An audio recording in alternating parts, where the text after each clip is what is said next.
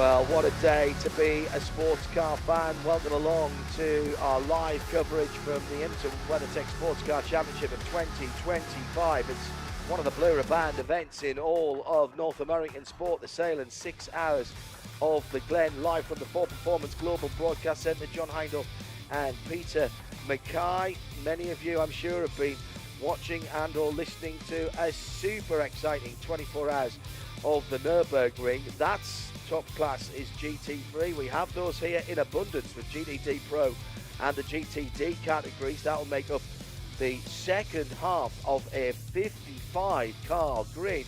But at the front, it's LMP2s, and right at the very front, it's GTPs. We're in the beautiful Finger Lakes region of upstate New York. 11 corners, just under 3.5 miles.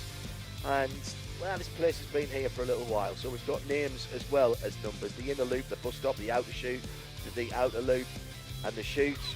Heel and toe the boot, of course. If you rather, turn 8 is the heel of the boot. But I quite like heel of the boot. And if you can see a track map, you'll understand why it's called that. A couple of places you can do some overtaking. One is the turn 8 heel of the boot, just over the top of the right. Turn 1, another downhill braking area, and then the inner loop or the bus stop. Not always a part of this circuit from when it was first conceived, but it provides an opportunity from running up the hill through what effectively is almost like a street course, because there's nowhere to actually run off through the climbing S's onto the back straight. Peter Mackay with me here in the Ford Performance Global Broadcast Centre after a phenomenally competitive qualifying session that sees Renger van der Zande for the Acura ARX 06 claiming pole position.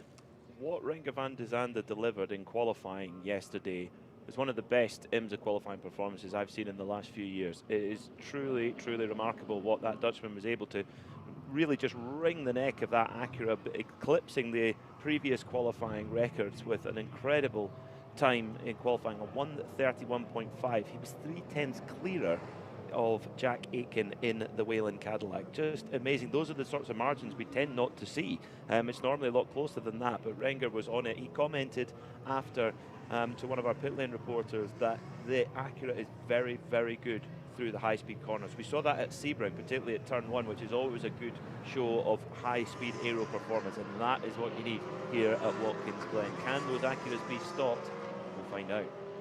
In LMP2, PJ Hyatt backs up the Le Mans victory for AO Racing with a pole position, despite the Dragon, who gets a golden tail to commemorate that. The number 99 car will roll off 14th. In GTD Pro, only Andrea Caldarelli on pole position for Pfaff Motorsport in the Lamborghini number 9, and Dan Harper in the Paul Miller Racing BMW M4 GT3 Evo.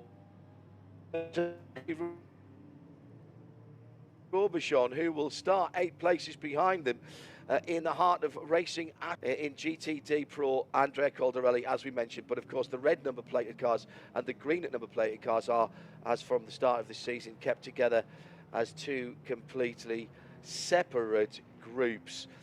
It's often been said this is all about the go here at Watkins Glen. Well, if you go, you've got to stop. So let's take a look at our Brembo brake facts for this 3.5 mile or thereabout circuit. A 3 out of 5 as rated by the Brembo technicians. Now, they're not just sticking a finger up in the air here. They use all kinds of data points for that. It will surprise you not at all to know that the toughest braking point is downhill into turn 1. And you've got to moderate your braking there, particularly for the prototypes that don't have any ABS systems. Round about 8 times that you're on the brake pedal per lap, so not that hard. Maximum G-force, well, you pull about 2.7 G and you're scrumming off 80 miles an hour in that turn 1 brake zone. 1,112 degrees Fahrenheit is the peak brake temperature, which would be just about enough to do that Peter on that you just managed to scoff in between our brake there, Peter, before the Michelin counts down to green. Let's just remind everybody of the Porsche keys to the race. Traffic's going to be an issue here with 55 cars on the track. That means there's a potential for whoopsies, but penalties here will cost you dearly. It's a long pit lane. It will, and in the context of this 2025 IMSA WeatherTech Championship season. We've got one of the deepest fields we've ever seen across That all is true. categories, particularly in GTD, a big entry in GTD. So if you make a mistake there and you get put down the order, and if particularly I would say no penalties is an obvious one, but no penalties in the last couple of hours, because then you might not have the time to fight back. The Michelin Endurance Cup points, just more than a key to the race, Porsche keys to the race, just a pointer for you. There will be interim points and a tranche of those at 3 hours, as well as the end of the race. Whilst we're talking about tyres, or at least talking about Michelin, tyres will be key here. This is a smooth surface here, and I'll be watching out, and so will our pit lane team, for who changes tyres, or is it a two-stop strategy? Left-hand tyres are the working tyres here, and the weather, that had to be added on. I've scribbled that onto my Porsche keys to the race late, because there were a few spits and spots of rain before we pulled out of the pit lane. Now, before anybody comes on to at IMSA Radio to ask, the GTD and P2 category minimum driver time is 1.5 hours, 90 minutes. In the Pro classes, GTD Pro and GTP, it is 30 minutes. At the moment, track temperature looking to be around 84 Fahrenheit, which is 29 Celsius, and in the air, 26 Celsius, or if you prefer, 79 Fahrenheit. They love their sports car racing around here, and why not? This place was built for it when the public roads were deemed too dangerous, and this fabulous construction was set in motion, and down through the years, not only sports cars, but pretty much every form of North American racing has come here to test themselves on this, one of the most challenging circuits, Peter. It is, and this is one of these circuits that European drivers, when they come over to race in the United States and they come home and they say, oh, guys, you've got to go and race in America because the circuits are like nothing you've ever seen before. And this is about the epitome of that. When I think of an American sports car racetrack, I think of Watkins Glen. Mainly for the actual profile of the track, but also the history behind it. There's a lot of history. To win the 6 hours of the Glen is one of those stamps in the book. Yeah, the American Grand Prix, of course, the Sahlen 6 hours, the Formula 1 Grand Prix, Sahlen 6 hours of the Glen. We've had stock car racing here, although they use the shorter course, using the full 3.4 miles around. On our tracker, the safety car is heading out of the boot at turn 8. The back end of the field is just cresting the rise from the S. It's not even at the bus stop yet. That's pretty much half of the circuit. It looks like a Saturday night main race spread around a quarter-mile oval. It's absolutely incredible as we're beginning to form up the safety car lighting. It's one of our core is weekend in a very pleasant blue and white colour. We will have a slightly split start, the two sets of prototypes at the front of the field. The leaders coming round, the GTPs then. Corvette will peel off in the pit lane. Then Renger van der Zande on driver's right, the pit lane wall side of things, is the pole sitter. The other red car is Jack Aitken for Whelen Cadillac. Then Acura Meyershank Racing for Colin Brown. Then Ricky Taylor and Louis Delatraz next up. The green flag is in the air, and immediately Renger van der Zande in the HRC run, Acura dives to the front of the and that is first job done for him. Round the outside, the blue number 60 of Colin Brown the blue number 40 of Louis Delatraz was challenging Colin Brown and Jack Aitken. It's a clean start from the prototypes at the front of the field. Cadillac's second and third, but here comes Brown on the old manoeuvre from Colin Brown in that number 60 car. He just about squeaked through. We've meanwhile started the GTD Pro field with the GTD sitting in behind them, and it looked like Caldarelli did exactly the same as Renger van der Zande. Got a couple of cars lengths, but he's been pulled down on by Paul Miller Racing's Dan Harper, the BMW M4 GT3 Evo, qualifying much better than it has done recently. But for the moment, well, I say that, we go 3 wide as Madison Snow pulls out further back as they go into the bus stop for the first time. Hold your breath, and the whole field is through on the first lap. Peter is still looking very, very anxious just to my right. Brilliant job by all the drivers. We saw total carnage, unfortunately, in the Porsche Carrera Cup North America race. Unfortunately, a spin at the toe of the boot, excuse me, for the 52. Rodrigo Sales in the PR1 Matheson. Yeah. Dear me. And cars off the track as well, coming out now. Looks like we may have a... Do we have a... No, I think the rain is coming down. Everyone looked like they would slow down for a full course yellow, but I think it's more likely there's rain on. The wipers are on the GTPs up the front, but Renger van der Zande, well, if you grow up racing in the Netherlands, you know how to drive in the wet, and van der Zande is pulling away at the front of the field. Well, we can check in. Oh yes, definitely raining. I was about to say we can check in with our pit lane reporters, but on the Crowd Strike windscreen of the Crowd Strike Racing with APR, right in front of the 0-4 was that spin by Rodrigo Sales, and George Kurtz starting a little further back than he would like to.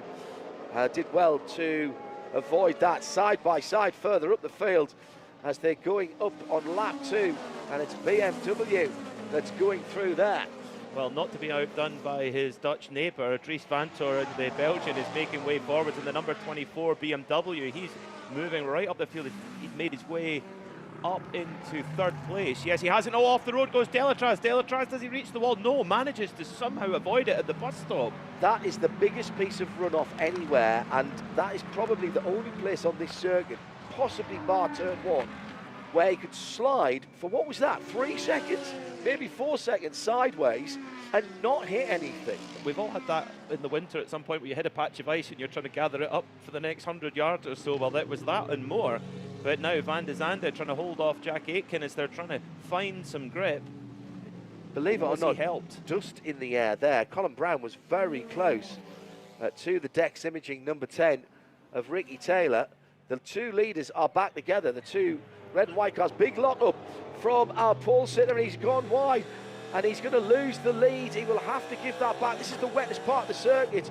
Oh, now he's come back on in the lead. That was odd because it was a lock-up from Renger van der Zande that sent him wide, but it's clearly that is the wettest part of the circuit, from the heel of the boot at 8 to 9, coming back onto the substantive circuit. But they've pulled out, what, 4 or 5 seconds on the rest of the field, Peter. They are tiptoeing their way around. I apologise, it wasn't Louis Delatraz, you're right, John, it was Ricky Taylor in the blue Wayne Taylor Racing Cadillac. It's the sort of metallic silver of Delatraz who is carrying on. So over the line they go. Now they're 2 minutes 3.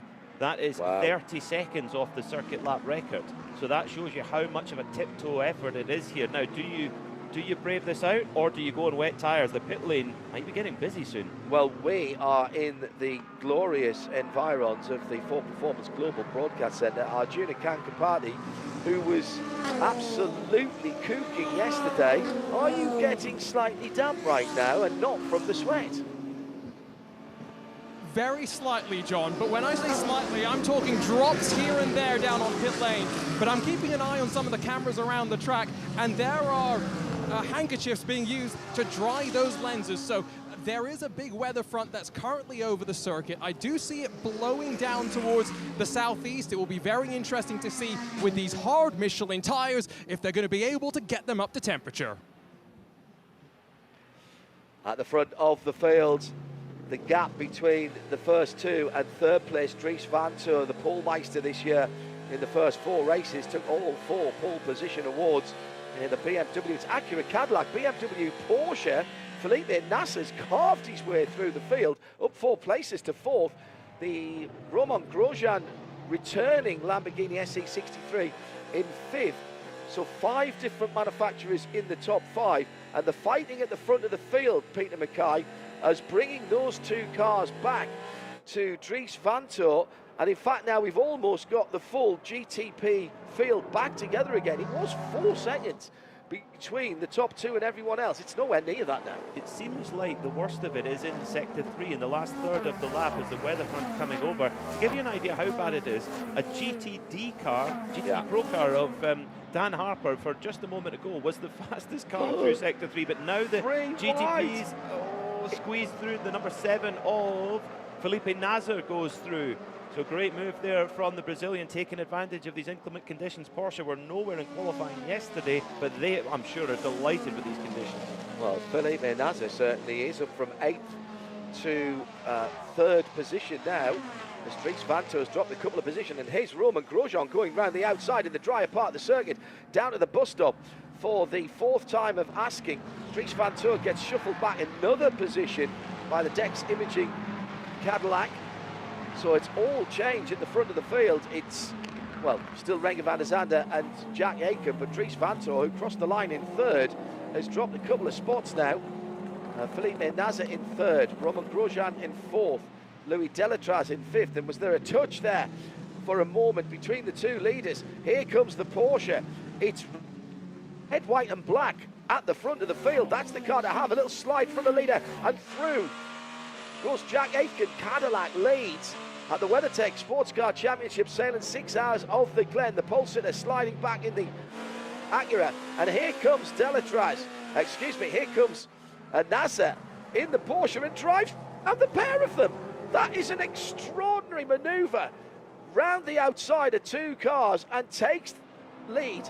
That number 7 Porsche is expertly set up and expertly driven by Felipe Nasr, who started in 8th place, and as we complete lap number 4, he leads at the Sahlen's 6 hours of the Glen.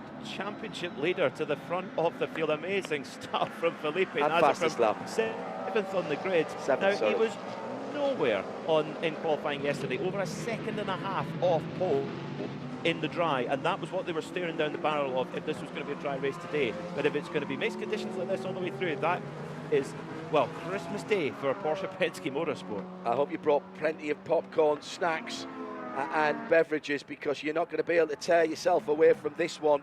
Into the bus stop again. Still only 9 and a bit minutes of racing that we've had here, and already some stunning driving and some stunning overtaking. And by the way, huge amount of respect between these drivers. Any of those passes, any of those close calls could have resulted in a huge incident with everybody packed up so carefully, closely rather, but they have absolutely respected the competitive nature of this IMSA Championship. Let's check in the LMP2 category, where Nick Poole has picked his way through in the United Autosports Oregon number 2. There's a whole United Autosports run. Lewis Perez Compact has come through for AF Corsa in the number 88. Jeremy Clark is 3rd in the number 43. Our pole sitter PJ Wyatt down into 4th position, but they're in among the back of the GTP cars. That's incredible. The 2 privateer Porsches, Nico Varone in 10th and Timon van der Helme in 11th, have both been passed by LMP2 cars. In GTT Pro, it's Andrea Caldarelli from pole position. Dan Harper for Paul Miller Racing in the BMW still in 2nd. Then Nicky Katzberg for the number 4 Corvette Racing by Pratt Miller, ahead of Madison Snow, who made up positions early on. He was making it 3 wide going into the bus stop. And finally, in this VP in race update, in the GTD category, Alec Udell for DXDT in the Chevrolet Corvette. Daniel Morad for Korthoff Mercedes in 2nd, 36 and 32. And Zachary Robichon ahead of Onofrio Triazzi in the Aston and the Ferrari, respectively. 27 and 023 make up your top 4. That's the VP Racing in race update, with still 5 hours and 50 minutes to go. Have you had enough excitement already? I don't know how we're going to manage this for 5 hours and 49 minutes. It's amazing stuff out there. To the lead of LMP2, Luis Perez Compang, using his experience of driving in the World Rally Championship over the years to handle these mixed conditions. Sometimes in a rally you've got to run on tyres that aren't familiar, but Felipe Nasr, we run out of superlatives for the brilliant Brazilian.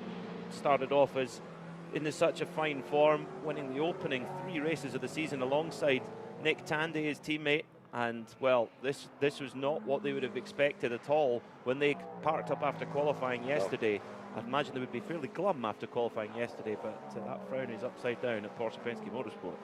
Yeah, I don't know what they've done, whether they expected perhaps a little bit of a sprinkling of rain, but he's just driven away from the field. He's pulled out 3 seconds. he has lit the afterburners and gone. We saw those tremendous pictures at Le Mans from the sister car, actually, the number 6 car.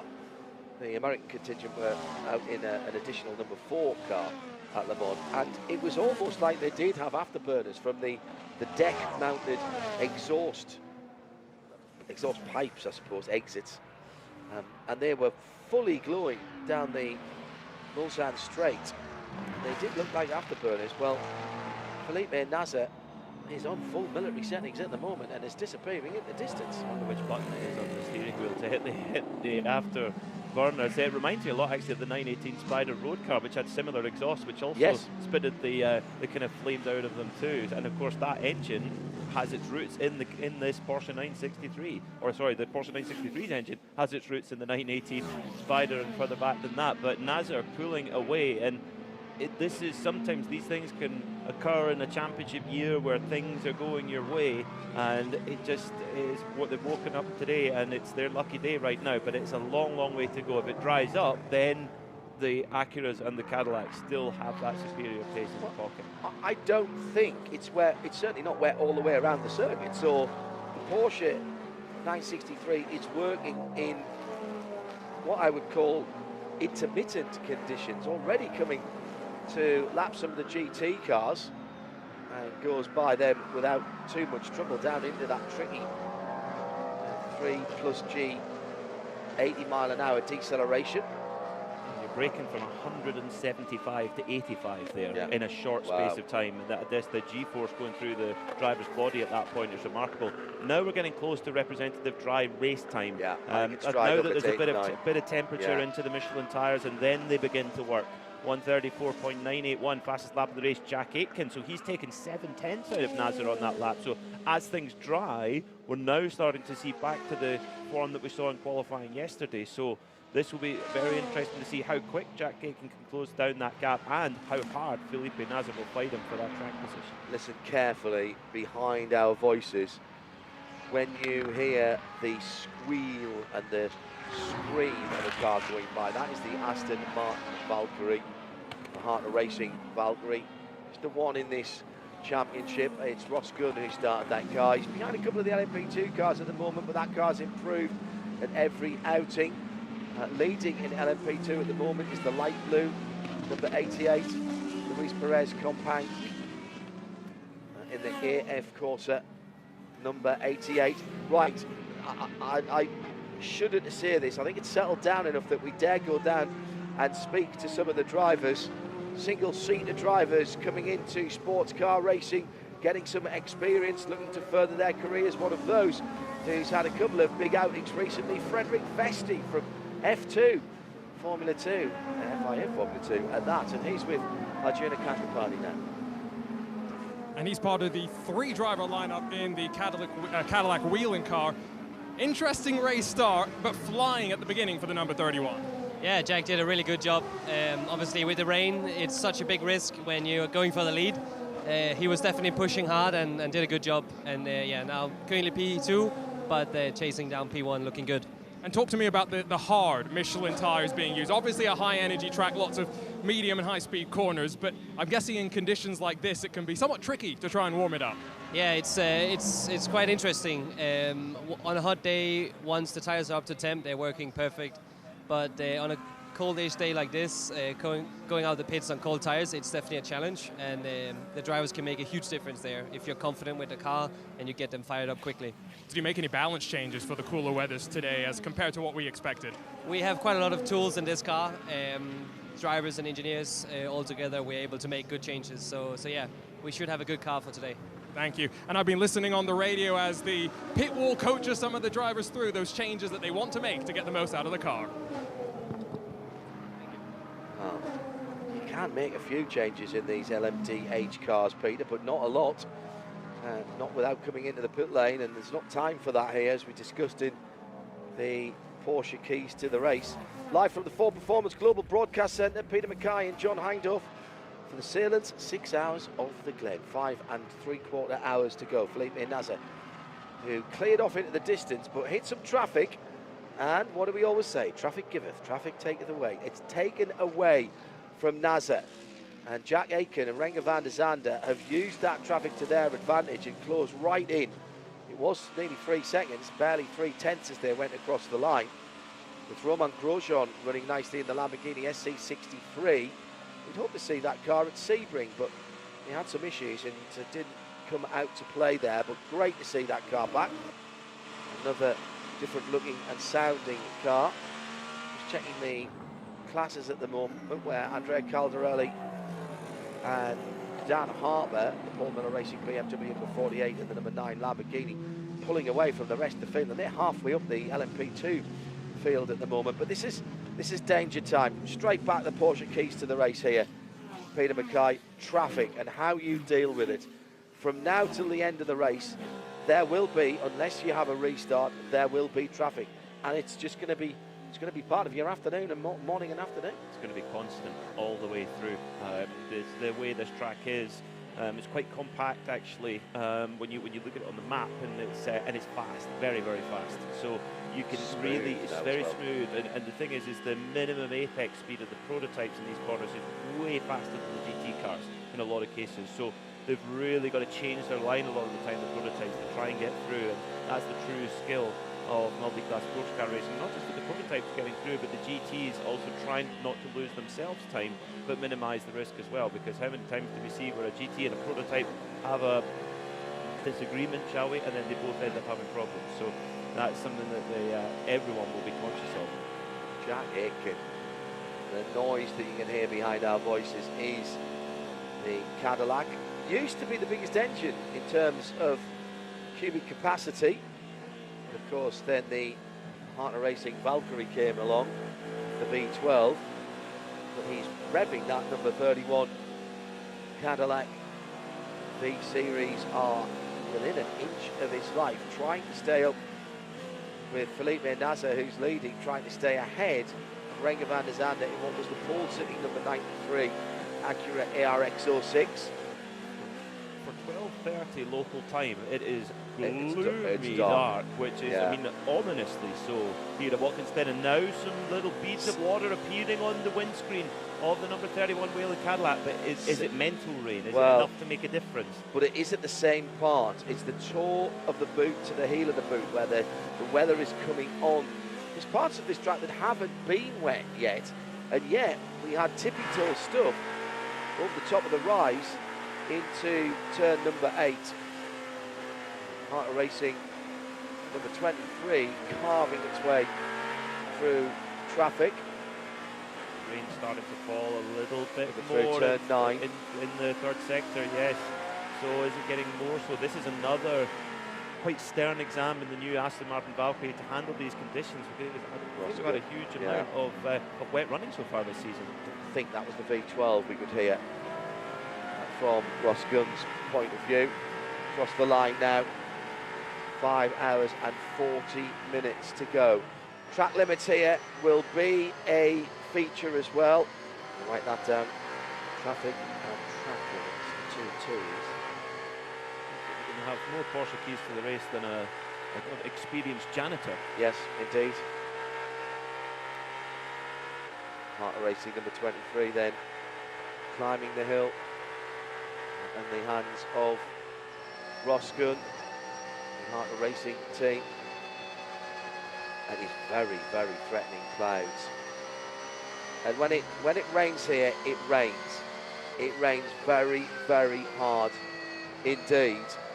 And when you can't see over the far side of the track, because the cloud were quite high up actually here at Watkins Glen, and you start to lose some of the distant hills. Let's go down to Arjuna and Diana. Let's take Arjuna first of all. It's only been spits and spots so far on pit lane. What's the situation there now, Arjuna?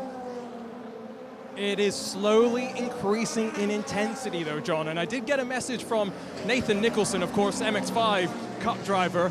He was saying reports of heavy rain from the outside of the boot, and obviously I mentioned the weather is kind of moving across the circuit. I'm wondering if we're going to start seeing that towards the main straight sooner rather than later. Yeah, and hearing from the chatter on the official radio, and thanks to Aaron, who once again is working very hard up in Concord to make sure that we see all around the circuit and can describe the action to you, and that you around the world on the world feed can see some pictures as well. Well, Aaron's always tuned into everything. I'm not sure how many speakers, headphones, or indeed he has, but he filters the information through to us. And now from the outside of the outer loop down into that tricky area at turn number 6, downhill, left-hander, no runoff on the outside. Top 2 have just squeezed away a little bit, top 3 really, and then it's Romain Grosjean with Louis Delatraz and Dries Van Toor and Colin Brown back in 7th after the spin, the half spin through the foot of the boot, the sole of the boot, I suppose you would say that is, as they come across the top of the hill. Blister of the boot, it might be by the end of the day. It's going to be well used, that's for sure. Now I think we're getting close to the point where there might be a switchover in tyre performance here, because there's been a switchover in the lead, because Jack Aitken has gone through into the lead of the race from Felipe Nasr. Great spot, John, about the sector-wise. We are losing a lot of time through sector 2 and 3 right now. And that was coming out of the S's and heading down towards the inner loop, the bus stop, using the Tower Performance car nicely as well. As a bit of a pick there, just got a better run through that uphill section, made the pass round the outside, made it look pretty easy as well. Let's go down to Arjuna. The drivers are looking, the teams are looking, we are looking. What's going to happen next? I don't know. Does Joey Han know? Let's find out. Well, he's making his 200th start in the IMSA WeatherTech SportsCar Championship, so I hope he's got a better sense of the weather than me. What do you think's going out on the track right now for your driver? We're hearing reports of heavy rain in Sector 2. Oh, man. I haven't heard the heavy rain part, but, I mean, this is just typical Watkins Glen, man. I've been here for so many races. I don't remember the last time it didn't rain once. Yeah, we are hearing rain right here. Yeah, I mean, that's just the way this race goes. I mean, such an awesome race. I love this one. 6 hours, it's a tough one. For only being a 6-hour race, it's a very difficult race. But it's always a great show for the fans. I don't like that they get wet, but I'll tell you, I've never seen so many fans on the fan walk on the grid. So that's exciting. Tons of people camping. That's exciting to me. But yeah, I hope they enjoy seeing this Mustang go around and hearing it. You know, we have so many people that come up and say they love seeing this car, especially the 66 car. Happy to be back here with Gradient after a couple short races. I was away. I'll be here for all the long races, but yeah, I just got to stay clean here for a while, you know. Do you think that the program's developed since, obviously you mentioned you're part of the endurance lineup? We had sprint drivers the last couple of rounds. Has the team found a little bit more performance in this Ford Mustang GT3? Yeah, I mean, it's always race to race, you know, but I mean, the team definitely has learned the car a lot more. It's I went and visited them at Laguna when they were there, and yeah, I mean, every week they just get better and better with it. We start to understand. Yeah, you guess on setups less. We have a really good working relationship with the factory cars, Multimatic, Ford Performance. Ford is really good about. We have Ford guys sitting right here with us, so and those are guys that I know really well. So we have a good. You know, we're not struggling for information. We definitely have all that at our disposal, so it's just about making the right calls. I mean, when you look at the weather here, it's like, what do you do? You know, like bigger springs, smaller springs, you don't know here, but just try and guess in the middle a little bit and just make sure you have a good car to race. That's what you need here. You just need a good car because you spend a lot of time offline here getting passed by prototypes and dogfighting with other people, so you just want a good race car. Thanks, Joey. Always great to hear the voice of Joey Hand, and wise words there from the man who likes to be comfy. As always, yeah. This is effectively a home fixture for his teammate Till Bechtelsheimer, who lives not far outside of New York City. Very keen pilot is Till. I wonder if he flew over here. I don't know where the nearest airport is to Watkins Glen. Oh, just down at the bottom of the hill at Corning. Oh, perfect. Down at the far side of the circuit, a bit of action going on last time around, and this is that battle for the lead, which continues to go back and forth between Renger van der Zande and the Whelen Cadillac of Jack Aitken, but they stay in the order. Aitken, van der Zande, Philippe Naz has dropped off a couple of seconds. Romain Grosjean on a lonely run at the moment, 4 seconds, well, about 8/10 of a second actually, further back down the road. Best overall result for that car, that Lamborghini SC63, was 7th place at Sebring last year. They've had a difficult time with that car, but a great start, opening stint from Romain Grosjean, taking advantage of these inclement conditions to try and make some time. And it is indeed in Sector 2 where the majority, excuse me, the majority of the time is going away. Basically, that's from outside of the S's to all the way to the toe of the boot. That's where the worst of the weather seems to be right now. So it's moved a bit from where it was near the heel of the boot. Remember when I said on the formation lap, we were looking at our tracker, the brilliantly titled Dancing Ants or the Marching Ants, as Brian Till, colleague, has often called it. It's pretty much covering the whole track. It's only the start-finish straight that for a moment was clear. And then around comes the number 45 GTD, and heavy rain now in pit lane. Proper rain reported in pit lane, and it's on the windscreens of the cars as well. Now this is a crucial part of the race. All of the drivers now going into the unknown. They are still on Michelin slick tyres. I'm very surprised to see drivers using the wipers here. Sheldon van der Linde for BMW, the number 25, using the wipers all the way down the second half of the front straight, and then through the S's, still on at the moment. I think he's just forgotten to turn them off now because there's no rain. But my goodness me, you try not to do that, and George Kurtz hasn't, as he's in the chute at the moment, down to turn number 6, top of the boot, if you will. Picking his way through some traffic, including the plaid Lamborghini there. The plaid Lamborghini, or as the tartan Lambo, as it's sometimes be referred to by some of my friends from back home in Scotland. And of course, Scotsman making his GTD Pro debut there. That's Andy Mitchell pairing up with Andrea Caldarelli. Spoke to Arjuna Kankapati down on the grid, saying it's a little bit like British GT weather, which is what he's used to driving in, and it's certainly British GT weather that's going on at the moment. Yellow flags out on the circuit. It's actually slippery surface flags. It's the yellow and red striped flag, not the flag of Catalonia, although it's the same colour as that. It generally is taken to mean that there is something on the circuit that shouldn't be. It could be a bit of debris, but I think in this case we can pretty safely say that that's moisture on the top of the circuit. And that is going to be very tricky indeed for all of the drivers. The problem is, Peter, as you rightly said, is that just psychological rain? And explain what you mean by that. Well, it's a bit of a motorcycle racing term, actually. Very much so. Because the motorcycle racers, when it hits their visor of their helmet, they think, oh no, it's starting to rain, I've got to be careful, and they slow down. It's similar idea anyway for a race car driver when the rain hits the windshield and then starts to dissipate around, and you think, how much is that actually cooling the track surface? Because it's not so much, there isn't any standing water out there yet, no. So it's more tyre temperature, because it's the rain that cools the tyre, and if it drops below a certain operating window, it doesn't work.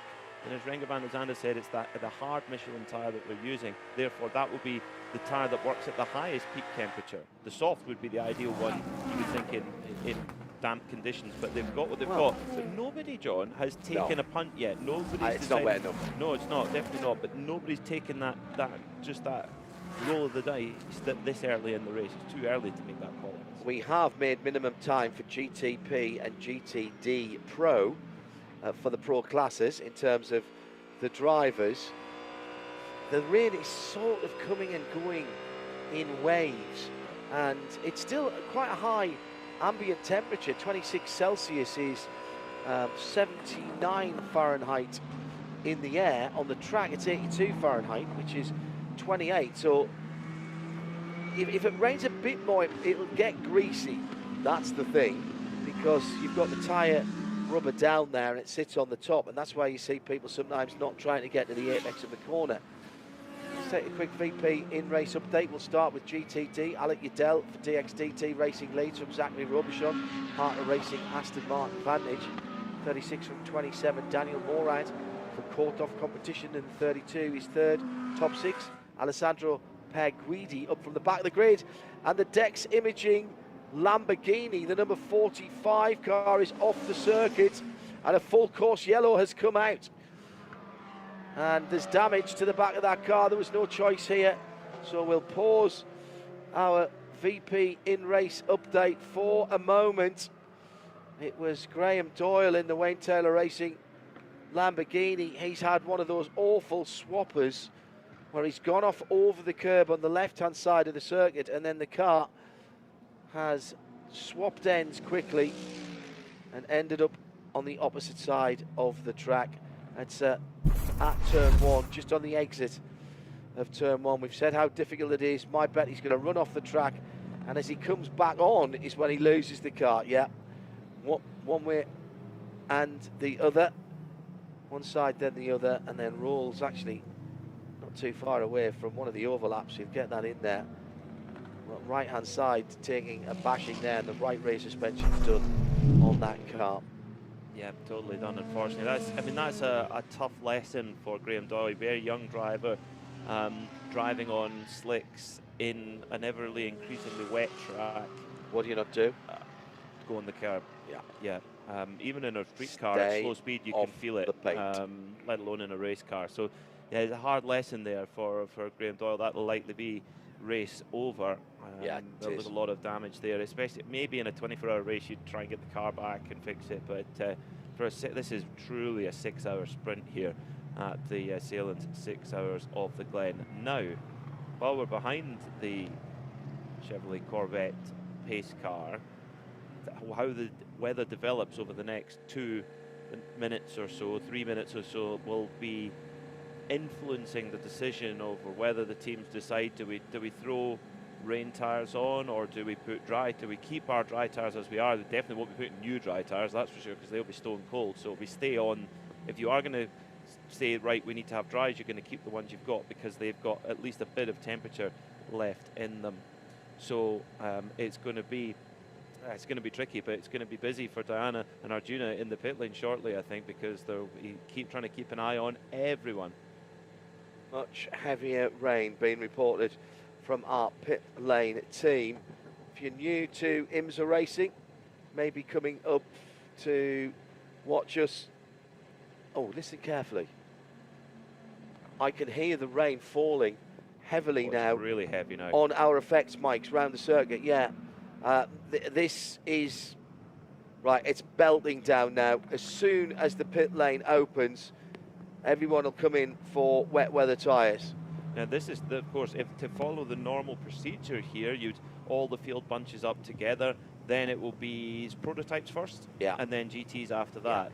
It's going to be, the pit lane is going to be chaos, and also if you're in the GT category, all the while your tyres, you're on dry, slick tyres with absolutely no tread at all, trying to clear away the water, and therefore you're losing temperature. It's going to be difficult to survive. We potentially could see a red flag here, John. Yeah, I think you're right. That they're going to quickly do the pass around, I think, and try and get everybody in the right places. The wipers can't cope. You slow down to safety car speed. That means the aero's not clearing the screen. And being described by our pit lane reporters as monsoon-like. Yeah. Come to Watkins Glen, they said. Work in the pits for us, they said. It'll be lovely. This now is very, very dangerous indeed, even at safety car speeds, because particularly for the prototypes, those cars run so close to the ground. If there is any standing water, it doesn't have to be much. The center plank of the cars could be in that water, and basically what happens is you start to get a bow wave forming underneath the car, and you turn a very expensive prototype into a couple of $1 million worth of boogie board. We'll watch what's going on out there on the circuit. Let's take an experienced driver's view of what's going on right now. I bet Paul di Resta is very happy He's not in the car. Let's put the Scots together in sort of Scottish weather, Diana. Yes, I'm used to this weather, John. Absolutely. Paul Di Resta from United Autosports alongside me. Paul and I are under an awning at the moment, just because it's absolutely throwing it down here, Paul. This wasn't expected at this time. Well, the forecast's been changing quite a lot the last few hours, and I think some people predicted it. So you can see it's been a short, sharp shower. Of course, that's going to throw it up. In our case, obviously, Dan, most of the bronze-rated drivers are in doing their stint, so it's going to make it a bit difficult for them. But it cools everything down a bit. Shame for the fans, but at the same time, that's part of it. And when you come to this part of the world at this time of year, that's why it's so green. I'm watching the teams around us, and they're all getting their tyres. They had the sort of soft tyres first, but now the wets are coming out, so I guess it's debatable at this moment. Yes, Chaos, I think it's definitely, you'll have to go on wets. That was too sharp a shower. It's not going to come to much, but you just never know what's around. It seems to be building off the lake, actually, and you're catching the edge of it, but the edge of it, you can see, can be powerful. Equally, some small dots is probably the least preferred when you're on slicks as well, because the drops seem relatively big and can make a big impact at one corner or the other side of the track versus the other side. Where do you have to be most cautious when it's like this? What parts of the track? I think in IMSA you just have to be cautious to the last hour. You need to try and stay in it, but of course you want track position, because track position is so key on a track like this with so much traffic. So racing drivers cautious is not really in the instruction manual, is it? No. When are you getting in the car? A little while, but that could change. I was on my way to get lunch and took shade under this, well, shelter, I would say, underneath this awning, and I'm going to continue my way to try and get some nutrition. All right, thanks very much, Paul. While that interview was going on, at least 4 cars have gone off behind the safety car. George Kurtz in the 04 CrowdStrike by Algarve Pro Racing. The number 2, Nick Bull, driven United Autosport car, and also the Tower Motorsport car went off as well, and that's come into a closed pit, as has George Kurtz. And we also had the number 11 TDS car in the barriers as well. Now, they've come in and they've put tyres on. Does this count as emergency service? Because it's wet weather. I'm not sure that it does, but you could make that argument, couldn't you, for George Kurtz? Arjuna Kankabati is down there watching for us. I saw Tower come in and out. I'm watching the CrowdStrike by APR entry do the same. And Dragon Speed's GTD Pro car has also come in to bolt on a set of wet Michelin compound tires. And so I was wondering the same thing as you right there, John. Does this count as emergency service? Because what they've done is put themselves in a much safer situation for the conditions we have right now. I will also point out, rain on pit lane has very much lessened. We had a brief monsoon shower, and like a monsoon, it decided to disappear as quickly as it arrived. So 81 Dragon Speed, Ferrari, the 8 LMP2 Tower car, the 04 Tower car, all entered a closed pit. They may feel that even taking a penalty, Peter, and putting wet weather tyres on now, they're going to have to come back in at the end of the pit lane when we go back green. And they may feel that taking that penalty is actually better than putting the car on the wall again. That could be right, yes, because in emergency service you are allowed, when the pits are closed, as they are right now, and they will open shortly for prototypes, that you can enter a closed pit for mechanical handicaps, which damaging the front wing, which is exactly what George Kurtz did. We can come in to have that replaced, or a flat/deflating tyre. Now, they changed at least one tyre, if not more. Changed all 4. Changed all 4. Now, that is beyond emergency service. In my understanding, that is a penalty. So he'll get a drive-through when we go back to green. Yeah, we've seen heavier penalties even than that when extra work is done out with of emergency service, because there is an advantage to do it before the pits actually open. So we'll see. But as a team, you could argue saying it's impossible to drive on slicks in huge amount of standing water, which there's a fair argument as well. So you wouldn't want to be in race control, would you? I say that a lot. Yes, true. Hello to Sarah Rigby, tuned in sound and vision, obviously supporting Aston Martin and the Van der Steur racing machine. And good luck, offering them good luck. Thomas Pitts, looks like the Watkins Glen International swapped weather with the Nordschleife. Well, if you're watching any of our coverage earlier on, not a drop of wet rain at the Nordschleife. steaming hot, triple-digit temperatures the whole week. Raining like a British barbecue party, says Johnny Main. Very good. And also hello to Gareth Evans. A lot cooler in the shed this evening. Tuned into the Sahlen 6 hours. And thank you very much for joining us. Steve Price from Lucky Sons. He says, I'm often embarrassed to admit, but I often mistake Peter Mackay's voice with Alan McNish. That is the best compliment I've received all week. Well, not Mike Rockenfeller, because no, we're not. No, okay. Let's be professional. Okay. No, but that's Alan is. I'm happy to say he's one of my absolute heroes. So I'm happy to hear that. Thank you. Hello to Neil Strickland. Thanks very much for the kind words about the audio balance. Working hard in London with Rob this evening, taking over from Curry, and also Art and the team. Pits are open for prototype. Let's head down to our pit lane reporting team, and first of all take Diana Binks.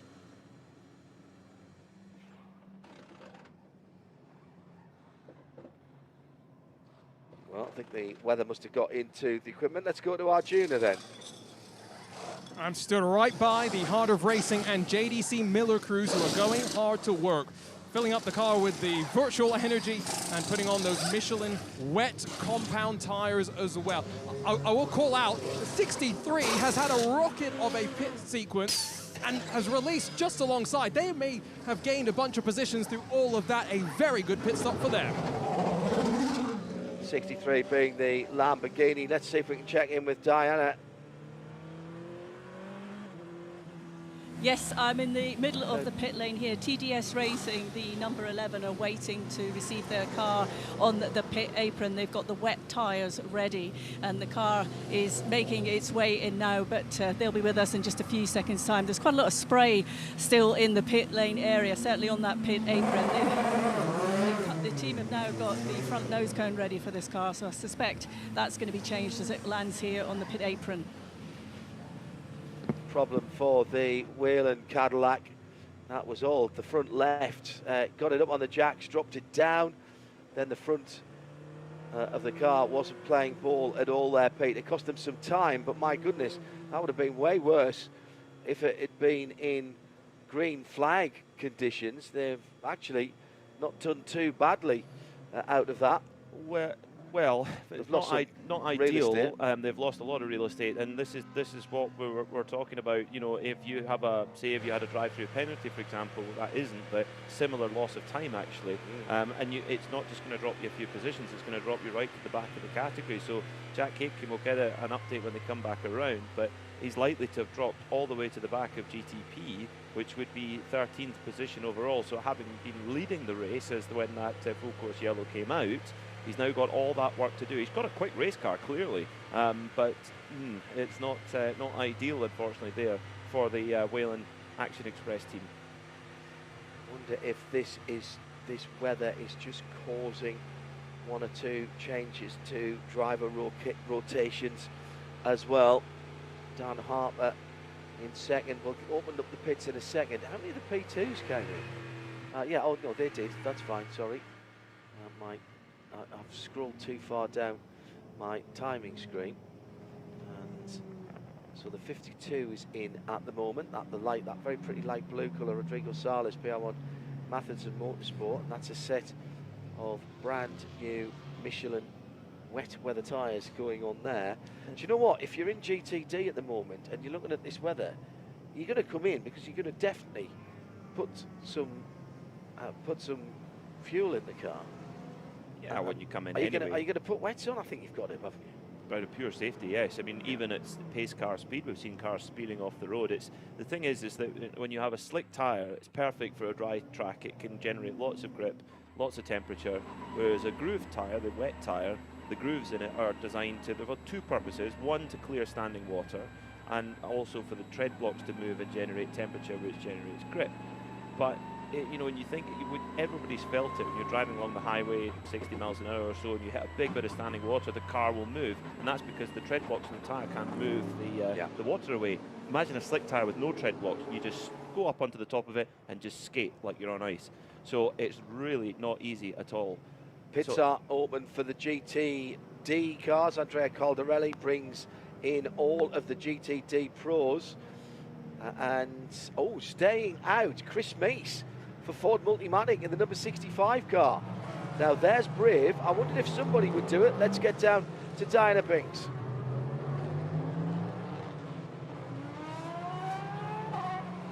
I'm just making my way down to that pit box, John, but I'm a bit too far away at the moment, so I will need to refer back to you. Arjuna.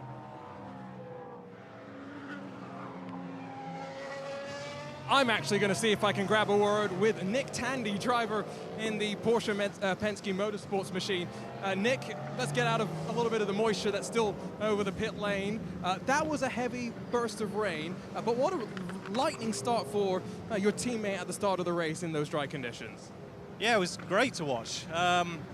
You know, we're running a bit heavier this year than we were last year, and I mean, I think even my boy Felix said it looks like that extra weight is helping to switch on the tyres. Obviously, there was a little bit of rain during the start, but Felipe did an unbelievable job getting some temp in the tyres, and yeah, it was great to watch. Obviously now it's a bit wetter again, so we'll have to see how the relative pace stacks out, but it's been a good race to watch from the sideline so far, so I'm looking forward to getting in and joining it. And it seems like you'll probably be getting in with the track drying up. And one thing I've talked to a couple of the other drivers about, harder Michelin tire, which I guess in these conditions with that drying surface might be difficult to get up to temperature. It is, of course, it's exactly as you think. You know, the hardest compound that we run, you know, it's the most susceptible to cooling down. This is the problem. When there's rain, you can have a wet surface, but if you have temperature in the rubber still grips. It's when the temperature comes out of the tire. So yeah, the hard tire is obviously, it's well suited to this track normally, but yeah, a little bit of water, moisture on the surface, and it soon cools down. It obviously then makes the crossover point from the wets onto the slick tire, you know, a little bit later than, let's say, if we were running the medium compound that we normally do. So, but it's the same for everyone. So, you know, it just spices everything up and makes it more interesting. We didn't have a very interesting Saturday, so we're all interested for, you know, things that are mixing the race up. It's good. And as a driver, I'm guessing, when you're slightly on the back foot, it's nice to have this sort of changeable condition. It gives you that chance to really force your way to the front. Yeah, exactly. You know, on a straight race, I don't think we've got much for the Acuras and the Caddies. So, yeah, anything that can mix up the order or mix up what's going on, or even give us a chance to play a bit of strategy. You know, this is all taken into the pit stops that are going to come later in the race. So, yeah, it's all part of endurance racing, eh? Best of luck. And to Diana Binks. Di, sorry, I hadn't realised you'd had to step out of the lane earlier on. My apologies. Diana Binks with Aaron Teelitz down at Vassar Sullivan. No problem, thank you very much, John. Aaron, you've just jumped out of the car. First of all, how was that start? Yeah, nice and clean start. Our Lexus RCF GT3 car is working well out there. But it's a classic Watkins Glen 6-hour race. Rain showers popping up, and now it's time to go to work on strategy. And Ben's hopping in for his first stint since Daytona. We'll see how he goes. How much is that strategy changing and having to change at this point? Yeah, it's always a moving target here with the weather. You don't know what's coming on the radar, and all of a sudden a rain shower will pop up. So it'll start drying out right now, but it's still going to be quite a few laps before it gets back to dry. There's tons of spray out there. So yeah, it'll be when you go back to slicks. How tricky was it in those conditions? How tricky was it in those conditions? Yeah, it's really tricky especially when there starts to get the rivers and puddles here with all the elevation. That's what's really tricky. When it's just damp or wet, you can make it around on slicks okay, but it's the puddles and rivers that catch you out and make you hydroplane off the road. Did you enjoy that stint? Yeah, a little bit, a little stressful there at the end, but yeah, good so far. Thank you very much. Thanks. Second visit to the pits in this full course yellow period for Jack Aiken in the number 31. We were watching on www.imsa.com/GTP-telemetry, and he didn't get a full splash of energy. I'm sorry, I've completely mixed all of the potential nomenclature there. He didn't get his full complement of energy, and they brought him back around to do that again in what was a difficult stop for them. It went up, it dropped down, they couldn't get the front left wheel off. That wasn't a slick stop for the number 31 Whelan crew. Which it normally is. It normally is, isn't it? So they just had a problem with the jack on the car, and I think because of that, they couldn't then put fuel in the car. They couldn't get it steady to be able to do that, so they had to bring the car back in. It actually doesn't make any difference at all, because he's going to come right to the back of the class, which is where he was anyway. So not an ideal start, but it's not a deal breaker. That's the thing. This is going to be a race where everyone is going to have little errors here and there. It's just so are the conditions. And remember, we're going around at pace car speed at the moment. When we get to racing speed, the spray will be absolutely incredible, and everyone will have to deal with it, because it's not like a traditional sprint race where everyone's in one constant snake. It's a mixture, so you're going to have spray everywhere for all of the cars. What's happening now is we're doing the class splits, so all of the GTPs go ahead of everybody. All of the LMP2s go ahead of the GTD Pros, and all of the GTD Pros go ahead of the GTPs. All of the GTDs just have to sit there and get passed by everybody and restart. Now, we always advocate enjoying watching IMSA responsibly, but I'm going to say it. Yellows breed yellows. Oh, Peter. Good heavens. Good heavens above. It's a truism. It is. It is a truism. If you've been watching the entertainment press release, you can't help but have noticed that Brad Pitt's F1 movie is out. Why are we talking about that in a sports car race? Well, because the start part of the backstory of Brad Pitt's character in the F1 movie is that he's racing in IMSA. And quite a lot was filmed at Daytona last year, not the one just gone, the one before. And the Wright Motorsport number 120, he was the car that was in the race and being filmed as Sonny Hayes' car. That's Brad's character. I can call him Brad, I'm pretty certain. And they also had a car in the same livery running at Le Mans, actually, to promote the movie. Now, I haven't seen it yet. Yep, they've carried it over for this Sailing 6 Hours of the Glen. Brilliant way to promote the film. And just out. We even saw at the Rolex 24 Daytona last year, Lee Diffie even did his own stunts. Yeah. Yeah. As one of the broadcasters in the movie. Apparently, we were busy. Apparently, there's a sneak preview for some of the IMSA staff of the Formula One movie at one of the theatres here in Watkins Glen this weekend. Maybe that's next week, actually. Friday gone. And Arjuna was there. Now, he can't tell us too much about this. Or maybe he can.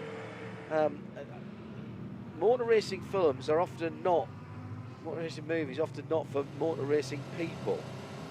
In the same way as rock and pop movies aren't necessarily for rock and pop people.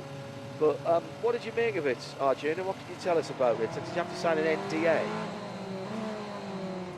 I'll be careful what I say so I don't get in trouble. But what I will say is I thoroughly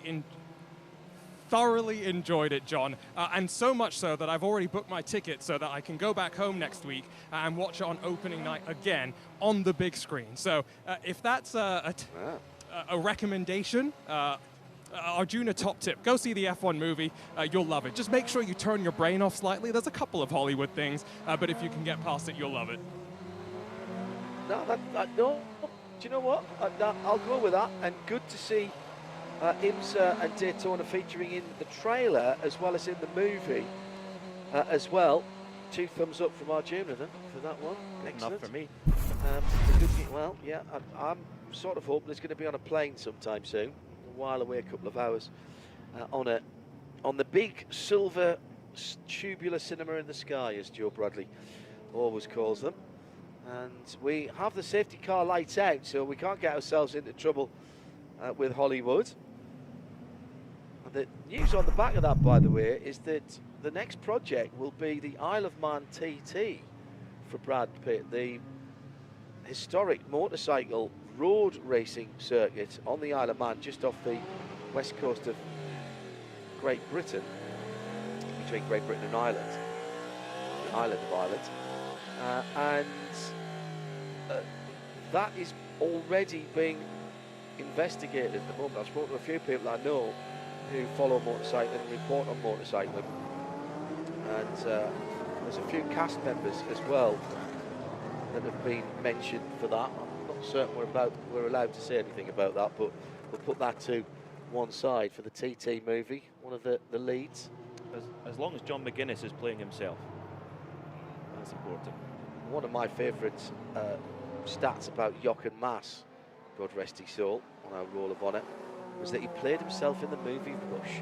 Well, that was great. 5 hours, 3 minutes and 28, 27, 26 seconds to go, and we're back to green. And Renger van der Zande jumps back out to the lead. It's like the start of the race, but wetter, as through into second place. Dries van Tor for the BMW M Team RLL machine. 24, then Felipe Nasr. What a start the race it's been for the championship leading Porsche Penske Motorsport. Now all on Michelin wet weather tyres. So how quickly will it dry? Oh, Schamossel down at turn one. The Lamborghini, I think, involved in that. Toby Luke in the LMP2 class, Yeah. the Era Motorsport. This is a totally new experience for him. He's relatively new in LMP2 machinery, and wet restart at Watkins Glen, that is really, really tough for him. Just got to try and get into a rhythm and keep it off the, keep it out the wall really until his minimum driver time is complete. Yeah, he's got 90 minutes to put in, so he's got another half an hour or thereabouts through the inner loop, the bus stop, and there's a mix of cars already. And here in these restarts, this is where the GT, oh, big spin for the blue Lamborghini in the middle of the pack there, and incredibly, I don't think anybody hit the number 78 Forte machine, which was restarted by Misha Goikberg in 7th position in GTD. Under braking, the GTDs and the GTD Pros will have a huge advantage. They've got racing ABS, which of course the prototypes don't do. Go and buy a lottery ticket, Misha. I don't think he got touched by anybody on the way in, and somehow he found a gap in the middle of the pack. Has also found the biggest piece of runoff on the racetrack that Ricky Taylor was put into on the opening lap. Now there's some real, shall we say, salt in the wound penalties being handed out. The number 31 Whelen Engineering Cadillac has had a penalty, a drive-through, for having a tyre without a crew member beside it. Oh, that's frustrating. The number 11 TDS car put people over the wall before the car stops. Drive-through, that's equally frustrating. Huge crash at turn number 9, coming back onto the racetrack, and this is not finished yet. It's going to be more. The yellows are out. It was the 52 that went around first for Rodrigo Sales, I think, and that's kicked it all off. There's a Lamborghini in there. I think it's the Forte car that was making its way around the shortcut, and there's pieces of broken car. The TDS number 11 is in there as well. That's the yellow car, but there's a lot of bodywork also in there as well. The number 18, that's the Era Motorsport machine for Toby. Oh, the my windshield goodness. has broken on the It's Orica gone. of TDS. I've never seen It's that gone. happen on an Orica 07 before. No, it's completely gone on the number 11 TDS racing car. That car was in the wall earlier on. The good news is the windscreen wiper arm is still working. Well, you've got to admire the tenacity of Stephen Thomas to get the car back, but it is absolutely Saved himself a walk is all. toast. Yes, a wet walk.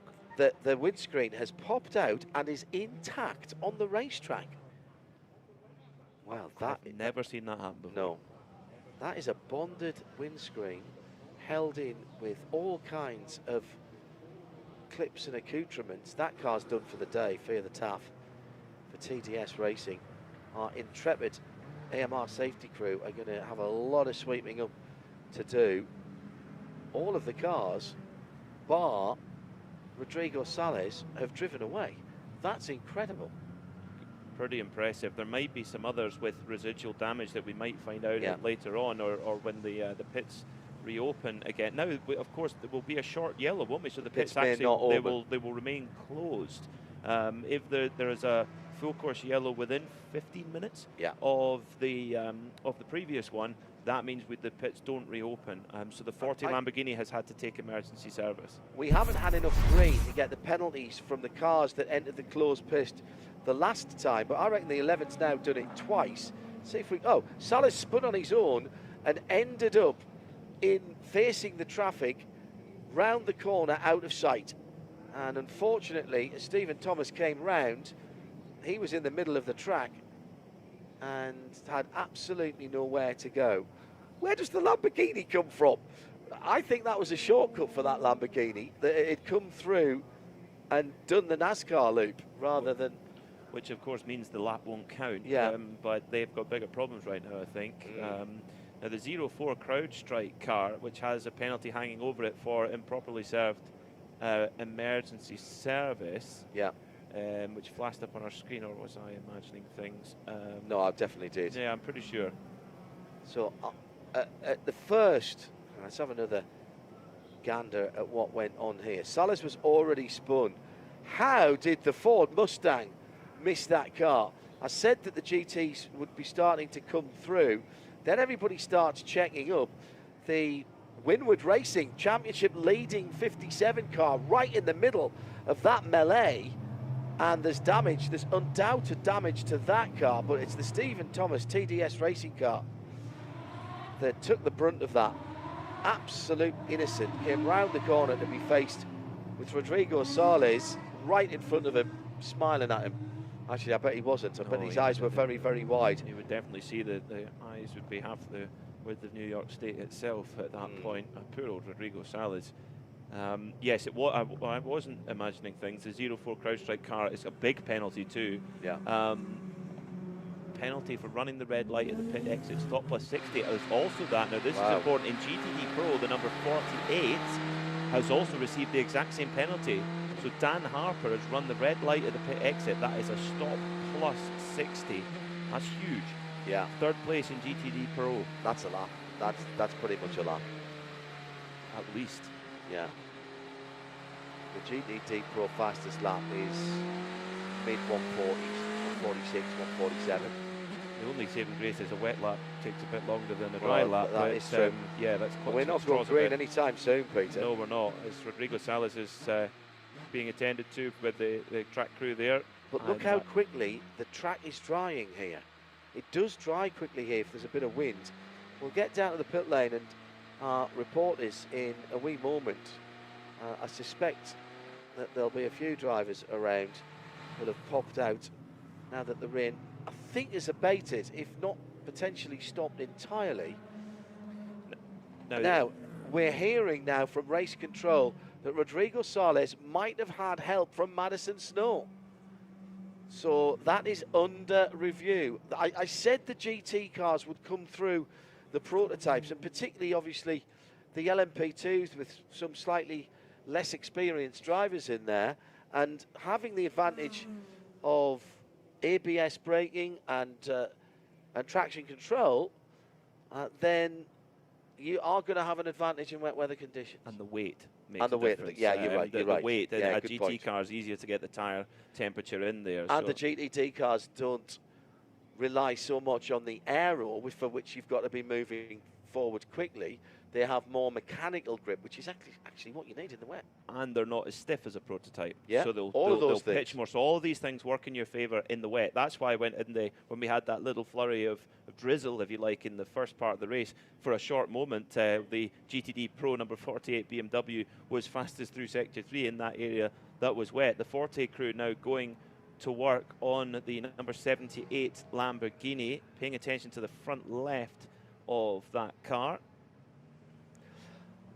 Let's head down to the pit lane and that Forte car. That was a separate incident. Diana Binks is down at the Lamborghini pit.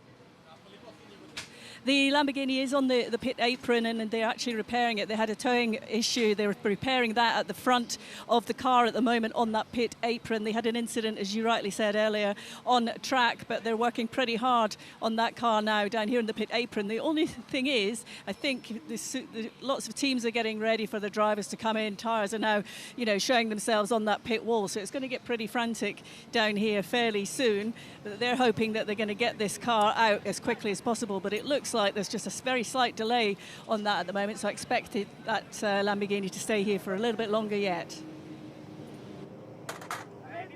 Thank you, Diana. The work goes on.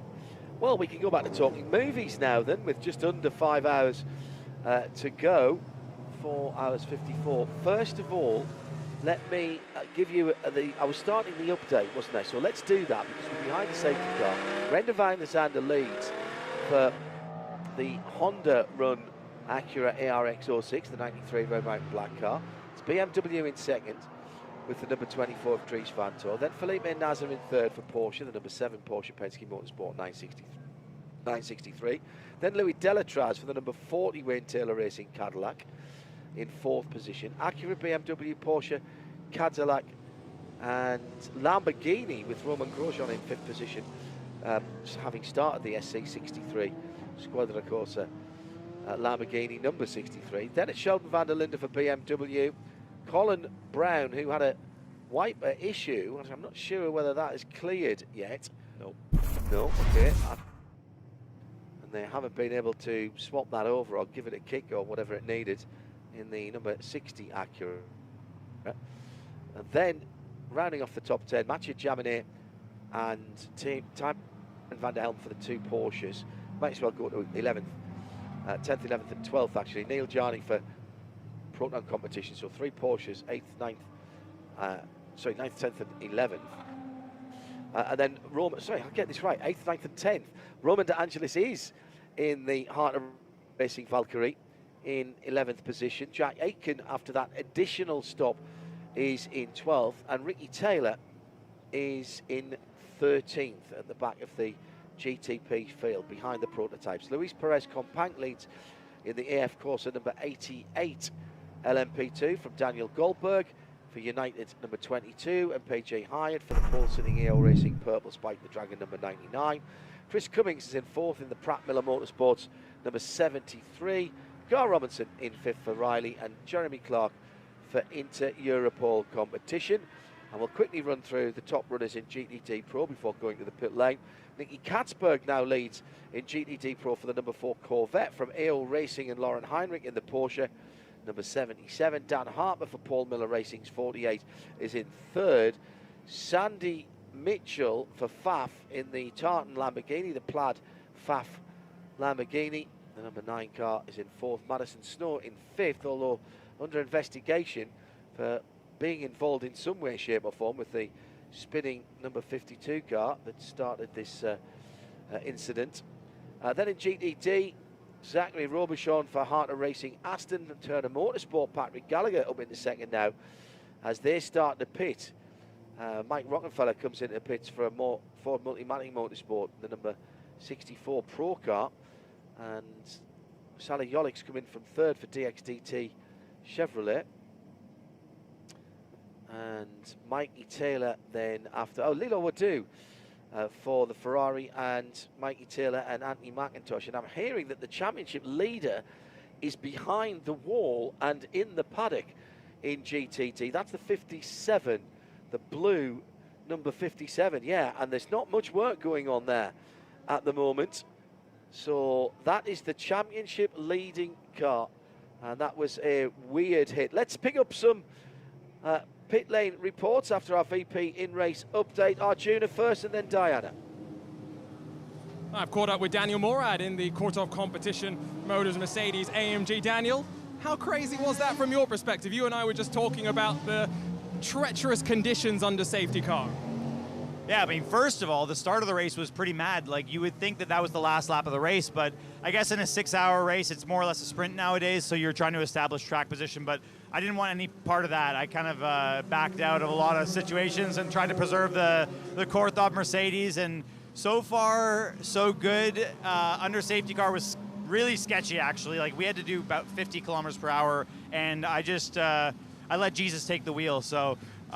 yeah, it was it was insane. Like, that was the weirdest safety car I've ever done. It was difficult, but now it looks like with that last incident, we might have a little bit of damage on the right side of the car. So we're not sure. We're trying to assess right now, and we'll keep our fingers crossed. Obviously, you usually drive the Winward Racing GT4 car. You and I were just talking about the contact to their GT3 car that sent them behind the wall. What did you see on track? Yeah, I mean, I just saw the replay that, Mikey did a great job to avoid it as best he could. It was just a tight situation, but unlucky for Russell and my other team. It's hard to race, It's, for anyone listening, like, I race for two different teams that are competing against each other. It's a very interesting circumstance because, like, I'm friends with everyone, right? But there's a rivalry, obviously, between teams, and everyone wants to be the best Mercedes team and the best team overall. But, at the end of the day, just it's nice to work with both teams. I haven't really been around Korthov that long, but great group of guys. Winward has been like my family for the past 3 years, so I know them all really well, and it sucks to see that happen to them, especially they're in the fight for the championship. But, I mean, we're focused over here. 32 is what I'm focused on right now. That's my job, and that's what I'm here for, and these guys are doing a fantastic job. Thanks, Daniel. Over to Diana. I'm at CrowdStrike Racing with Toby Saurane, who's just watching the proceedings out on track. And obviously, we were just talking quickly about George. He had a bit of an aquaplaning situation out there, but the conditions are tough. Yeah, I mean, the incident, nothing could be done from George's side. He was doing everything perfectly for the start of the race. We just got unfortunate of, a bit of a passenger when you start aquaplaning. So we've got a few incidents after that, which we're trying to resolve. But yeah, the weather's, it's always questionable here how the race is going to pan out. But I think if we do everything right and just survive, that's going to be the main part of the race. And we've got a fast car underneath us, so I think if we're at the end, we should be in a good position. As a driver, you're sitting there waiting to get in behind the wheel and stuff is happening on the circuit like that. How do you maintain the confidence levels when you're waiting for your point to get in the car? I mean, as long as George brings it back in one piece, this is the kind of weather that us Brits were raised in. So for us, it's exciting. It's more what we're used to, but the team do a great job, so as long as everything is within our control, I've always got confidence. How's the balance of the car? I know you've not been in it today yet, but predominantly when we got to qualifying, were you happy with the balance of the car that you had for that qualifying session? I know it changes slightly for race. Yeah, I mean, there's no such thing as a perfect car, but we were very close. We've been happy since we tested here a month or two ago, so we were strong here last year. We've improved the car and we're strong again this year. It's just a matter of coping with the weather and actually making it to the end. Apart from the weather, what are the main challenges here? Traffic. It's chaos around here. I think with the high-speed corners of Watkins Glen, the P2s are really strong. The GTP sometimes get a little bit in the way in the high-speed stuff, but then have the power to drive away from us, whereas the GTs have the same power as us, but are slower in the corners. So trying to find our way through the traffic through both classes is a difficulty here. Some superb talent like yourself here racing. How much do you enjoy that competition level that this brings? I love it. As drivers, we always want to win, but we want to win when it's tough. If we get gifted a win, it's never the same. So as long as we're fighting for the win, it's kind of what we're here for. And IMSA does a fantastic job of putting a full field together. Every car in this P2 race can win. Unfortunately, we haven't had one in a little while, but that's just a testament to how good the series is. Toby, thanks for your time and have a good afternoon here. And as I'm talking to Toby, the weather is another couple of spits of rain, but the heat has increased, so it's that muggy time when it's sort of very warm, but a couple of spots which I think are going to go away pretty quickly. And the pace car lights are out, so perfect timing from Diana, and before that Arjuna. Channing Tatum has been linked with that TT motorcycle movie with Brad Pitt. Nick Damon apparently has been included in the screen testing as well. He's got his new Ducati motorcycle. So he the pit lane reporter who gets a call up before race at the last minute. At the last minute. Yeah. Nick Damon. Yeah. But unfortunately can't take part because a post office van reverses into his bike before he gets it. That's harsh.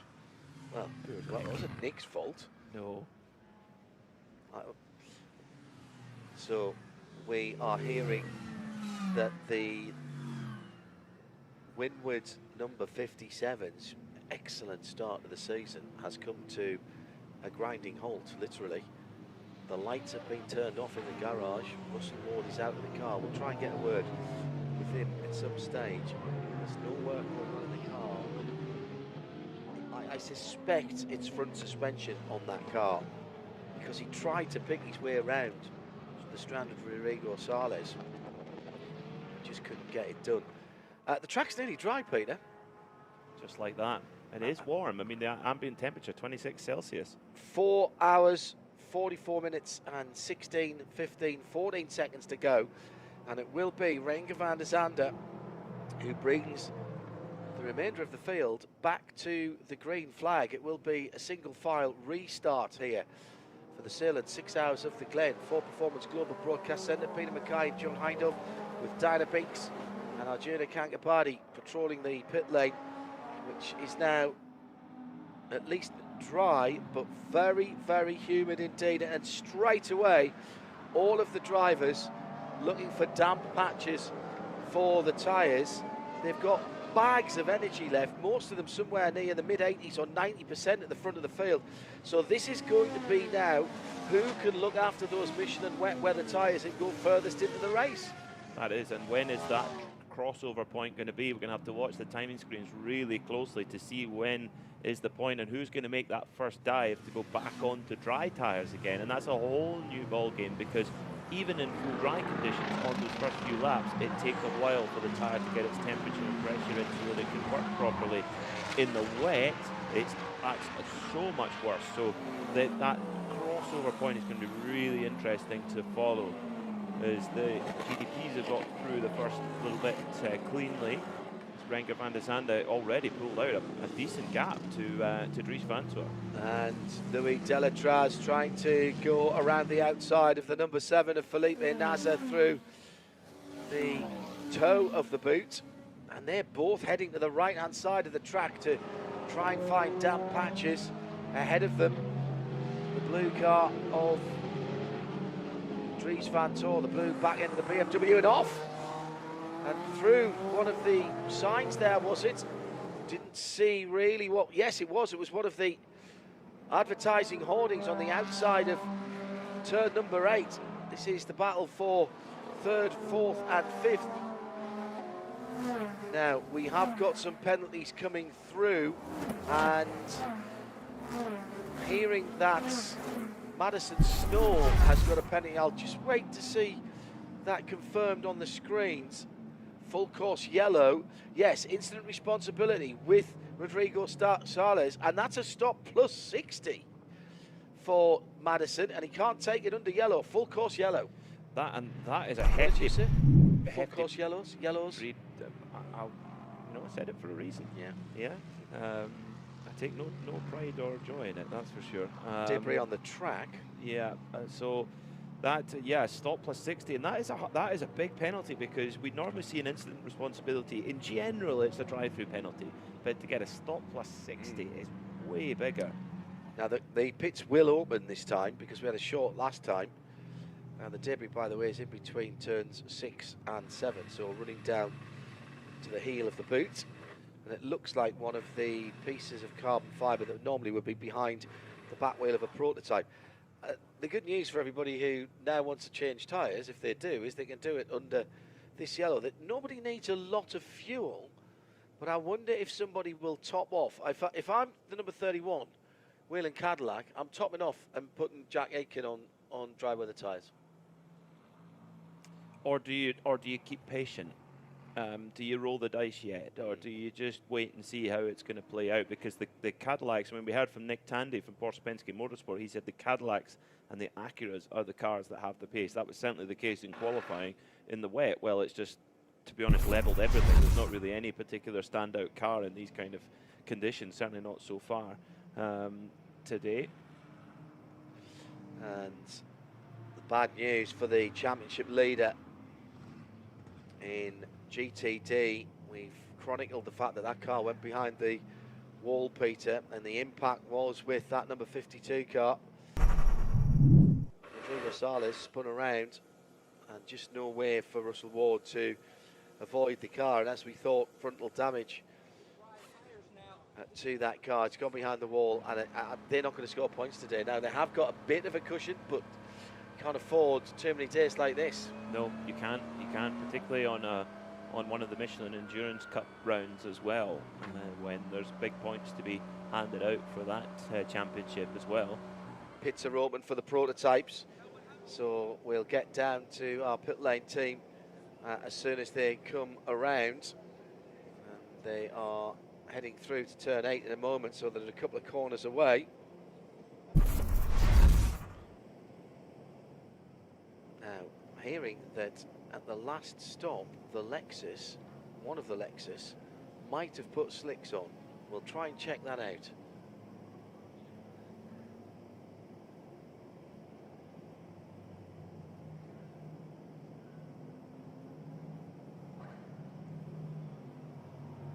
So,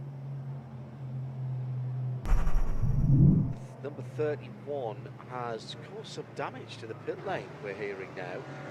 The air jack has gone through the top surface and the sealant in the joints in the concrete in the pit lane. So, rather sensibly, IMSA pit lane have allowed them to move that car forward, which normally would get them a penalty whilst they were doing that, but that's fine.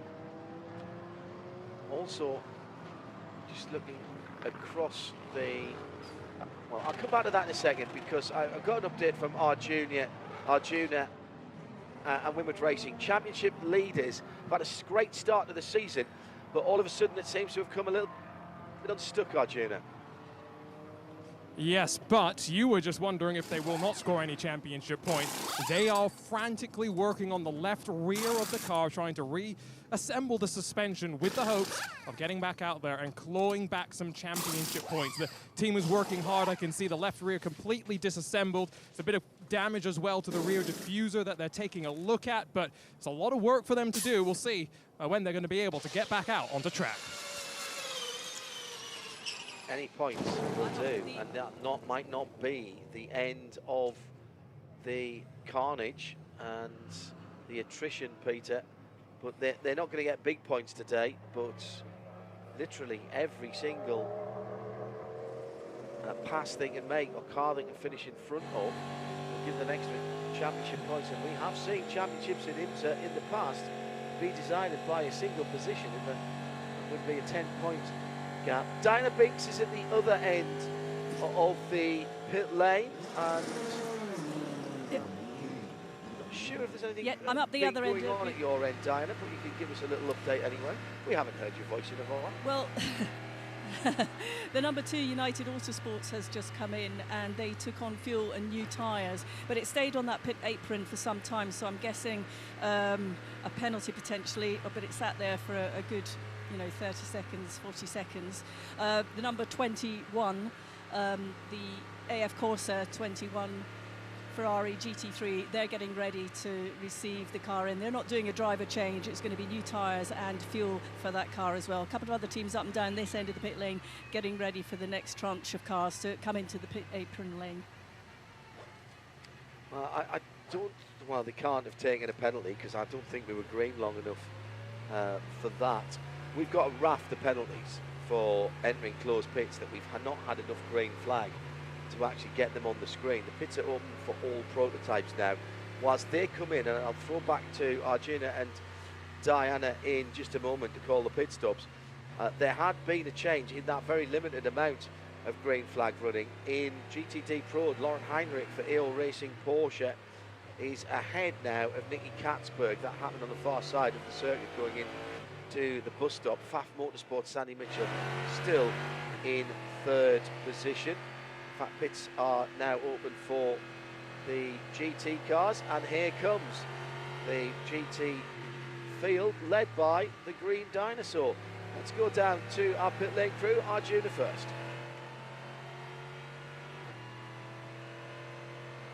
I'm still running around getting back to the pit lane, so Diana, what do you have?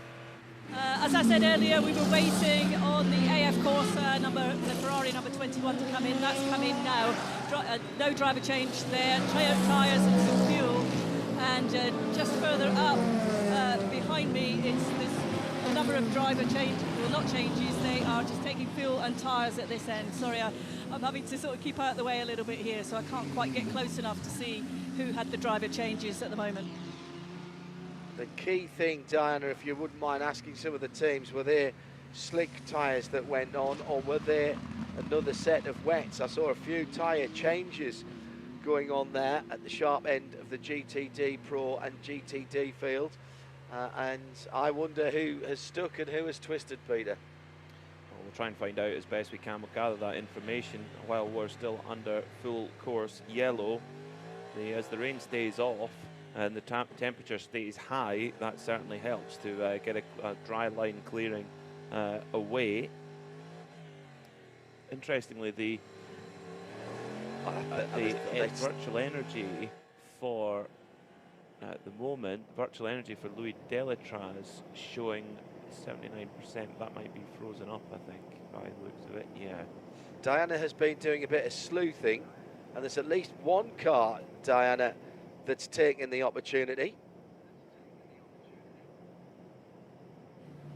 Yes, the AF Corsa 21, which I'm standing right next to it, so I'm stuck here for the moment. But yeah, they went out on slick tyres. I know you were discussing it, and it happened so quickly for anyone listening to this. You sort of, by the time you get there, you know, the cars sometimes are making their way back out, and you just catch them as they're leaving. But I double-checked, and they definitely went out on slicks.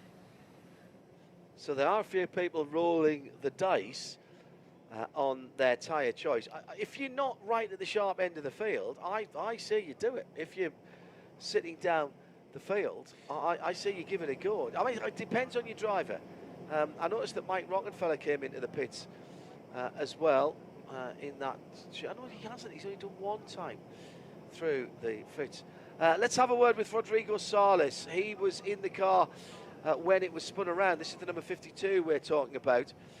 And had to suffer seeing pretty much the whole field coming towards him. It's only happened to me once, and I never want it to happen again. Here's Arjuna. I'm sure that was a rather scary moment with the field coming towards you, but Rodrigo, safe. Talk to me about the incident. The other car's got a very stiff and stern penalty for it. Yeah, basically what had happened was, you know, on the restart, I was a bit mixed up with a few of the GT cars. We went through turn 8, coming up into 9. One of the GT cars on my left actually just kind of pushed my left rear, spun me around, at which point I was 180 degrees, you know, had made, you know, still perfectly on track, and just knew that it was a horrible place to be stopped, and, you know, was just watching the cars coming around the corner, hoping that, and most of them, you know, quite a few actually made it around. But when the field is packed up that tight, sometimes it's impossible to see. And so it looked like, next thing I knew, I saw a flash of yellow. I knew it was a TDS P2 car. And just then there was just the impact. I actually thought, because right when he hit, I saw, you know, the car kind of going up, and I closed my eyes at that point, and I actually thought he went up over the car. I mean, it was a pretty severe impact. But yeah, I'm okay. Car's toast, unfortunately, and so is our hope of a strong finish here. So it's a shame, but it's racing, tricky conditions, and it's what it is. It's been obviously a long time since Sebring, but is it going to be good to be able to have a shorter gap between now and most sport the next time you jump back into this car? Yes, certainly. I've been doing quite a bit of racing in ELMS and Le Mans as well, so I've been getting in and out of the cars quite often. But it's great to be back with PR1, and looking forward to being back in, I guess, just a few weeks' time. So for Mosport. And they're getting to work on the car. You can hear the engineers going to work behind us, John. Thank you to Arjuna. Now, we've been watching, thanks to IMSA for making this available, and you can watch this as well, imsa.com/GTP dash, the minus sign, telemetry, and you noticed something just before it happened, and it explains what we've seen with people coming in down the pit lane a couple of times. Yeah, so what was interesting was with the under this full course yellow, all of the GTPs came in and changed tyre, topped up with fuel, and we understand changed tyres back to the dry weather tyre. Interestingly, Louis Delatraz in the number 40 Wayne Taylor Racing Cadillac stayed out on, of course, wet tyres. And my theory of what I think they're up to was they've got two cars in the race, and they go one on one strategy and one on the other. We see Penske do that a lot in various categories of motorsport. And they split the strategies and see which, put two bets on and see which one comes up. So, but straight away they kind of reneged on that bet and decided to come in, fill the car up with fuel, or top it off with fuel, and put dry tyres. They've also put Jordan Taylor in, so Louis Delatraz stepping out. That will put them to the back of the GTP category, but a little roll of the dice there for Wayne Taylor Racing. If you've got a bit of bandwidth and you want to follow along with what we've got here in the Ford Performance Global Broadcast Centre, IMSA.com/scoring, IMSA.com/scoring, and you will have the same information that Peter and I have at our fingertips. Well, Peter does. Too many screens sometimes confuse me. Too many mice. I've got most of it on my trusty track map in front of me. Lots of information on there. As much as I could pretty much squeeze onto an A4 sheet of paper. Is that going to be a new sideline for you, doing your commentator notes? It seems to be all the rage at the moment. I know where you're going with that, but no, no, John Hindorf, that's not. I don't think there'll be quite the demand for them somehow. Do you think not? Oh, I think you're wrong there. Well, if there is a demand for them, I will happily auction them off for charity. Okay, fine.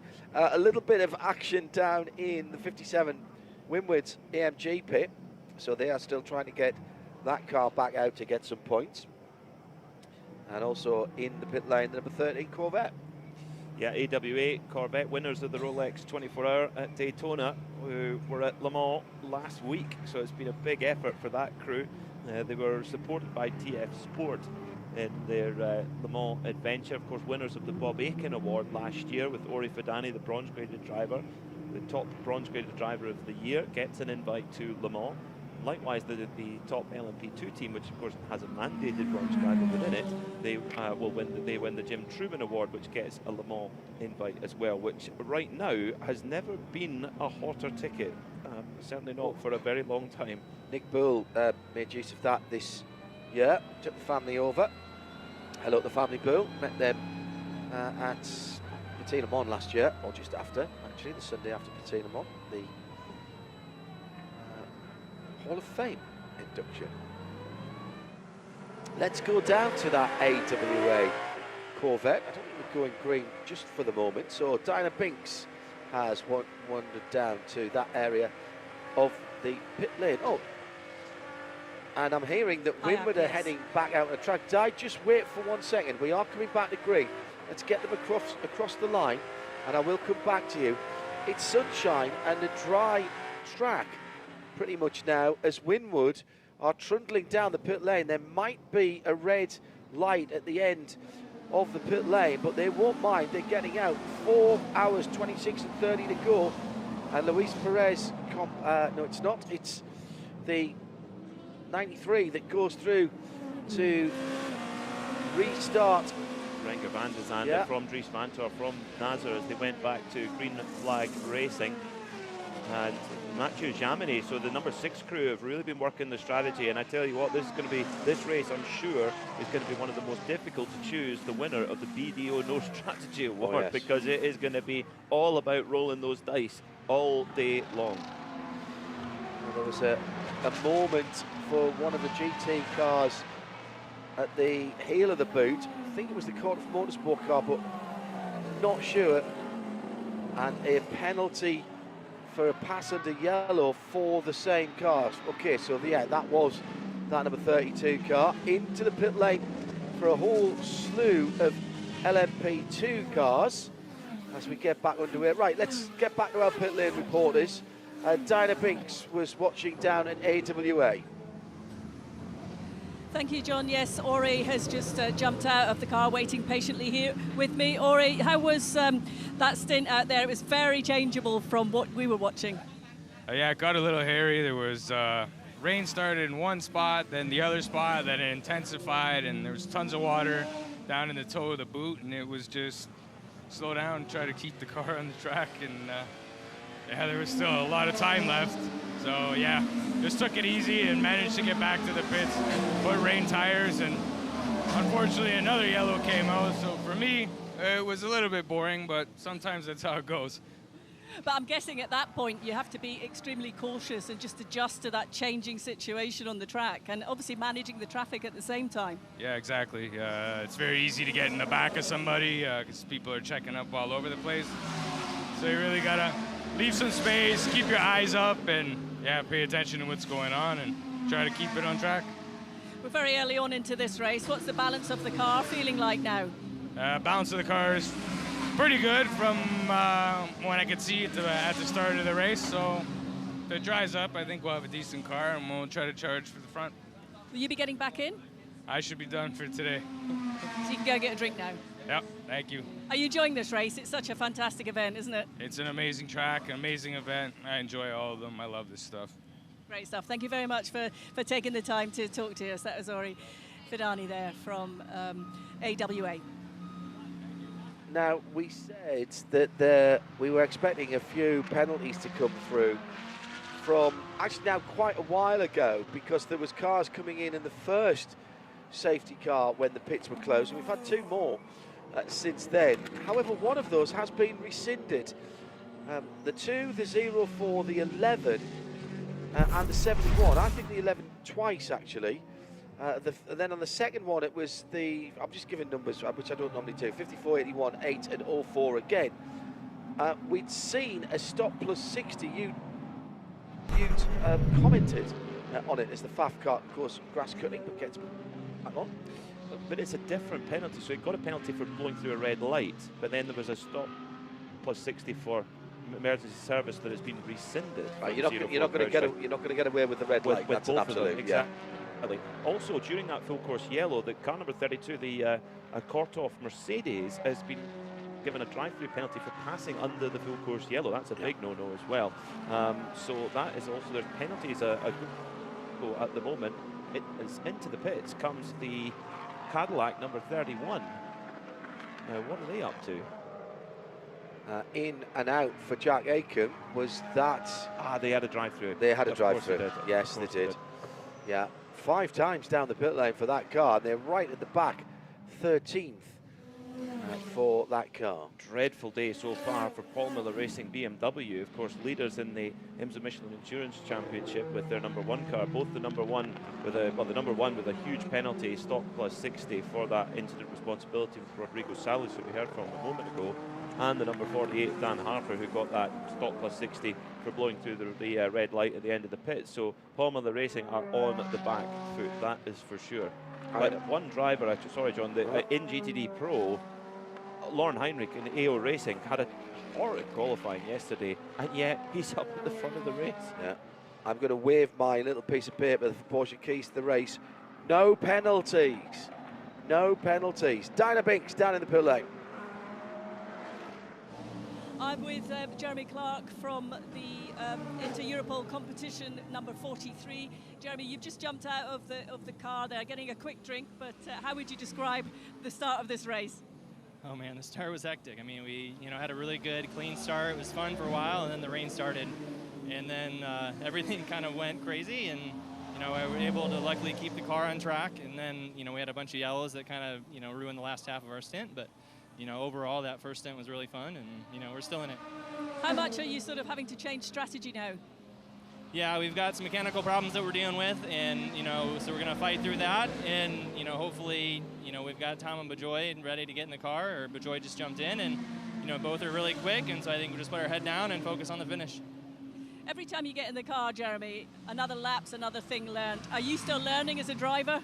Oh, absolutely, yeah. As you said, every lap you learn something new. Even following some of these other competitors around the track, you learn something new every turn. How tough is the competition this year? Oh, it's really tough. There's some really fast guys out there that are tough to keep up with. I think I've got a really good race pace, and so it's a shame that our stints got cut short, but overall that it's really tough competition, and you have to work really hard to get there to the front. Okay, well, thanks for chatting to us, Jeremy.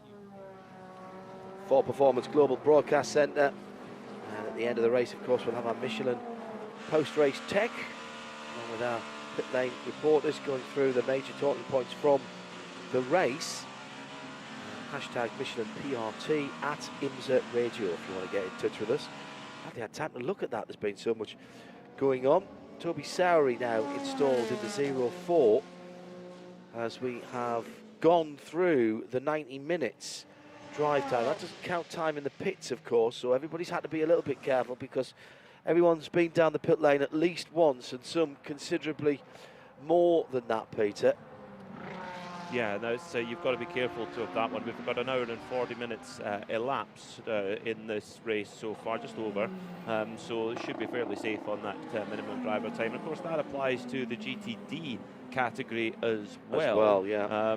So that is the minimum driver time done for all the starting drivers at the moment. But it's Renger van der Zande who's clearing away at the front of the field right now. On a full dry track? On a full dry track, just like that. Just I mean, amazing. it was apocalyptic rain, and yet it just drives really quickly. Fantastic. 2.9 seconds the gap between Renger van der Zande and Felipe Nasr. Then it's Dries Vanthoor, another second and a half or so further back. Then Mathieu Jaminet. So the order of things, Renger van der Zande, race leader aside, has flipped on its head because of those mixed conditions. Now, if we get a prolonged bit of dry running, the qualifying order of things could well rise to the top now. Yeah, absolutely right. So van der Zande from Felipe Nasr, from Dries Vanthoor, Mathieu Jaminet, and Ricky Taylor in 5th and Colin Brown in 6th. So that means Acura, Porsche, BMW, Porsche, Cadillac, Acura, and Lamborghini in the top 7 still. And the number 23 Aston Martin up to 9th. So really making good progress with that Aston Martin Valkyrie. And I noticed, I saw on social media earlier on somebody saying, great to see it back fully unleashed, because it had to be slightly muffled, I understand, for noise at Le Mans. So it's a little bit. It still sounded very good. And there were 2 of them at Le Mans. So I think the rule is, because there's more than one of them, that you tilt the Earth's axis if you have them both at full speed and full noise down the Mulsanne Straight. You have too much of a good thing. Yeah. Yes. Yeah. Absolutely. Absolutely. GTD Pro, Lauren Heinrich has got to the top. Ben Barnicle, welcome back, Ben. Vassar Sullivan Racing, great to see him there. And Nicky Katzberg back down into 3rd now with Chris Mason 4th. So that is Porsche, Lexus, Corvette, Ford Mustang, Ferrari, Corvette, and Lamborghini Huracan for the top 8 in GTD Pro. We'll give you the GTD rundown in just a few moments after we've heard from Arjuna down in the pits. I made my way to the number 96 booth and caught up with Will Turner. And Will, before we talk about this race, let's talk about screening of the F1 movie. Being back in Hollywood once again, what was it like to be part of the theatrical process of bringing Formula One and IMSA to the big screen? Yeah, you know, what a great experience. Until we actually went to the premiere, we didn't know if we were going to get 1 second or 5 seconds or whatever we got. So for those of you who haven't seen it, or people that haven't seen it, it's still, I'll keep it a mystery. But there is some yellow and blue in the movie, and I hope all the F1 fans actually get to see and understand that there is something other than F1 in the world, because the opening scene has to do with Daytona and fireworks and some great sports car racing. So besides being involved in a movie, I hope we can get the sports car racing into some F1 fans' eyes. But overall, it was a great experience. Let's talk about this race then. Up to 2nd. I talked to Robbie earlier in the week. He had said when it gets hot, BMW may start to oversteer. So were the cooler conditions at the rain a helping hand at the beginning? And what's the running plan now for the remaining 4.5 odd hours? Yeah, so I think it's a little early to tell where we're at. What I can say is that Patrick Gallagher has been doing an amazing job out there. After starting 10th, he's worked his way up to 2nd. He's kept it clean, and if you're watching it on TV, there was quite an incident that he avoided. Again, as I look and watch, the dry line is happening, but Patrick's still putting the laps down. So we'll keep our fingers crossed and put Jake Walker in next and Robbie for cleanup. And you know, Robbie can get it done if we give him a car. So we hope we can give him a car. When the rain started coming down, what started going through your mind? So, experience at Watkins Glen here in the rain is everything. Fortunately, Patrick has that experience, and that's one of the reasons that we kept him in as long as we did. But this place is treacherous, and you could, again, some of the best drivers that were out there had some offs and had some incidents. So Again, it can be raining on part of the track and dry on the other part of the track, but we know that. Now it looks like the sun's out, so maybe we won't have to worry about that anymore. Thanks, Will. Always a pleasure to hear from Will Turner, and very sensible about what he said about the movie. And I do want to say it. Do you remember the last movie that the Turner car was in? Yeah. The Art of Racing in the Rain. Yeah, I love that movie. Yeah, it was. My wife said to me, she says, if there was a film made for you, Peter, it's got racing cars and a golden retriever in it. Yeah. I mean, it's almost as if it was scripted just for me. That was quite a lot of that was filmed up at Canadian Tire Motorsport Park. Did you cry? I cried all the way through. I watched them play in Vickers. Oh yeah, that's a bit of embarrassment, isn't it? They ran Mugello the wrong way around, which I thought was interesting. That was very good. I enjoyed that a lot. But of course, Patrick Dempsey was involved with that, and Jeff Swart as well. So you know the racing scenes were going to be done. It's not a racing movie; it had racing in it. But you know they were going to be done properly. And I'd hardly recommend, if you haven't seen the Ferrari movie as well. That is an excellent movie about a snapshot of Enzo Ferrari's life. It's a people movie, it's not a racing movie. But the racing was done very, very well indeed, with cars that were built on Caterham 7s. All of the cars were built. There was only one real Ferrari, and that was the Nick Mason short wheelbase car, to Abdulia Bay. The rest of them were run on, built on chassis, Caterham chassis, with handmade bodies by an Italian coach builder. Some of the ones that stood in the background were fiberglass, but the ones that did the racing scenes were made out of metal and are made out of aluminium, because they wanted to see what would happen when you started to run into each other and they bend and they dent and stuff like that. And Patrick Dempsey, I was talking to Patrick about it, he said, we filmed a lot of the racing towards the end of the movie on a couple of closed roads, and they had an absolute ball doing it, to the point where I think there was a lot more footage than was required. Let me put it that way. Just in case. Can we just do that again? Just in case. Let's do that one again. Yeah. Just in case. We are down to, well, we've had an hour and 50 minutes, near enough. That has elapsed, and at the front of the field, Renger van der Zande has pulled out a 2-second gap. Keeping an eye on what's going on at GTD Pro, where AO Racing leads the Lexus of Ben Barniket. That's Lauren Heinrich and Ben Barniket, and then the Chevy Corvette, as we've mentioned. In GTD, Zachary Robichon for Hartner Racing Aston Martin. Of all the shuffling around that's happened, and Patrick Gallagher now up the second, as Will Turner was reminding us, Manny Franco up the third for Conquest in the Ferrari 296, ahead of Lilo Wadu in the AF Corsa, similar machine. But Zachary Robichon, all the shuffling around we've had, I think he's led pretty much from the start in GTD, Peter. And Zachary was just imperious in qualifying yesterday for the Heart of Racing, and the Heart of Racing and their Aston Martins have had a really rich vein of form here at Watkins Glen over the last couple of years. In 2022 and 2024 they won in the GTD Pro category, and then in 2022 they won in the GTD category. So those blue Aston Martin advantages have been really, really strong over the last few years, and Zach doing a good job at the moment trying to hold off Patrick Gallagher. Also Lilo Wadu Ducilier in fourth. She of course won here last year, but in the LMP2 category alongside Niklas Nielsen and Luis Perez Pompang. We are into the sort of area where people, coming up to 2 hours, people will be thinking, well, maybe not, maybe another 40 minutes, half an hour, 40 minutes before people are starting to think the back time to the 3 hour mark. That was part of our Porsche keys to the race. The Michelin Endurance Cup points awarded at 3 hours. The weather's already played its part, hasn't it? And we are over the 90 minutes and 30 minutes required driver time for all of the cars. So it's have at it now.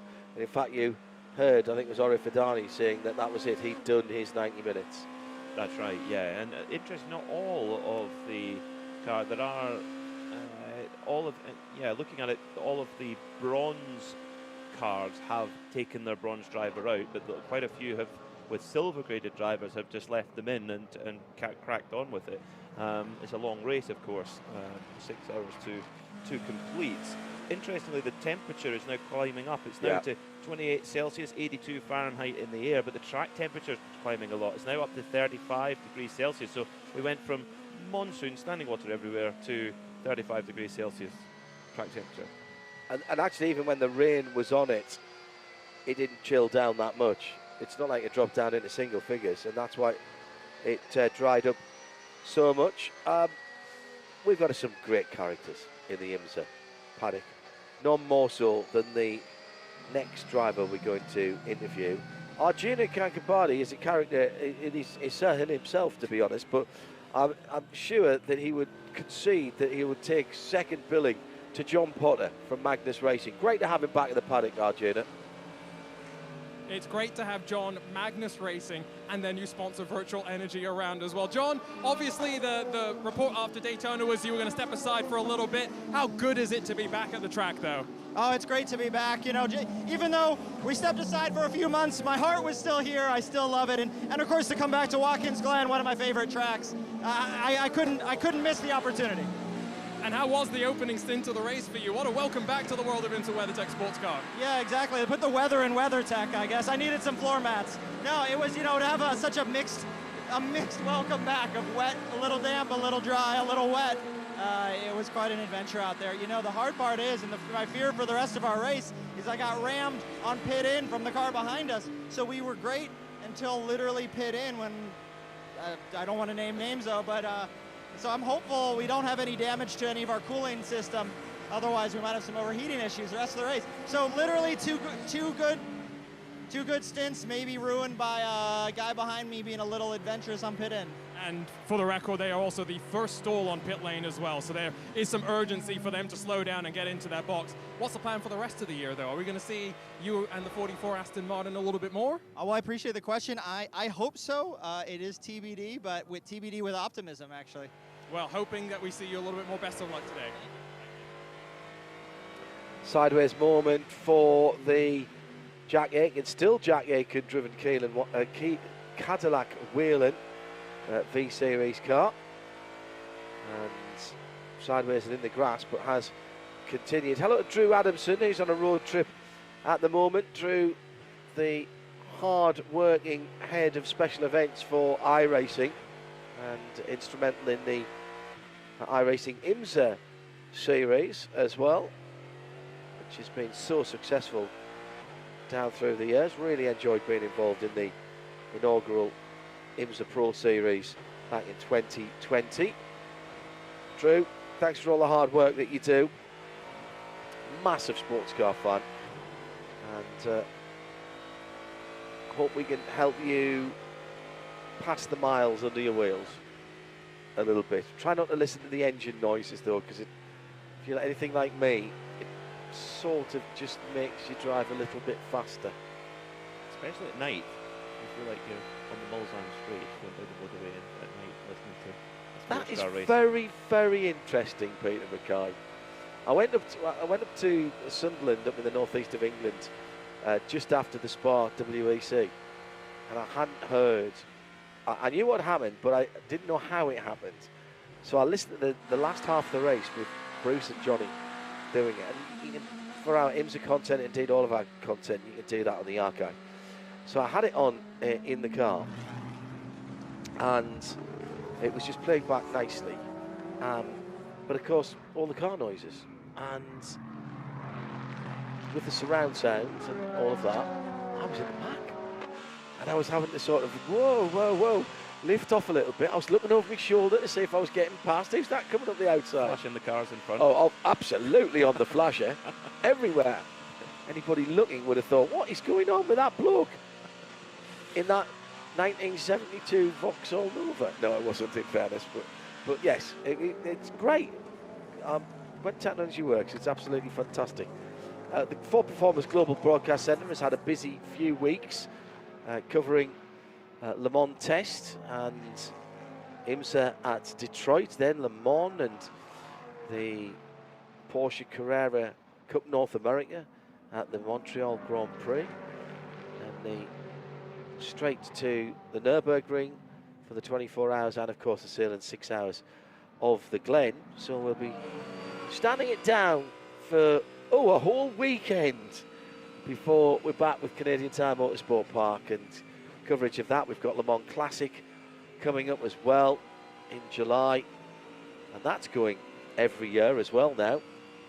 So no excuse to stay away from your favourite form of racing. And at the moment we're tracking Renger van der Zande pulling away from this quality field, Peter, 4 seconds to the good. Yeah, he's met with really consistent lap times right now for Renger van der Zande. Last time by a 136.5, which is significantly quicker than the cars chasing him. Dries Vanthoor 137 flat last time by, 137.5 for Felipe Nasr, so a second off the pace. That is much more like what we saw in qualifying yesterday. The Porsche Penske Motorsport cars really struggled. The Acuras did not, neither did the Cadillacs, but the leading Cadillac is Ricky Taylor. Remember, Ricky Taylor spun, no, sorry, he didn't spin, he was turfed around at the bus stop on the opening lap, and he's up there into 4th position overall, so Ricky Taylor on the move. Excellent right drive now. back. And while we're talking about Taylor, some bad news for Wayne Taylor Racing's Lamborghini, and the number 45 car that had problems early on is now officially a retirement. And as such then will be scored in 55th position. Graham Doyle with the problem earlier on in that Lamborghini. That's him now. We report on the number 2 United Autosports LMP2 that Diana mentioned that was sitting still doing nothing. That is still in the pits, unfortunately, well down the order. That was front damage in that Schmozzle that caught out a few cars. Nick Bull, the Truman Award winner, as we mentioned earlier on. Now, a moment or two ago, a grassy moment for the Whelen Engineering Cadillac. That's a very, very expensive way to keep your lawn tidy. Probably the world's most expensive it's quick. lawn cutter, yeah, but that is it's not been a perfect day, to say the least, for the number 31 Whelen Engineering Cadillac crew. That is not the chassis and the car that was at Le Mans, by the way. The IMSA teams who went across straight after Detroit for the GTPs in the Le Mans hypercar class at Le Mans, of course, they took different chassis, or they sent different chassis and re-prepped. The Detroit cars have been re-prepped for here this weekend. What struck your eye so far, Peter, as we're moving around to just on 4 hours to go? I think the best performance so far, the one that's caught my eye, is the number 77 AO Racing Porsche. That's Rexy the Dinosaur, driven by Lauren Heinrich, last year's GTD Pro champion. They had really had no pace in qualifying yesterday. It was really far down from where we're used to seeing them. I mean, it started 9th in category, nearly in fact, yes, 2nd from the back in GTD Pro, and has got all the way up into the lead of the class. So that is very, very impressive indeed. And oh no, not impressive at all. Unfortunately, Faf off the road. The Lamborghini. This is Sandy Mitchell. Sandy Mitchell making his debut. Oh no! Now he's gone off at the heel of the boot, and can he find reverse? Reverse on a racing car sometimes can be a variety of a selection of different controls. But having not been able to find it once on a racing car that I was in many years ago, after I got tipped into a spin, it's the first thing I ask. It's one of the first things now. Now, GTD pit stops now with, I presume, the thought that we might be going FCY any second now. Let's see if we can try and work out what happened to that number 9 whilst the pits are still open. The lights went out on that car. Did he have an electrical problem? Did it stall? Did something nip up at the back? Now, let's see. It's not moved. The lights have gone out. Plenty of track limits warning. It's turn 1, first corner and turn 10, and the full course yellow has come out. So if they didn't get in, they haven't got in, if that makes sense. Arjuna Kankapati. Saw a lot of movement down there on the pit lane. Who got in, Arjuna, before the pits closed? The Conquest Racing 34, the Turner Motorsports 96 and the Lamborghini 63 all came into pit lane before the pit lane closed. However, I'm seeing the Tower Motorsports car just hit its mark. I'm not sure if they entered a closed pit lane, but John, what I will say is for both Conquest and Turner, driver changes as well. This is the perfect time to get driver number 1 out of the car. Yeah, and I think Romain Grosjean's doing exactly the same in the SC63. Bit of hip and thigh between Porsche number 6 and the BMW number 25. So that's Mats Jaminet and Sheldon von der Linde. That was a moment or two ago. Full course yellow is out. And Renger van der Zande then, his beautifully crafted 4.5 second gap in this dry weather running now, incredibly, as we've gone past the 2 hours completed mark. That's going to disappear, Peter. It is. That's part of the game, and you know the teams will be anticipating that. It's the sort of race where I think we were anticipating a lot of full course cautions, and playing the strategy and going for that BDO No Strategy Award is definitely going to be the order of the day. How we're going to make a call on it, I have no idea, because there's going to be so many cards to play over the next just under 4 hours. So the first third of the race is already in the books. Just hearing that the Gradient number 66 Mustang has a damaged front splitter. They'll change that when the pits open. And the number 8 in a closed pit again. That's at least the second for the Tower Motorsport car. We're 2 hours in, 4 hours into a 6-hour race. Still 4 hours to go. And I'm just car 8 entered an open pit, it says. Sorry, not a closed pit on the timing and scoring screen. 04, which is the CrowdStrike by APR racing car. That's in a closed pit again. They've had no luck at all getting in and out. And that, I think that's the third time they've been through a closed pit there. It's just not fallen for them at the right time, Peter. Not at all. Not at all for the 04 CrowdStrike Racing team.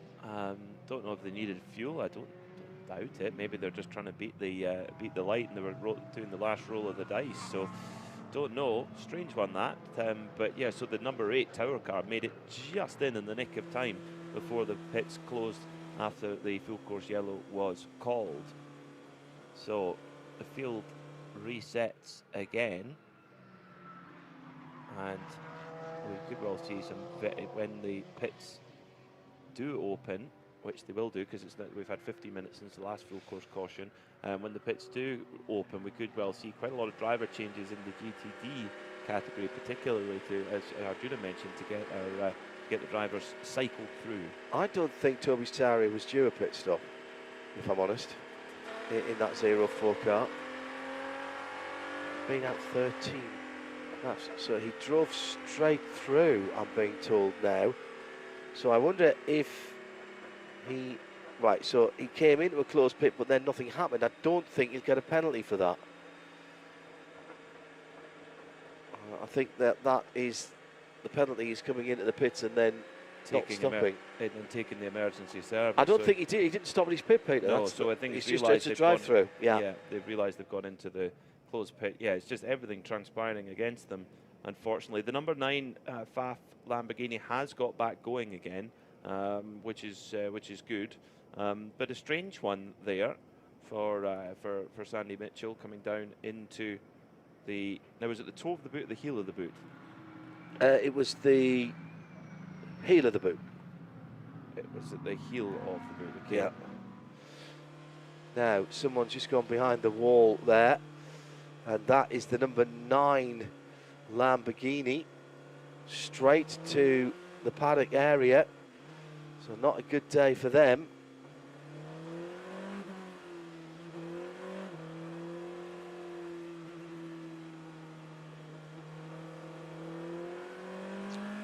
No, not a good day at all for Faf. It was going well. Andrea Caldarelli was running well at the front of the field. Actually, was working really well in the wet conditions.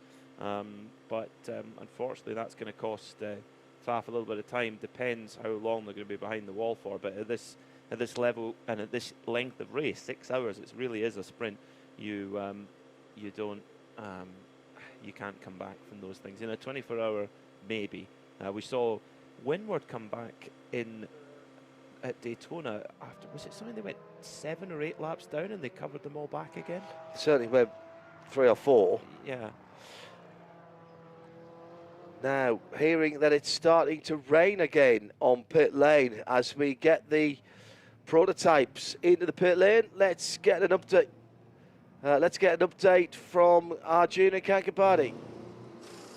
No rain, sorry, I might have misspoken there, John, but what we do have is flurry of activity for the prototype. No driver changes for the LMP2s that I can see, but a couple of driver changes further down pit lane in the GTPs. I'm pretty sure the Aston Martin crew change. And for Inter-Europol, disaster. The car doesn't fire off, the team's got to push it out of the box, and now it's completely stuck and maybe even in gear. Terrible pit stop for the Inter-Europol number 43.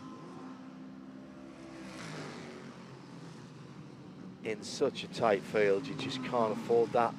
It's like the Porsche is going to be one of the last off the pit lane. The number 6 car of Mathieu Jaminet, who brought it in, and he has stayed in that car. Oh, it's actually changed. Matt Campbell. Oh, sorry. Do you know what? Just changed. That took my eye off it. I was watching him coming through the RFID reader. Driver change as well for the leading Acura Meyershank Racing machine, the HRC car. Kaku Ota stepping in for Renger van de Zande after a strong stint from the Dutchman. Dries Vanthoor staying in the number 24, Team RLL BMW. Nick Tandy jumping on, taking over from his championship leading teammate, or co-championship leading teammate, from the number 7 Porsche Penske Motorsport machine. Ricky Taylor stays aboard, as does Colin Brown in the number 10 Cadillac and the number 60 Acura, respectively. Only one official retirement at the moment is the Wayne Taylor Racing Lamborghini Huracan, the number 45, Graham Doyle earlier on. Rodrigo Sales and Stephen Thomas's cars very badly damaged. I suspect that neither the 52 PR1 Matheson Motorsport Orica or the TDS number 11 will be back today. However, the United Autosports number 2 and Nick Bull is back out from behind the wall and indeed has gone back on track.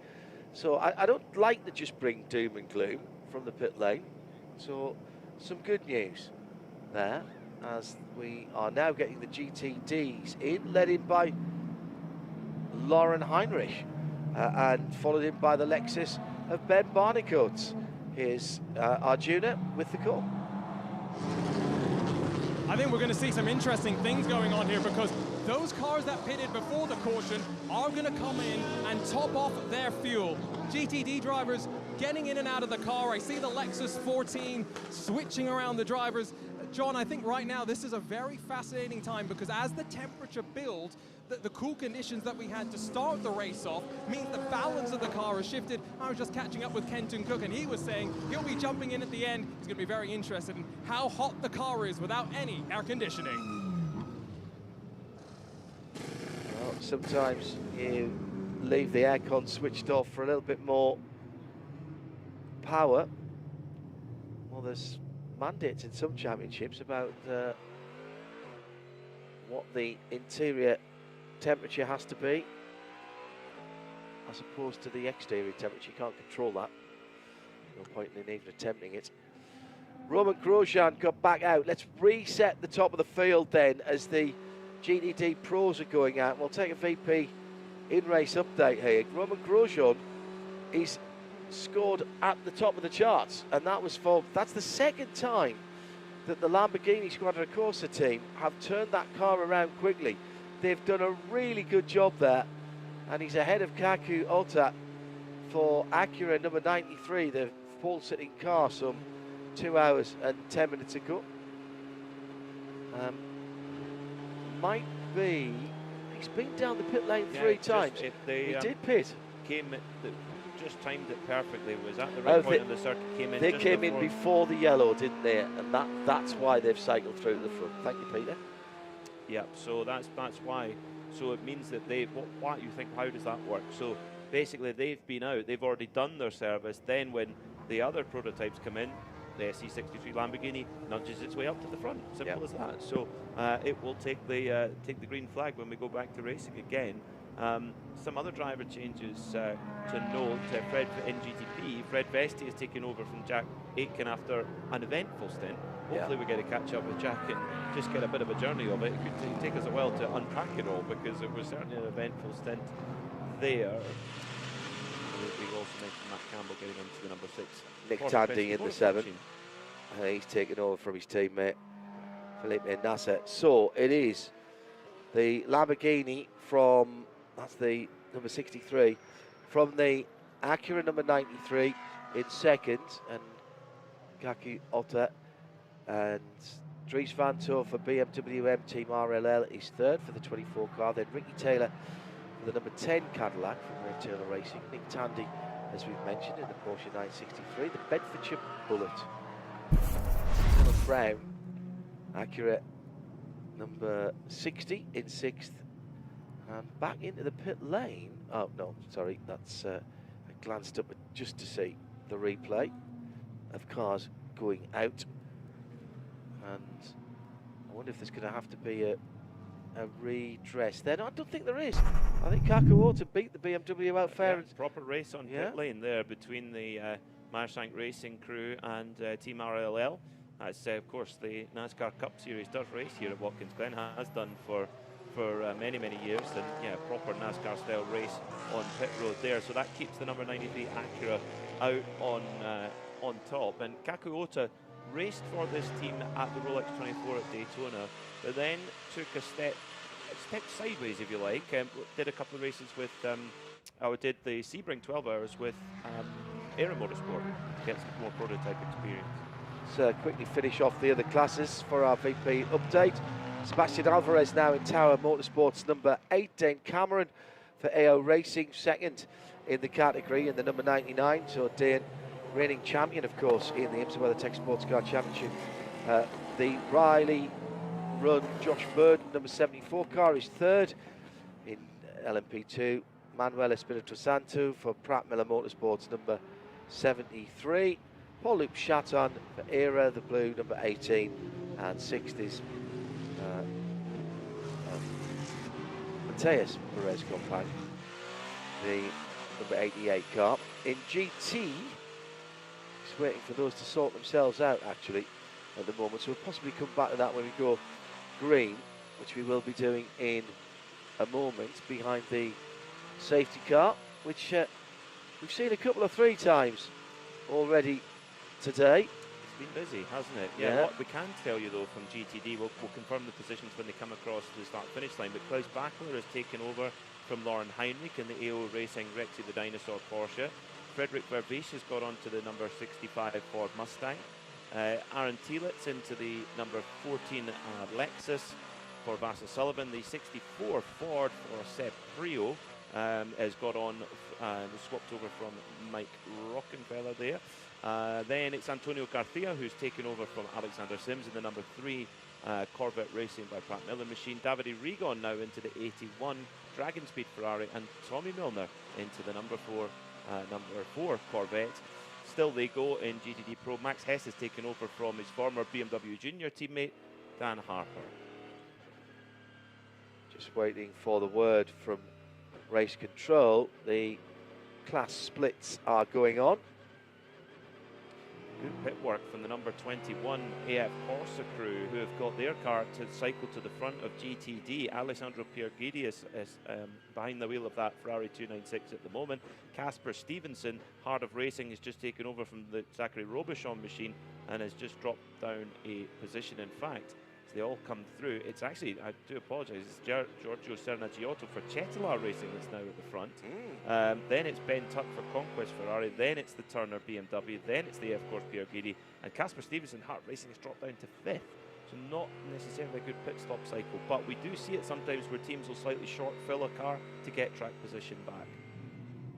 sure this is as big a track position circuit as some that we've had recently. Certainly not the streets of Detroit or Long Beach, let's say. No, definitely not. Definitely not. But sometimes you'll see teams try and throw the dice a little bit, play the strategy, and just short fuel the car a little bit to jump up the queue. But then, of course, they've got to pay that back with fuel saving to try and get themselves back in the game. Still to come, we'll have the checkered flag, which ends the race, but only starts our conversation. Michelin Post Race Tech on RS2. If you're on the World Feed TV, go to IMSA.com. RS2, you can carry us around with you, not use so much bandwidth, and we'll have our post-race tech show coming up after the checkered flag, get some extra interviews, put some context on the Sahlen's 6 hours of the Glen today, and also our BDO Nose Strategy Award. We'll be picking the winners for that before the checkered flag comes. So, coming to the green, what's that Aston Martin of? Valkyrie is in the top 10. Excellent stuff. So far, so good. It's just, you know what? I think it's been a really, people say it's been steady. I think it's been stunning. They've got 2 years of catch-up to play on most of the teams in a car which is a very different concept. It is running at the same weight as all the hybrids without having any of the hybrid advantages and the extra power. There's a lot more to come from that Valkyrie. They scored points at Le Mans for the World Endurance Championship. It has. I think they'll be happy. Getting to the finish at Le Mans, what a proof of their ability. Green flag in the air, then back to racing we go. 3 hours, 42 minutes and 50 seconds as they stream across the line and down towards the first corner. Roman Grosjean then, how long can he hold on to the lead? Oh, just the different sounds of the cars as they go past us. Grosjean's made a good little getaway there for the Automobile Lamborghini Quadricorsa machine. New leader in GTD Pro, Fred Verveech, has gone through in the Ford Multimatic Motorsport Mustang. That was the Daytona, the Rolex at Daytona winning car. Yeah, car number 65. What a great boost for that project. That was not been a very good restart necessarily for the number 77 AO car, which was leading into the pit stop cycle, but it's just dropped back. And actually the Lexus on the move there too. The number 14 Lexus. Aaron Telitz. Count him out at your peril.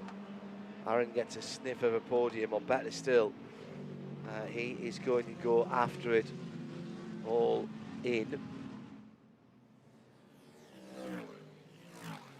For the cars to come back around. And as they do that, let's have a word with the man of the moment, Nick Yellerly, coming off a couple of decent weekends at Detroit, and then here again, back-to-back poles for his car, although not him in it when they were both set. He got half and his teammate got half. That kind of works. And they've just put Kaku Ota into the car. Nick's going to jump in next. Nick, it's looking like a fast Acura once again. It was fast in qualifying. How's the balance feeling in the conditions we have now? Yeah, I mean, obviously it's going to be a bit more difficult now. The heat's really come up for everyone. We'll struggle with tyres a little bit more. From what I can gather, the car feels pretty good. Obviously there is tyre degradation, and if there's not as many yellows, the tyre deg will just get worse and worse as the temperature ramps up. But yeah, I mean, obviously it looks okay at the moment. We'll just have to see how the race develops. It's Watkins Glen, 50-odd tracks, 50-odd cars plus, so it'll be pretty chaotic, I think. Renger said something yesterday that really stood out, which is that this is a group of low ego. You've got Honda engineering coming to the racetrack for, in some cases, the very first time, and it seems as though you're really starting to hit a groove.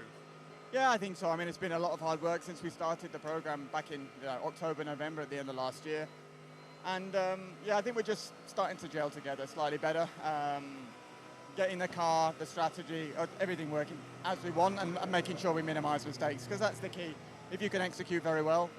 You know, Porsche executed very well for the first few races this year, so you need to get to that level, if not better them, and that's been our aim, and that's what we've been digging deep, you know, to do. Best of luck. Again, very sensible attitude, really.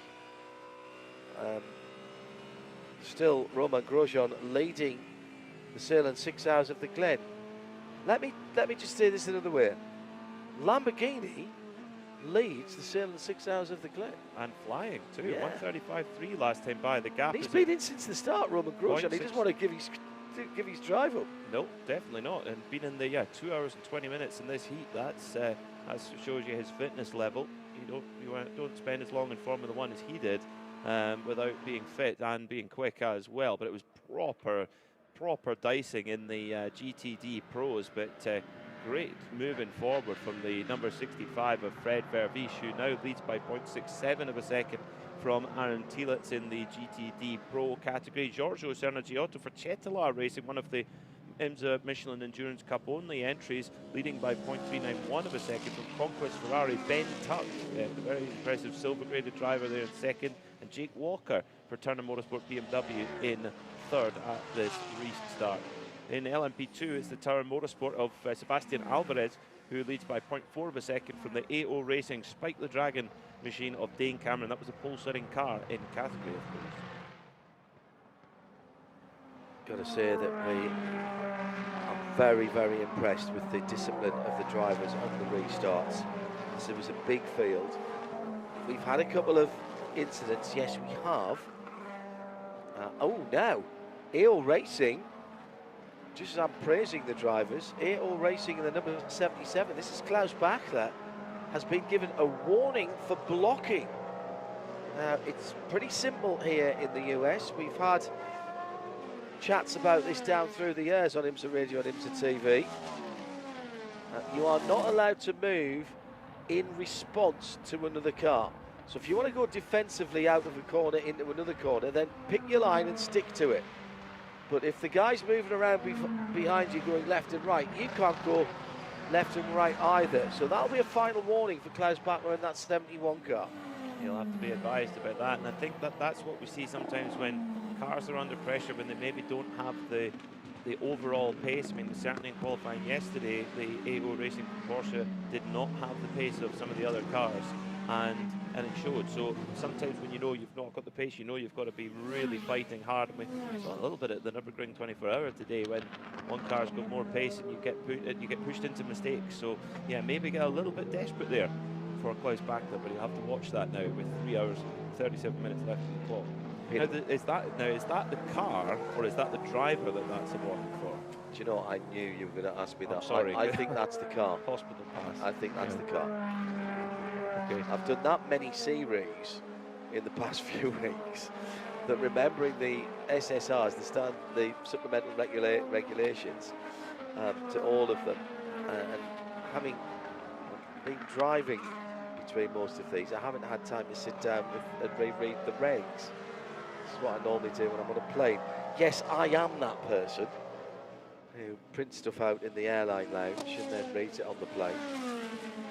So Grosjean leading comfortably at the moment by 0.8 of a second in the tricolore coloured. Now we've had Roman in the car since the start of the race, but I didn't see Daniel Kvyat in the pits earlier on, and he was suited and booted. So we'll try and find out whether it has been Roman. Kvyat and colleagues at NBC just been interviewed, so that could be a driver ID. I've switched the driver ID. That would be the first or the last to do that. Tends to be in your helmet plug nowadays, so it should be foolproof. Okay. Unless Danny had borrowed a spare helmet of Roman's. Maybe. Yeah, maybe. 135.8 last time by for Romain Grosjean, and he's pulling away. The gap is now just over a second from Kaku Ota, and this is such a lift for what has been a troubled project, it has to be said. The Lamborghini SC63 machine. Big excitement when the program was announced, but the results haven't come. The reliability hasn't been there. But here in the US, they've had the help of Riley Motorsports helping to run the car, and definitely the performance has been better since that's been taken on. So let's hope they can get a good result here today at Watkins Glen, because they're running really strong at the moment in really hot track temperature as well. We're now getting up towards we're over 100 degrees Fahrenheit now, track temperature, 102 Fahrenheit, 38 degrees Celsius. So it's going to get really slick out there. And of course the track will be a little bit green too after that little bit of rain, or big bit of rain that we had that's now completely dried up. So the track won't be as gripped in as it should be. Hello to Brian, who is sitting inside in the air conditioning in steaming Rosewood, Kentucky. No better way to spend an afternoon with a bit of IMSA racing and the Sahlen 6 Hours of the Glen at IMSA Radio if you'd like to get in touch. And Camwell's just done that. He says, what's the longest green flag run we've had? Don't seem to really have been able to get our feet under the table. At the start of the race we had 17 minutes, and the longest that we've had since then, let me check that again.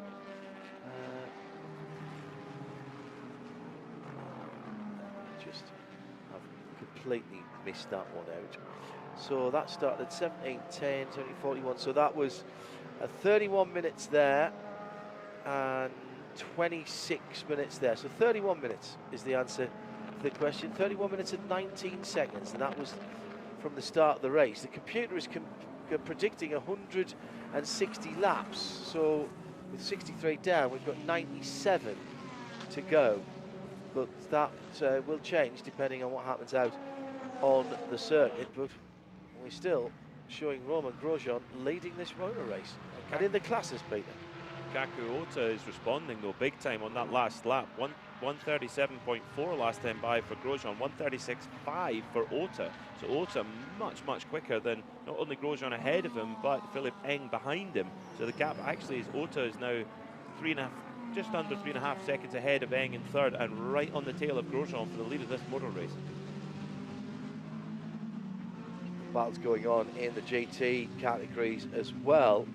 Just had a track limits that also included a reorder for the battle that was going on with Davide Rigon in the Dragon Speed car.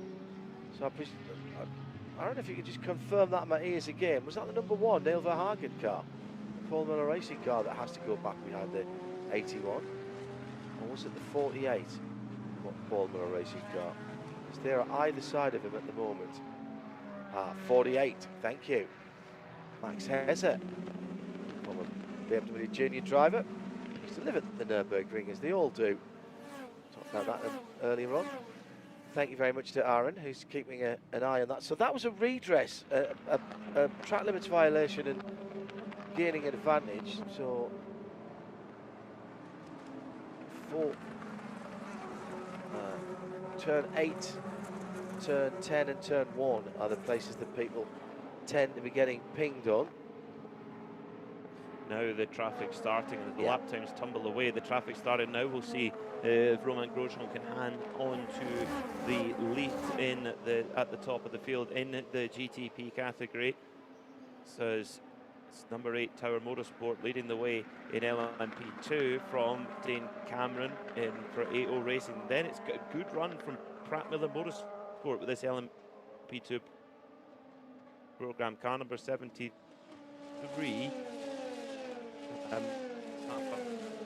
Rito Santo moment sharing with Coming and Retrofit Paldi. Let's be this is cool. Nino. How have Tower managed to finagle their way to the front? That car was off in the wet weather. That's before it closed. Yeah. And then they've cycled to the front of the LMP2 Possibly class. a little Stroke early forward. nod for the BTO No Strategy Award there, as they pulled the trigger. I'll tell you who else, you've got to say, whatever happens now, what about Romain Grosjean's team bringing Danny Kvyat in literally moments before the field had to respond to a full course yellow, which closed the pits. That's given them the lead of the race. That's got to be up there. It's a tricky one because you could say you're lucky to be at the pit entry when that happens, but you have to throw the dice. You do have to think, is it going to go full course yellow? Is it not? Because Sandy Mitchell in that number 9 Faf Lamborghini that caused the full course yellow, he could have easily pulled reverse gear and driven off, and it wouldn't go full course yellow. And then you're completely on the other end. You're completely at the back rather than the front. So it is a roll of the dice for sure, and that requires quick thinking on the pit wall. And you've got to execute that as quickly as possible to make that work. You've got a very small time frame. Let's take a look at some of the fastest laps. Fred Vesti's car with the 1:34.981. I don't think that was Fred that set that time in the 31, was it? No, that was earlier on from Jack Aitken. Yeah, exactly. But there's a lot of green on the timing and scoring now. As the times are starting to come in, Peter. They are. Yes, yeah. This is, I mean, there isn't any hot lap times at the moment in GTP because they're coming through the traffic. But the traffic is definitely played in the favour of Romain Grosjean, that's for sure. He's going really, really well, and he's opened the gap up to 2.0. New thing for Kakota, that multi-class sports car racing has moved for the lead in LMP2. The Pratt Miller machine trying to make a move on the number 8 Tower Macar. Yeah.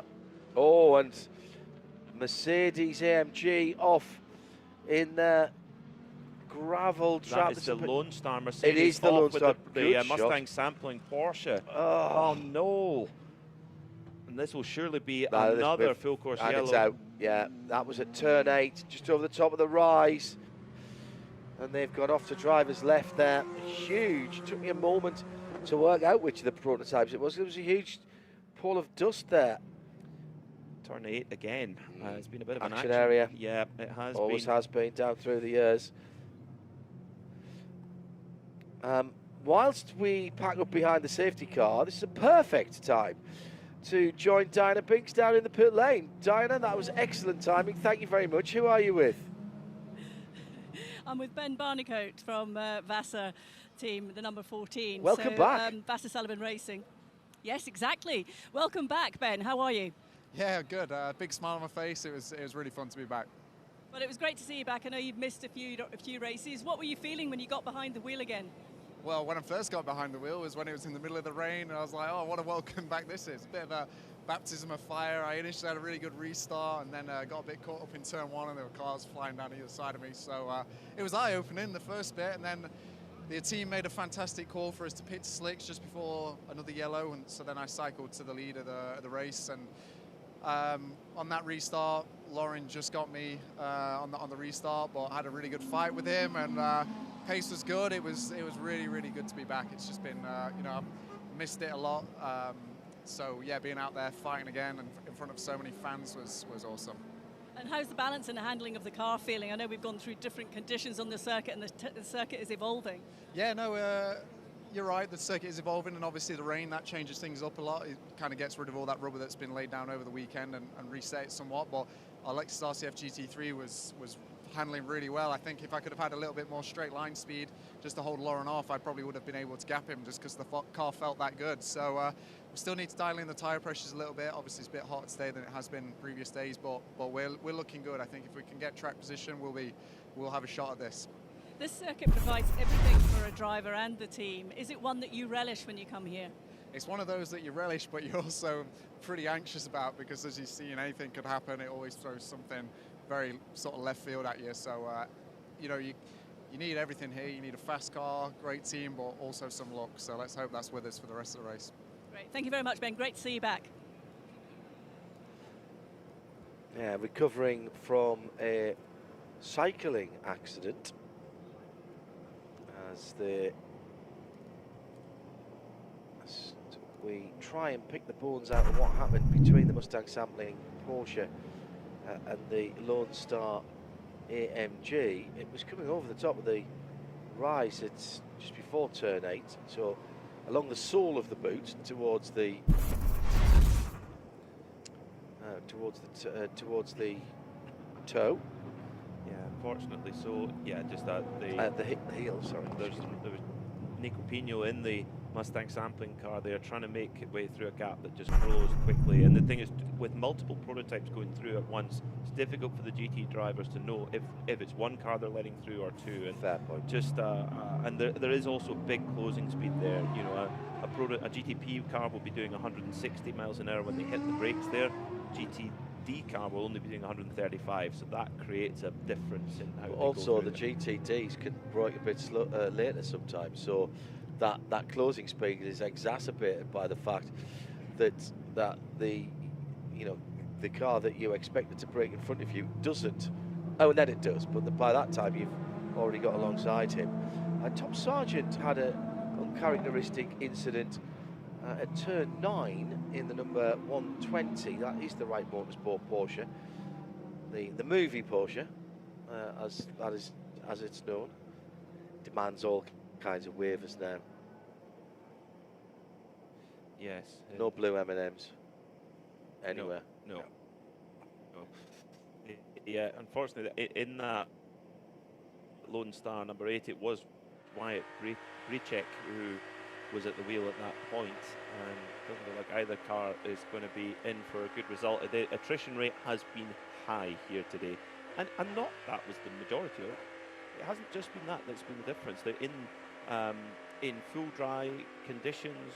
There are still been disagreements, but it was one of our Porsche keys to the race, wasn't it? Traffic, and that is a perfect example of traffic just going wrong for both cars.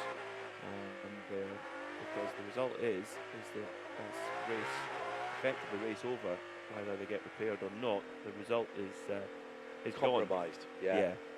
It's compromised, no doubt about that. So now 40 minutes to go before we hand out the first set of points for the Michelin Endurance Cup. Leaders in that at the moment are the leaders of the championship, aren't they? It's the number 7 Porsche Penske Motorsport. Yeah, in LMP2 it's actually shared between the 43 Inter Europol car and the number 22 United Autosports machine. In GTD Pro there might be a bit of a shuffle round because the number 1 Paul Miller Racing car that leads the championship has had a disaster so far today. Well, you say that, they're back to 6th. In How? GT, yeah, yes. How is that even possible? Neil Verhagen, wow. So they might be an early contender for BDO no strategy because they played the full course yellows really well to get them back in after a stop plus 60-second penalty. In fact, both Paul Miller Racing have cars they taken that though yet? Have we had enough time for them to take they that? both dropped significantly down the order before, which is why I'm so surprised to see them up there again. Well done, guys. Oh yeah, they both had 5 pit stops. Yeah, you're right. Yeah, or 5 times through the pit lane. And then in GTD, it's the Inception Ferrari, the yellow Inception Ferrari that is leading the championship there and is in 8th at the moment in GTD. So right now, what have we got to the? What time have we got? We've got. In terms of time left, we've got about 22 minutes. Yeah, 22 minutes. Sorry, I said 40 minutes there. So yeah, 22 minutes. Yeah, so the GTP cars have got approximately 55 to 65% usable energy, depending which car you're talking about. So stint-wise, that is going to get you to that 3-hour mark. So we might see GTPs deciding not to come in here to try and get those Michelin Endurance Cup points, unless they're already further up the order anyway. But some of the cars further down the order, we might see them not come into the pits to get themselves up the order. We shall see. We shall poise. Well, it won't matter because it's a short yellow anyway. So within 15 minutes of the previous full course yellow, if we have another one, it is what's called a short yellow. It doesn't necessarily mean it will be a short amount of time behind the safety car, but it's called a short yellow. The pits stay closed, so the order will be the same going back to green flag. So it will be Romain Grosjean for the Automobili Lamborghini Squadra Corsa SC63, from Kaku Ota for the Acura Meyershank Racing machine, then Philip Eng for BMW M Team RLL, Ricky Taylor for the number 10 Wayne Taylor Racing Cadillac, Jordan Taylor for the Wayne Taylor Racing Cadillac number 40, Fred Vesti for the 31 Cadillac Whelen Engineering Machine, Nick Tandy for the number 7 Porsche Penske Motorsport. Then in 8th place, the Aston Martin Valkyrie, Ross Gunn, great run from them. Marco Wittmann for the number 25 BMW M-Team RLL, and then Colin Brown in 10th. That rounds out the top 10 in GTP, as they will go back to the green flag. And Frederick Vervisch was building up a very nice lead in the GTP Pro category, but that is going to be negated now with that intervention of the Corvette Z06 safety car, which I hope they put enough fuel in it, because it's been busy today. Now, before we go back to green, Alexander Sims making himself available so we can talk to him down the pit lane. Diana is at the Pratt Miller Corvette pit. Alexander, how would you summarise the race so far for you guys? It's been pretty hectic, to be honest. Conditions have been somewhat unpredictable whilst I was in the car. And yeah, it was all about surviving. You know, there were a few laps there on slicks when the heavens opened, where it was really pot luck on some corners, when you were just trundling round in second gear, super slow, yet you'd still aquaplane and almost go off the track. Some of those ahead of me did go off. It was all about survival, not taking too many risks, but we're now looking like a far calmer race. The car's feeling nice, it's all in one piece. We'll have to get settled into the full dry now and see how we go. How much has the strategy had to change from within the team for the rest of the race, because conditions, as you say, have now changed quite a bit? Well, the strategy doesn't really change too much. It's more about just how many risks you take out on track. And now these are sort of known conditions. Everything's a bit more predictable. It'll be more down to pace and race awareness around the other cars, trying to take opportunities when they present themselves. Normal sort of stuff. But we've got almost 3 hours of the race, or a bit more than 3 hours, I think, still to go. So plenty of things can happen. We'll just have to keep our nose clean and try and take the opportunities. Are you enjoying it? Absolutely. No, running around here and a GT3 Corvette is pretty cool. The conditions earlier were a bit more hairy than probably most of us would like, because it was a bit of pot luck. But yeah, it's a lovely track here at Watkins Glen. Great racing in IMSA, and looking forward to the rest of it. Some great competition in this series. For you, you've had a long career in motorsport, and it must be a bonus to come and race against the guys that you've raced against for years. Yeah, I mean, it's a fantastic mix, honestly, of youth and experience out there. Some of these guys I've raced against in GT cars and other categories for many years. Some of them, they're pretty new to IMSA, and they're the young guns trying to make their mark, trying to prove themselves. And it's always great to, have that fresh input as well to the series. Brings you to have to make sure you're on your absolute maximum to fight against them. So it's good fun.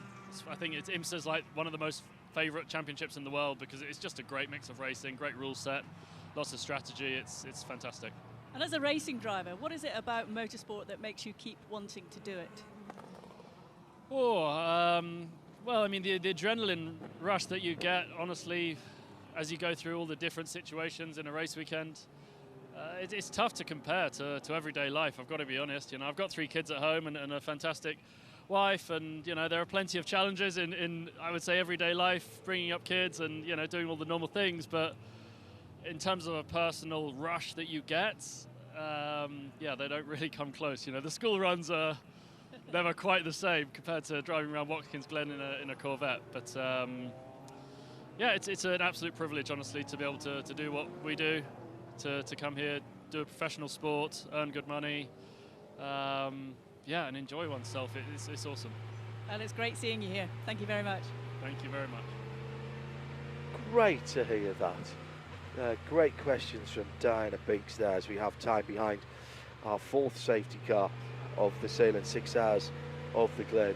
How fast is that school run? Yeah, Alexander Sims with 3 kids in the back. Wow. Yeah. Go on, faster, Dad. Whilst we're under the safety car, we can give you an update from Drew Adamson. We mentioned him earlier on the road trip. He's with Cisco Scaramuza, and Cisco did a 5-hour stint. Drew in for stint 2. Really bad fuel stop though. They managed to get on the wrong fuel pump and had to change. Then had to dig for Drew's specific USB cable, then got held up at the pit exit. Now, you see, if you're not calling the exit of the fuel station the pit exit, you're not a real sports car fan. But it need to be better on the next stop, like Sonny is. Well, it could be that there was a full course yellow though, so they've not been as Everybody's- penalised as bad as they would Yeah, have been because good there was point. traffic on the road there as Good well. point. Great to hear Cisco, one of the other guys in the iRacing production team, along with Drew Adamson and the rest of the gang. There's too many of them to name. They are a big team. But by the way, you think that these guys are, you know, coding nerds, computer nerds, etc. Well, yes, they are, and they're very good at what they do, and their attention to detail in terms of what they do. They sat down at the start of the IMSA Pro Series and plotted where the cameras were at Sebring for the real television coverage, and then did a camera plot for it. So that's the attention to detail they take into their job. But they are motor racing fans because we're chatting to them now. They're on a road trip. They're on their way back home. They're tuned in now, listening in to us on Sirius XM around the US. You could do that. I think it's 2:06 again this weekend if you are travelling around. Thanks to Sirius for the loan of the airwaves, which we get for every IMSA WeatherTech SportsCar Championship race. If you're not equipped, then use our player at IMSARadio.com or ask your smart device to play IMSA Radio. That's the thing to say nowadays, apparently. Smart device. Yeah. Play IMSA Radio on TuneIn. Oh, you were asking the car to do that the other day. Yeah, yeah, absolutely. It BB. is a smart device. BB2. In many senses of the world. Yeah, it's much smarter than me, that car, I tell you. And me. Yeah. If only I could have had that to do with my O-levels for me. Maybe I'd have turned out better and could have afforded one rather than having to borrow it. Roman Grosjean still leads. We're still behind this safety car for the clean-up for that nasty-looking accident between the number 5 Mustang sampling Porsche. So brain dead there for a moment. And it took off the Lone Star Racing AMG as well. I'm sure that'll be looked at by race control. There's might be a bit of barrier repair to do as well. So that might just keep us under yellow for a little while. Also the number 120 White Motorsport Porsche, that's the Sonny Hayes F1 movie car, the chip part racing machine that had at turn 9 went off and then continued, so it might have been an avoidance of that incident perhaps, or maybe something else entirely, but is at the moment sitting 16th in GTD at the moment, Tom Sargent at the wheel at the moment. Number 57 is back out again, sorry. The Winward Racing AMG is back out at the moment. Remember that car had front and rear damage. I think it was the rear damage, just clipping the spun car during the bad weather. That was the Rodrigo Sales PR1 Matheson Motorsport, the blue Oreca. And Indy Donshire has been installed in that car, which is an instant plug and play solution for performance. And Indy is 19th at the moment in GTD, and he is 8 laps down on making up a position on Scott Hargrove in the Forte Racing Lamborghini, which has also had some problems. Yeah, there's a chance for Winward Racing to make up a couple of positions before the flag. Depends what happens in front of them, of course. The field bunching up now. I think we've got back racing fairly soon. I think we might have a chance to. Well, you know, Indy Dunshir's going to go past the Wyatt Braycheck car, isn't he? The Lone Star Racing car, so he'll make up a position there. I think we've got a chance to take another pit lane report whilst we're still behind the Corvette safety car. Diana Binks on duty in the pit lane for us this weekend. Where are you, Di? I'm with Aston Martin, Heart of Racing, and I've got Raymond Anglers with us in the number 23 car. Just putting your cool suit back on because the temperature here has just risen. But how would you describe the race so far, Ramon? Yeah, it's been a bit hectic, obviously, with the weather. Dry, some rain, then dry again, rain again. So it's been this typical Watkins Glen cycle. But yeah, we're doing a good job. We're running the top 10. Pace seems okay, so just keep picking away and moving forward.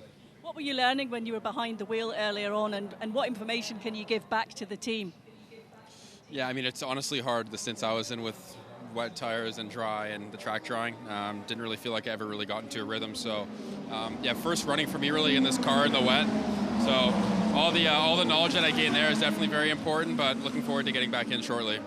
Is that why you're putting your cool suit back on? Or your cool vest, rather? Yeah, I'm putting my cool suit on because it's very hot. So yeah, just trying to keep my body temperature low before I get back in. Yeah, it's a very physical track, very physical race in general. So just doing what I can to be prepared for when I get back in. Yeah, I'm guessing you have to keep very hydrated for this one when you have to keep jumping in and out physically and mentally. Yeah, it's tough, and it's one of the tracks too, I feel like, that has the highest speeds, highest G-forces, so it's always tough. It's tough on the neck as well. It's me and Ross's first time here in a prototype, so definitely struggling in that department, but we're going to do what we can to have a strong finish. What's the feedback from Ross at the moment behind the wheel? Yeah, everything's going to plan. I think our race pace is actually quite good, so just trying to execute the stops, execute the driver change, and not make any mistakes, and here we are tonight.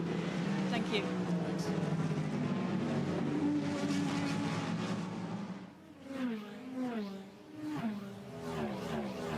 We went back to green flag racing, and by the way, we've got an instant responsibility drive-through as well. We'll get to that in a moment.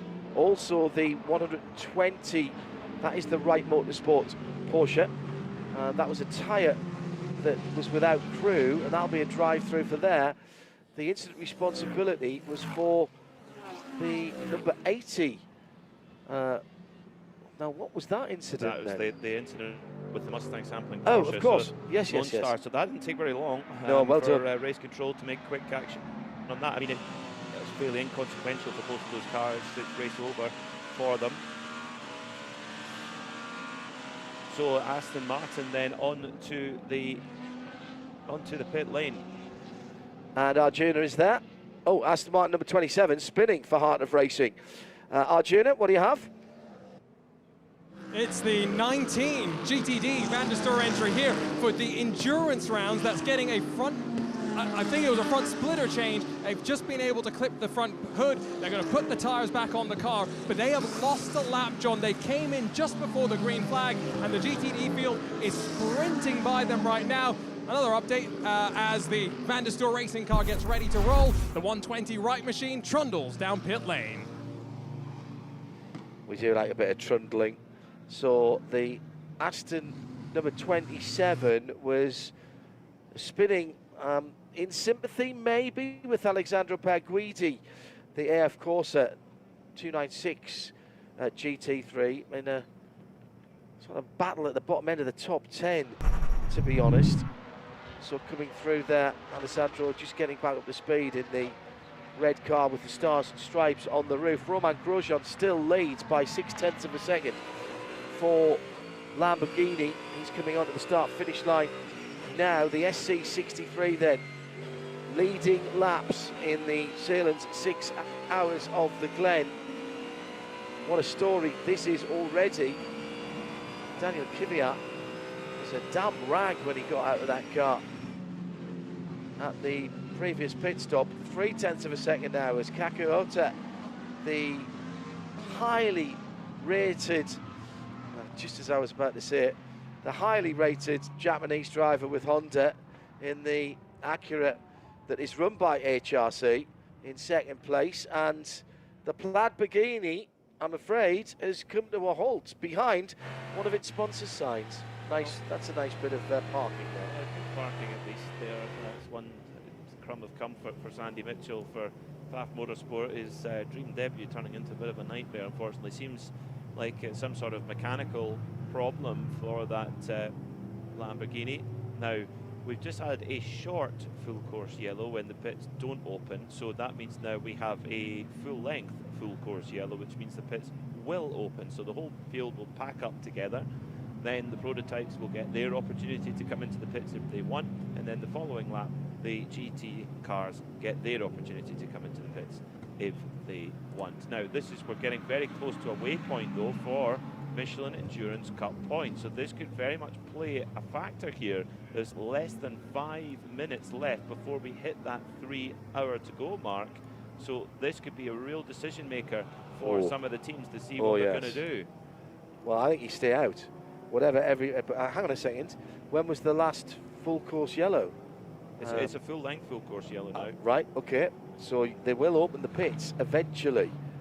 But we might get round to it before.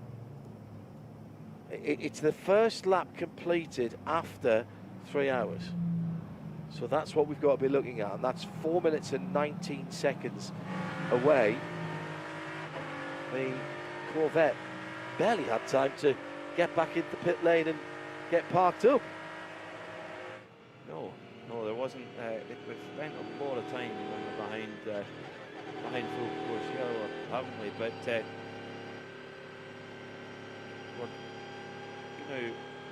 now we're being told that race control is reviewing the Aston Martin and Per Guidi Ferrari incident. We are now on our 5th full course yellow. Class leaders, Automobile Lamborghini Squadra Corsa. There you go. For Motorsports, Sebastian Alvarez leading in LMP2. Fred Vervish has worked the Rolex Daytona winning Ford Multimatic Motorsports number 65 Ford Mustang GT3 into the lead of GTD Pro, and it's Conquest Racing and Ben Tuck who is leading in GTD in another Ferrari 296. That class is Ferrari, BMW, Ferrari, Mercedes, Ferrari, Aston Martin, and almost run out of Ferrari. No, there's 2 more further down the field. I'll tell you what, before we get into the pit stop cycle, let's take a VP Racing in-race update. So it is Conquest in the 34 car, leading in GTD from Jake Walker and Turner Motorsport. Then Inception's Ferrari in 3rd for Fred Schandorf. Mikey Taylor in 4th for Courtois for the Mercedes number 32. Jason Hart for Triazzi's Ferrari, the 021 car. And in 6th position, Spencer Pumpelly for Magnus Racing in the Vantage. The best of the Bronze Cup cars is that Inception, Fred Schandorf driven number 70 car in 3rd place. In GTD Pro, the top 3, Ford Multimatic with the Mustang 65, Vassar Sullivan next up for Lexus RCF GT3, and number 14 car and Klaus Bachler for EO Racing in the Porsche LMP2. Sebastian Alvarez for Tower Motorsport, EO Racing Stain Cameron, Josh Bird for Riley. So that is 8, 99 and 7 for the top 3. Rasmus Lind now in the United Autosport number 22.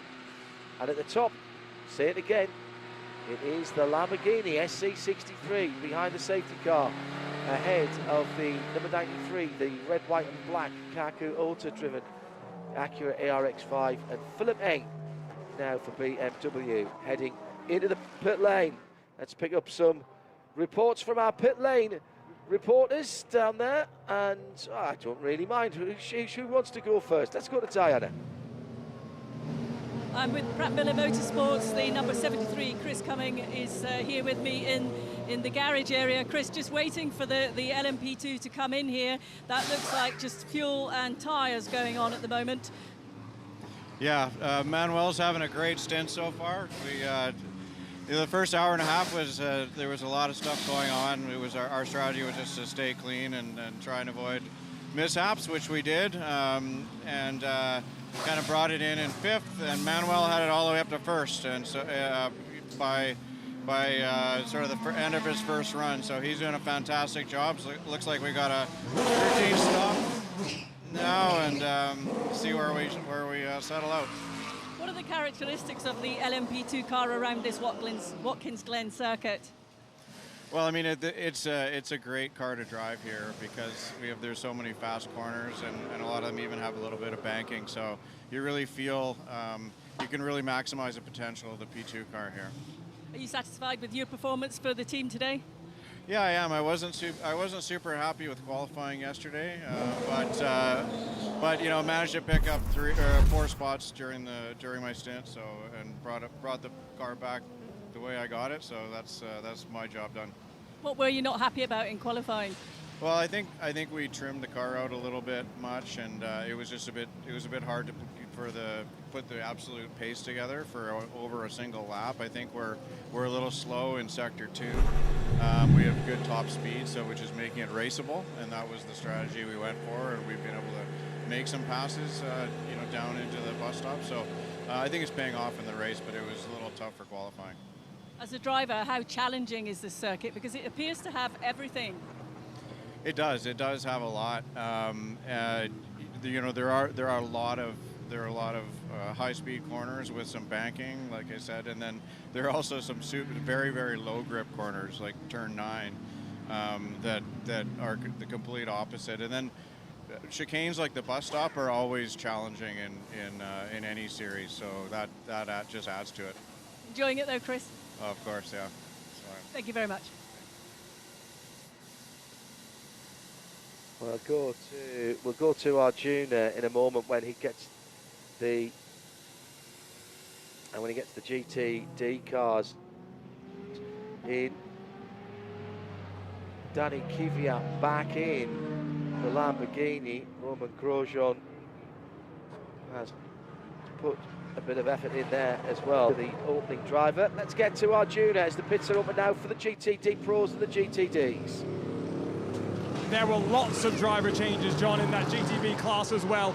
Knowing that the stints have been intense, but in GTD, knowing that the teams of 3 drivers, not expecting driver changes for them, and I'm not seeing any GTD Pro machines, with the exception of the Heart of Racing Aston Martin, making any driver changes. It's 4 Michelin tires. I'm watching the Paul Miller BMW, the number 48, that's got a little bit of grass and stuff mixed into the radiator. They don't clean it off, it fires off and away, but it's the Lexus that follows out the Corvette and the AO Racing Porsche at the end of pit lane.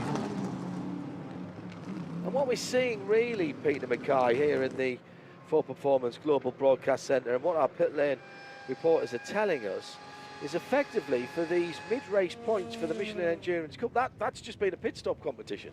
Pretty much, it has, yes, exactly that. And that pit stop competition in GTP has been won by Porsche Penske Motorsport, car number 6. How many times have we said that in the American Le Mans Series days with the Porsche RS Spiders? They were absolutely dynamite in the pits.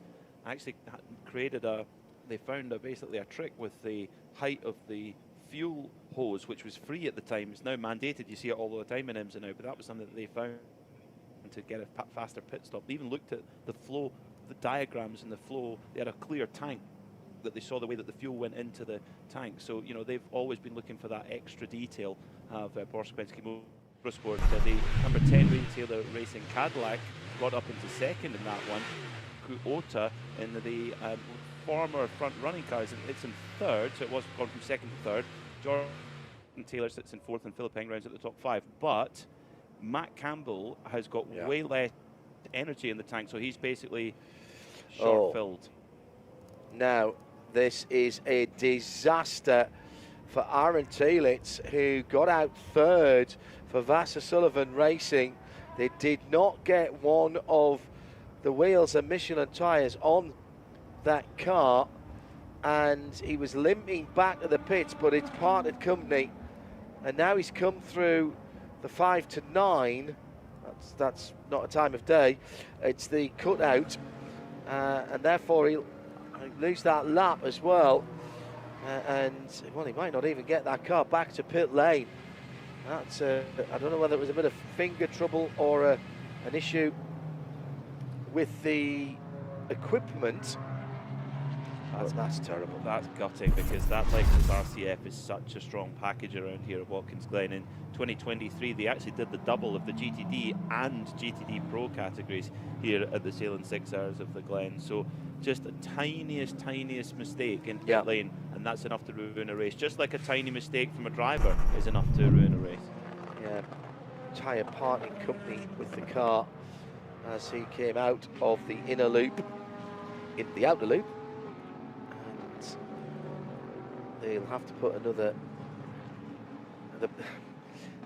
wheel and tyre on.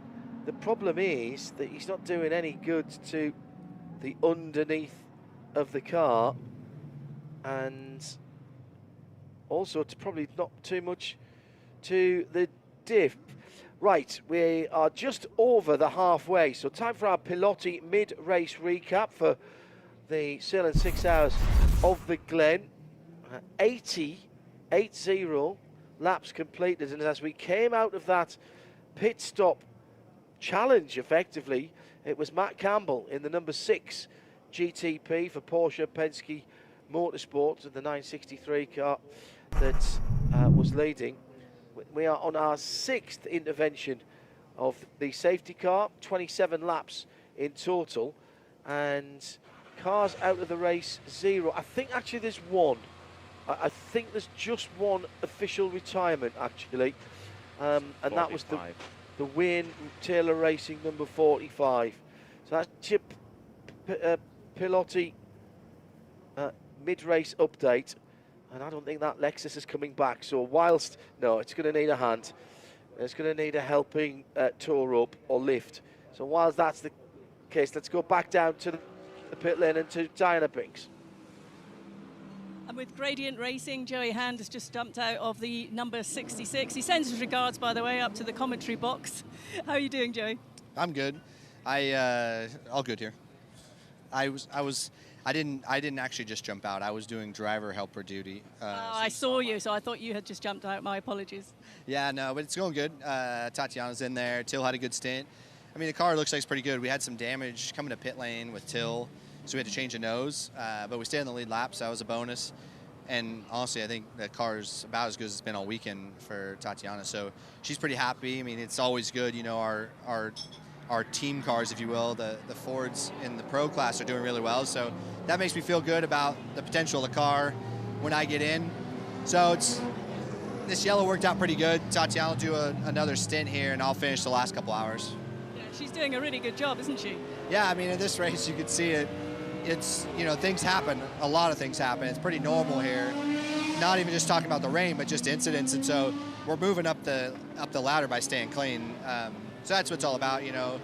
You got to stay clean the last couple hours here, especially just the last hour, and then it normally turns into a real fight. So I'm excited about it. Like I said, every car looks quick.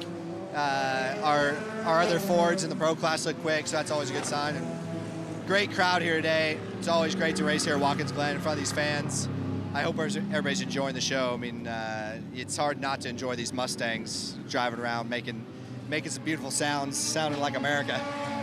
The good thing is we can always hear them coming into the pit lane. Yeah, that's true. Yeah, I mean, it's a cool car to drive, really great. I mean, so many people come up, so many fans come up and just want to see this car in person, and you know, it's always great to be one of the guys who gets to drive it. Okay. Thank you very much, Joey. You got it. Always a good interview, Joey Hand. So that number 14, Lexus RCF, Peter, needing the assistance of the AMR safety crew. Unfortunately, it does. Yeah, the loose wheel from the pit stop that wasn't fixed on properly parted company at the bus stop, and has made its way. Actually, made it away quite a long way around. Actually, gone all the way around the outer loop, then round the chute, and then eventually to the toe of the boot, and then it finally ran out of puff there. And I think also you don't want to damage the car too much as well. If you don't think you're going to be able to get it back without serious damage, sometimes it's better. I think he took the cut out, actually. Okay, right. Okay. Yeah, between 5 and 9. Okay, of course. Yeah, shall we say the calf of the boot? Stop with that now. I think we've pressed that analogy as far as we can. We've added the sole of the boot and the shin of the boot, Yeah, I think, and also on the toe, is the gravel trap on the toe of the boot, is that the toenails? Oh, stop it. Peter Mackay, ladies and gentlemen. I'll get my coat. Yeah. 2 hours and 50 minutes in. It's tickled Aaron, our producer in Concord. Thanks very much to all of our production crew, as ever. I mean, a really busy weekend with motorsport, as it always is for NASCAR Productions in their beautiful. Still got that new production centre smell up at Concord, North Carolina. Amazing place. Got to see that last year. Hopefully calling to see them at some stage before the end of the season as well. And two who are running cables, making sure that we're on the PA as well, making those link-ups. That's all got to be done. Takes a village. Ray, Rooftop Ray, is down at camera 1. I noticed this weekend. And also all of our camera operators who've had everything to deal with this weekend. Arjuna is down in the pit lane. Let's hear from some of the drivers. Yeah, Romain Grosjean has just talked to TV, so I won't hold him much longer. But Romain, you and I were just catching up. It doesn't sound like you've got any help for this heat in the car, and you're looking a bit physically drained right now. I'm absolutely cooked, and I know what I'm talking about when I say cooking, right? Yeah, it's hot in a Lambo. There's no lie about it. That's an issue we have. But hey, Riley Motorsport did a fantastic job on the strategy. Got me in at the right time. We led the race, and then I wasn't too shabby behind the wheel, keeping everyone behind. So I'm proud of that. More laps leading an IMSA race, I'll take them. And you and I were catching up before the race actually started, and we were talking about not being on track with the car since Sebring, but maybe not having the chance to develop it so much. But you've clearly got something out there. Best finish of 12th so far this year, but running up front, that must feel pretty good. Yeah, it felt good. It felt good. We were very fast on the rain in the slicks, so that was good. Struggled a bit on the wet, but as I say, on the slicks here, it was literally every lap was a quali lap. I'm pretty sure that behind it was saving more energies, but it doesn't matter. I wanted to keep the lead and make sure that we showed the great color of Lamborghini at the front. Quick break and you'll be back in the car at the end, or are you done now? Yeah, I think I've got to go back later, even though I don't want to think about it right now. Thanks, Roman. Roman wilted. Great to hear his voice. Great to hear his voice. And he's really slotted into this new challenge for him in sports car racing. It can't be easy to have that interrupted program, Peter, where they've been in the car and then not for a while, and there's not the resource for Lamborghini right now to go testing all the time. One of the reasons they're not in the FIA World Endurance Championship, the mandate is run 2 cars, and they didn't feel as though they could run 2 cars to the level that championship demanded, and preferred to do a bit of development and continue to race at IMSA. That's totally fair enough, and that's, I think, what the IMSA Michelin Endurance Cup brings, is that opportunity to go and do some major events, have a go at taking on some of the biggest endurance races in the world. To win a Rolex 24 at Daytona, to win a Mobil 1 12 Hours of Sebring. These are events that are truly intertwined in the fabric of sports car racing. Have been, Sebring since the 1950s, Daytona since the 1960s. Then even Petit Le Mans, which has been around for just over 25 years, it's already part of the fabric. If you win Petit at the end of the season, you go into the winter with your chin up and your shoulders back. One of the great gifts of many that Dr. Don Paynos gave sports car racing was Petit Le Mans, and not only has that very, very quickly, even in its early years, did that develop into a blue ribbon race and a race of real character. The 10 hours or 1,000 miles now, it is the 1,000 miles nowadays, but it immediately had a character of its own because of the circuit that it was on. But of course, it also spawned the American Le Mans Series, which, along with Grand Am, has become what we have now in the IMSA WeatherTech SportsCar Championship and the associated races around it. Look, this weekend has been a festival of sports car racing with the Porsches, the Lamborghinis, the Michelin Pilot Challenge, and of course here with the middle Michelin Endurance Cup race of the season, still Indianapolis and Petite to come. The battle on the bricks. Hang on a second. A car has risen from the ashes. TDS will have to be called Phoenix. Oh, we've been talking about Phoenix at the Nürburgring PHX nowadays. The number 11 TDS Oreca is back out after being. I thought they would struggle to race that chassis ever again. Never mind get it fixed up and out the day after a huge incident that ripped the left front corner asunder and popped the windscreen out, which I've never ever seen on a Oreca prototype before. Intact, in fairness. Yeah, it just popped out. Yeah, bizarre. That was a big incident. Well played to TDS in getting that fitted back together again. On the track, 108 Fahrenheit is 42 Celsius. In the air, it's 31 Celsius.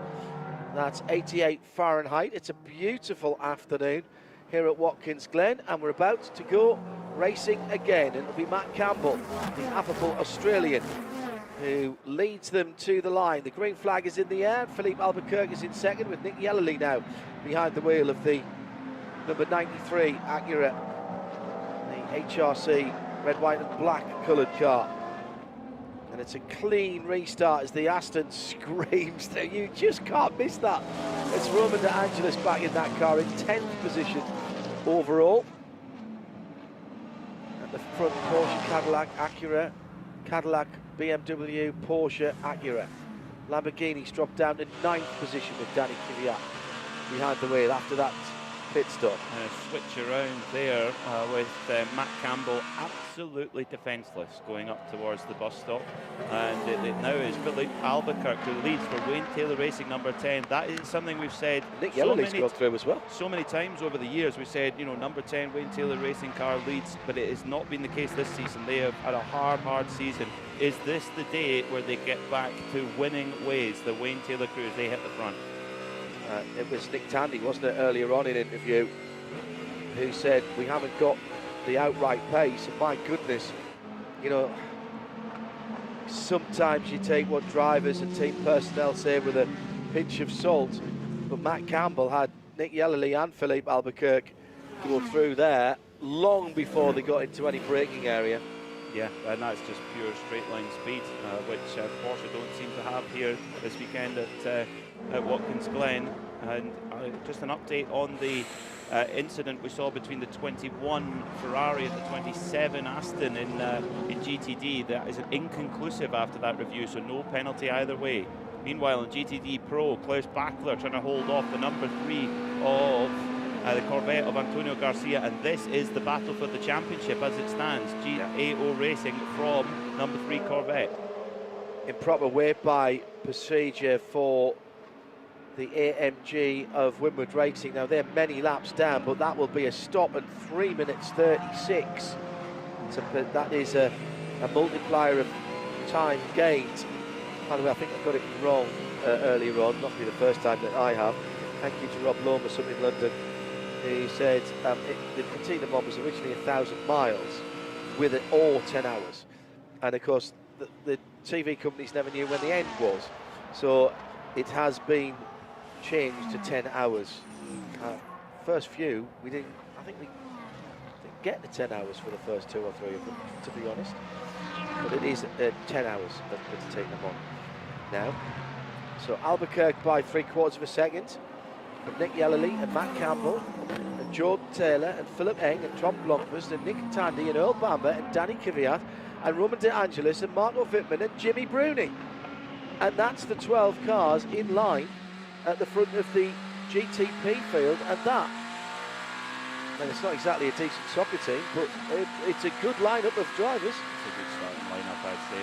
Yeah. Well, Jimmy Bruni at 12, I think you'd have to have him in the starting lineup. He wouldn't be happy being substituted. So I think he's more outside centre there. That's a rugby position. Okay. Yeah, all right. He'd be a feisty rugby player, Jimmy Bruni.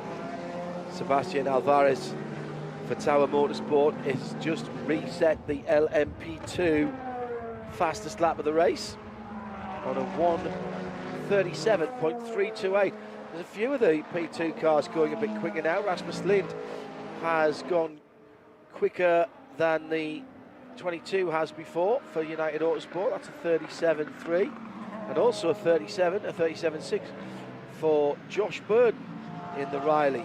As we settle down into hopefully a bit of more green flag racing, we'll do a VP Racing update once we've heard from Pietro Fittipaldi, who's with our journey. He's part of the Pratt & Miller number 73 crew. Great to see the team step up to LMP2.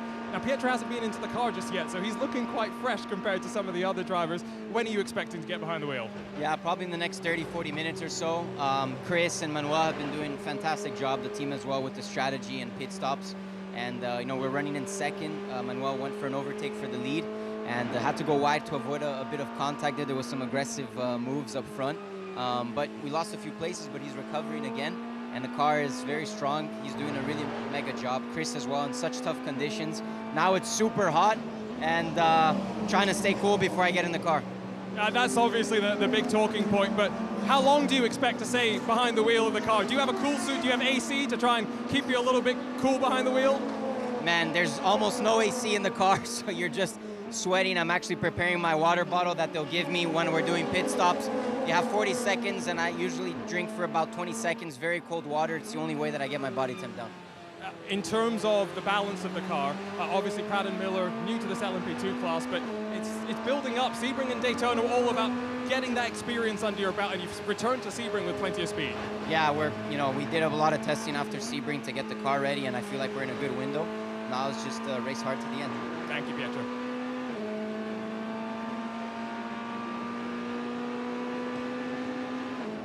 Arjuna Kankapati down in the pit lane, and back to the pit lane for the three-wheeler from a little while ago. That was the RCF Lexus, the number 14, the Pro car with the red number back, red number backing.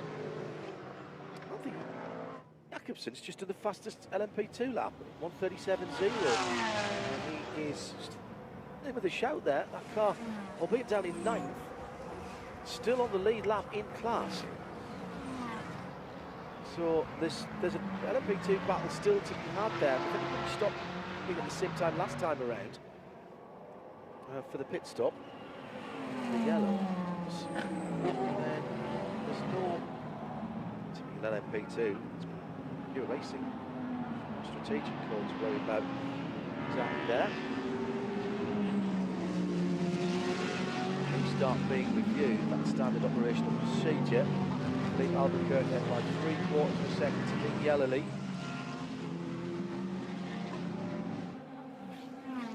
Now, hearing that the TDS car, which had been repaired, went out and done a few laps back in the pit lane now, with the door open. It's not that long, Peter, before the LMP2s are headline act, of course, at the Canadian Tire Motorsport Park, and it might be that they just rebuilt that and are using this as a bit of additional shakedown test time. Potentially, yeah. And not a bad idea. Not a bad idea at all. And actually, I would think setup-wise, the setup here at Watkins Glen could transfer across the Canadian Tire Motorsport Park. It's a perfect car for that circuit. It's a corner speed car, and you can really lean on the aerodynamics of it. It's got fantastic aerodynamic performance, and through turn 1, the really fast turn 1, fast turn 2, that is a turn 8 round the back of the circuit. Some great places to get the real adrenaline rush of an LMP2 prototype. You never saw the old LMS cars I around heard there. the stories. Oh yeah. my Roman goodness Duma me. and Timo Bernhard told me stories about the 2008 spec Porsche RS Spider, how you were flat through turn 1, flat through turn 2 and only a little breathe off for turn 3. Yeah. Flat through turn 8. Yeah, end of the Andretti straight, which isn't a straight. Flat through turn 8. Makes your eyes twitch. Oh yeah. Peter Mackay and John Hindhoff. Hello there. Good to have your company. Wherever you're joining us from. Have you been with us the whole time, or you're just jumping in now? We don't mind. Missed a cracking first half. About half an hour into the second half of this race. 2:35 to go. So just under a standard IMSA race, 2:40. You don't have too many of those nowadays. We talk about that as our standard length race. But I think we've only had one of those in the first half of the season. Yeah, and well, we're going to have one now, and it would be impossible to summarise all of the storylines so far with the rain that came in and then how quickly it dried up. It's just remarkable. But it was tipped at the beginning of the race that it would be the Acuras and the Cadillacs that would be forging to the front, and as the heat's gone up, much more mimicking the conditions we saw in qualifying yesterday, of course. 42 degrees Celsius track temperature, 108 Fahrenheit. We're now seeing 2 Cadillacs in the top 3, both from Wayne Taylor Racing, and Acura Meyer-Shank Racing's number 93 car. Now, a point on Wayne Taylor Racing, we touched on how it's not been their year at all. They had a horrible time at Le Mans. It's just not been their year.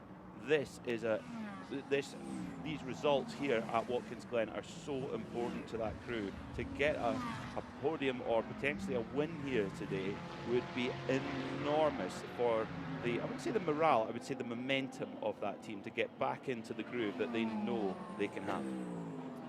Klaus Bachler and Rexy being ganged up on by 2 Paul Miller Racing BMWs, which are right back in the fight. Max Hezzer, BMW Works driver, and Neil Verhagen, see above comment, have fought back from problems and penalties earlier on. Our Porsche keys to the race was no penalties, but with the number of safety cars, that somewhat helped out anybody who had a whoopsie earlier on, and has brought the field back together again. In for Matt Campbell. Yeah, so this, remember, in the previous pit stop, Matt Campbell, the previous full course caution, excuse me, the number 6 Porsche Penske Motorsport car that Matt Campbell's driving won that race off pit road. Yeah. But it won that race off pit road because it spent way less time at the fuel pump. So this is it coming back now. So they're back timing to the end of the race, I'm sure of it. Let's go down to Arjuna pit lane, and some news about that TDS car. I was surprised to see it go out, Arjuna, because I wasn't sure that car would ever race ever again, never mind the same day. And I think that was kind of the thought process down at the team as well. Let's go do a couple of laps, shake the machine down, see what the extent of the remaining damage is. But it sounds like they're in communication with race control right now, going through the procedure to withdraw the car. It will be pulled behind the wall in the next couple of minutes. Arjuna Counterparty working the pit lane with Dinah Binks this weekend. And it's Peter Mackay and John Hindhoff in the Ford Performance Global Broadcast Centre, with still plenty of racing to go here, Peter. And I've got to say, this is swinging back and forth like a pendulum at the moment. I can't honestly say who's going to have the advantage of Cadillac, Acura, BMW, Porsche, Lamborghini, and Aston Martin Valkyrie. They're 90 seconds off the lead at the moment, so just under a lap back, but that's been a good, quiet, uneventful run. No, they're only 10 seconds. Oh, excuse me, yes. That's their lap time. That's, yeah, you're right, so yeah. No, they're only 10 seconds for the Aston Martin Valkyrie, sitting in 9th at the moment. But in GTD Pro, you mentioned that swing in momentum back and forth. It's definitely the same there, because we've seen Ford up the front with the 65 Mustang. We've seen AO Racing fighting in their Porsche in the 77 car. It's now Antonio Garcia in the lead in the number 3 Corvette racing machine, which he took over from Alexander Sims. Now they are sitting a very close second behind AO in the championship, despite not having won a race so far this season. They've just been super consistent all the way through. That can often be the way to go. There's a huge group of cars just coming down, coming up rather, to the top of the hill, being led by the number 3 Corvette, Antonio Garcia, who's leading the GPD Pro, and the whole field is behind him, and Philippe Albuquerque is cutting his way through that as the leader of the race. That's going to get, as you might say, a bit fruity. Could be. Yeah, and Philippe Albuquerque, he'll be up for this one. He's a winner, and he will not be satisfied at all with the results that have come his way so far this season, and he's determined to set that right in that number 10 Wayne Taylor Racing Cadillac, the crew that he's been with for so many years now, alongside Ricky Taylor. They are quite the partnership. But if they're to do that, they're going to have to fight off the informed team, I would say. Of course, coming out of Detroit with a big win, the number 93, Nick Yellowly and Renke van de Zande, and Yellowly putting Albuquerque under pressure as they dice their way through the traffic. And that is the key to this. You've got to know where you've got the advantage. Nick Yellowly in that number 93 with the red, white and black colour scheme, trying to chase down the Cadillac V-Series R of Philippe Albuquerque. The number 10 car, blue and black. Their second car is Jordan Taylor, and that is only a further second and a half back coming through the traffic, and that'll ebb and flow as well. That's the slightly lighter coloured car heading through the outer loop now, this battle for the lead down that little short chute towards the tricky downhill braking area at turn number 6. Oh, in fact, actually, my apologies, they're heading into the inner loop now. The bus stop, it was put in there in 1992 to slow the speeds down, because that was when GTP, the original GTP, hit its most hedonistic era with the big ground effect prototypes, huge turbocharged power, and they had to calm it down because they were carrying so much speed into the outer loop. Nick Tandy looking at the back of Earl Bamber's number 31 Whelen Cadillac. They dropped all the way at the back in that number 31 car, fighting their way through halfway up the GTP field. We'll keep an eye on the battles on the track. It's time once again to hear from some of the protagonists, and we'll go back to Arjuna. I'm down at the Ford Multimatic camp with Christopher Mies, who's relaxing a little bit as he gets ready to jump back in before the end of the race. Chris, you and I caught up a couple of days ago, and we were talking about the development of this car compared to last year and just how strong it's been. Second on the road right now. Feeling confident about jumping back in? Yeah, sure. I mean, the beginning was quite intense with the rain and the full wet and stuff. So we were racing pretty hard. Got hit by the BMW 48 once again. So they seem to like our car a lot. I mean, every race they are trying to bump into us. So yeah, it's a bit frustrating to always have contact because everyone else is trying to do a clean race. But nevertheless, car is good. It's a lot of fun to drive around there. It's still 2 hours to go, so a long race still ahead. Today's been about the cool conditions with the rain at the start, but also heating up as the day has gone on. I know that the Ford crew came and tested here a couple of weeks ago. Do you feel like you got what you needed to from that test to set yourself up for this weekend? Yeah, obviously testing helps, right? So we are much better sorted than last year, even though I haven't been here, but Mike has been here and he says the car is a lot better than last year. So obviously our learning curve is quite steep. We're still learning. I think now the car is as good as we never had before. So like FP1, FP2, we really struggled qualifying. The car was really good, but I messed up, ran wide in T8 and lost some time. So we could have probably qualified between 3 and 5. So this was on me. Yeah, but this happens sometimes, and now in the race the car really comes alive. That's pretty good. You're looking quite fresh for someone who's done 200 bit hours in the car already. Do you guys have AC cool suits that keep you calm during the stints? We don't have a cool suit. We do have AC, but it looks like it's failing. I already reported in the first stint that it feels quite hot in the car, which is unusual with the AC on, and even Freddie now, he reported the same, and the engineers checked if it's still running, and it is running, but it's only hot air coming out, and it feels really hot, so I don't know if it turned into a heating, but yeah, right now it's bloody hot inside. sounds like it might even be worse. Thanks, Chris. Chris Mees there, and apologies for the language in that interview with Arjuna.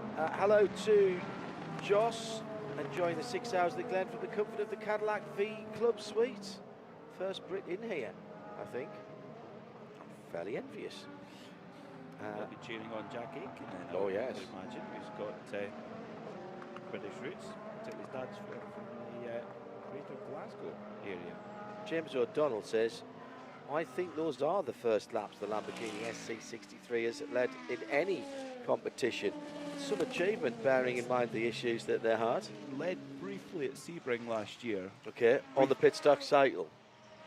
Briefly, yeah.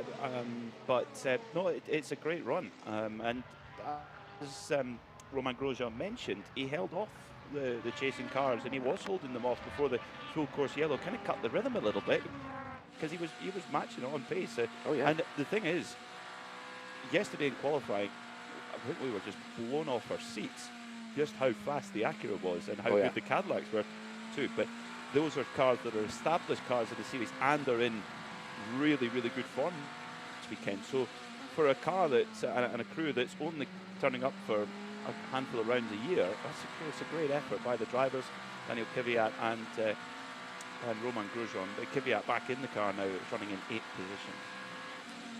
Yeah, he sort of didn't get off to the best start when their test car had an issue, and they lost the first test car, and that cost them an awful lot of time on the track. And I think they probably went into that first season with a package that wasn't quite where they wanted to be, possibly even a little compromise, because they had to make some decisions without really having done the mileage that they wanted to. But great to have the Lamborghini name back in top flight sports car racing.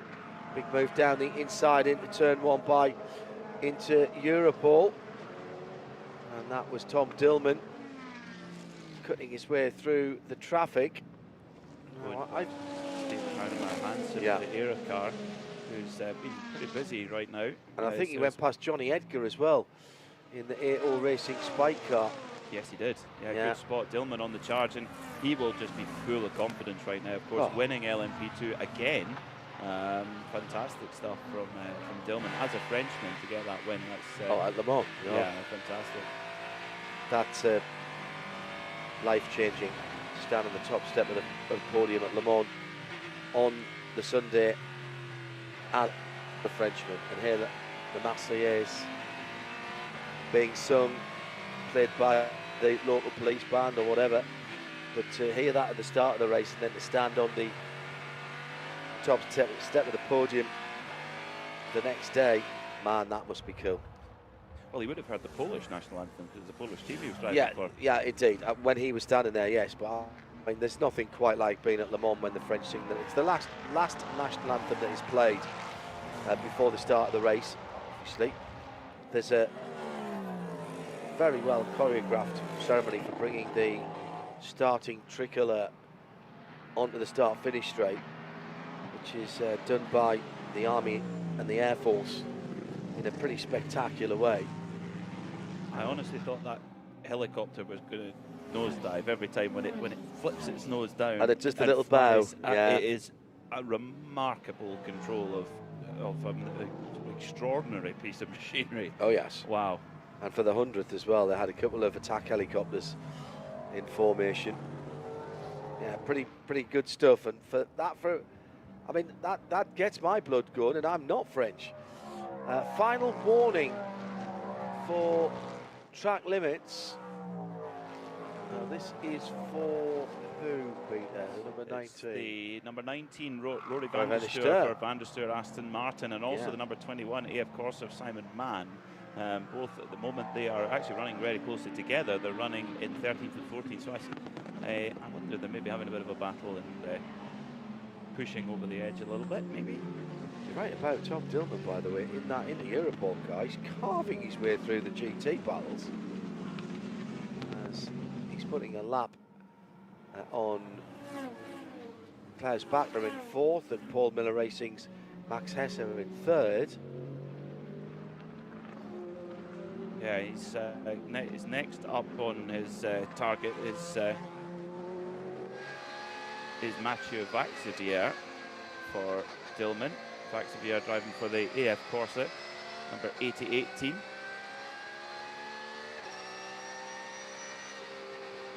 Now, they're just waiting for them to come through. There's a bit of a gap opened up actually between the 73 Pratt Miller and the number 88 AF Corse machine. Then they come through. Yeah, there's about 20 seconds between them, strangely. So it's been a bit of a split in LMP2. Interesting. Tandy not making any progress in the car. Philippe Nasser had a great start from 7th. That's where the car is now.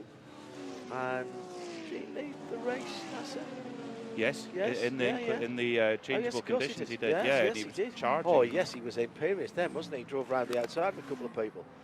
That was a tremendous move. Well, how did I forget that so quickly? Nick not getting the performance out there. In fairness, he's in behind Earl Bamber, who's not hanging about. His old Le Mans teammate when they won on debut in the top category in 2015, and now rivals on track. Do you remember that? There was people pointing a finger and sneering. Why are you bringing GT drivers into a prototype class? And an F1 driver who's never been on a podium. Yeah. He turned out to be quite handy, Nico Hülkenberg. Yeah, first serving F1 driver to compete in Le Mans for a long time, and he only went and won it. There you go. There you go. He maybe should have stuck with it, and Porsche maybe should have brought him on board. But yeah, they did all right out of that program. It was the kind of the catalyst for the success, the steamrolling success that went on after that. So let's put ourselves in context. Did you find those points, by the way? Yes, of course, the Michelin Endurance Cup points. I don't know if they've come through yet. I have the order as it was after 3 hours. Let's see, because the points are awarded after 3 hours. Then there is another tranche of points handed out at the end of the race. This is just for the IMSA Michelin Endurance Cup, though, we must add. It's not for the overall championship. It hasn't come up on the Alcanel cloud yet, but I am watching it like a hawk. So we'll confirm that as soon as we have. But effectively, it was under full course yellow, and there was a pit stop race effectively to do that. That's why the number 6 Porsche Penske Motorsport car of Matt Campbell went to the front when they short filled that car. Tandy in the pits for Porsche Penske Motorsport. Now, I'll just have to refresh my screen to see if that was on time. It's not very helpful. Well, no, everybody's on the same. So Nick Tandy then in the pits for the 5th time. Yeah, he's a little bit. He didn't need to pit for energy, I don't think, to fill the car up. So that's an interesting one there for Porsche Penske Motorsport. They may well be back timing to the end of the race. There's 2 hours and 17 minutes to go. So potentially Porsche Penske Motorsport throwing the dice here, maybe hoping for some full course cautions to get them ahead of the game. Yeah, filling up with fuel now. A relatively quick pit stop, I would wager there for Nick Tandy. So I think playing a few cars, because pace-wise, clearly the Porsche 963s that were so dominant at the start of the season, they've got no pace this weekend at Watkins Glen. So if you don't have the pace, well, think of the BDO No Strategy Award. Yeah. You've got to just throw the dice and see if it comes up double sixes. 100 laps completed for the field. The front of it at least. 2 hours and a quarter still to go. And Earl Bamber's coming at the pit lane as well. And Nick Tandy stayed in. So 40 seconds down the pit lane. So that's a very quick pit stop then, because there's about So that was 30 fuel, seconds. wasn't it? Well, yeah, probably will be. Yeah, just a quick splash and go, and then hope for a full course caution where they come in, have less time at the pump, and then can throw new Michelin tyres on when everyone else is as well. Interesting. Earl Bamber mirrors what the number 7 Porsche Penske Motorsport crew. So Cadillac Whelen Engineering, they are deciding to go the Penske route as well. They're just mirroring what the number 7 Porsche crew have done, and seeing if that is the correct strategical way. Unless there's any car that's off that we've not seen, but there's nothing on our time screen or anything like that. So it is a strategical play by the looks of things from those two crews to back time to the end of the race with 2 hours and 15 minutes remaining. And LMP2 is very, very tight at the moment. Just 0.4 of a second between Tower Motorsport number 8 and 22 United Autosport. Then in GTD Pro, see above comment, as you say, John. Antonio Garcia in the Corvette, leading from the Ford Mustang 1.5. Corvette versus Mustang. This is the battle. And then heroic effort from Klaus Bachler. He's sitting there in 4th, but right up, all of a sudden, up into 3rd. Paul Miller Racing, Max Hesse. What a day this could be for BMW. How have they done that? They had a stop plus 60. That's witchcraft. Yeah. That's definitely a front runner for the GT class for the BDO No Strategy Award. There's been safety cars for sure, but you've got to use them to your advantage. So, yeah, I agree. Now we've got our first drive-through penalty for track limits. Car number 32, that's the Korthoff Mercedes, the red car. Daniel Morad on board right now in 15th in class, and a drive-through penalty will drop him even further down the order than that. Just a note that in GTD, as we do another VP update, Vassar Sullivan Racing Lexus RCF GT3 is leading now with Parker Thompson behind the wheel. Oh, and a spin for the BMW number 25. That's the 7th place car of Marco Wittmann. And it's at the outer loop, and that's full course yellow. There must be damage on that car. Now, that is very, very fast through there. That is done, and I think that's why. That is our 6th full course yellow. So it's turn 6. Sorry, it's actually at the chute. Yeah. Yeah. But it is a very fast entry in there. 155 miles an hour when they hit the brakes, and apex at 90 miles an hour. So it is fast, but that's before the chute. No, that is the outer loop. You're right. It came up on our timing screen as turn 6, but it's not. It's the outer, and incredibly, he's driving that car away. He's driving the car away. Wow. Just incredible. Coming through traffic and chasing through there. One of the Acuras, the 93 Acura. So he just lost a lap. Yes, he just lost a lap to 93, and there was contact. Quite stout contact, actually. Bit of a tangle, I think, with the Aston Martin in there as well, the Heart of Racing car. That's a shame for BMW M Team RLL. Their sister car is up in 4th with Philip Eng on board at the moment. Not exactly sure how the number 25, Marco Wittmann, I have no idea how he's been able to drive that away. No. That is incredible. This is a prototype, and they build them down to as light as they can make them, and I know that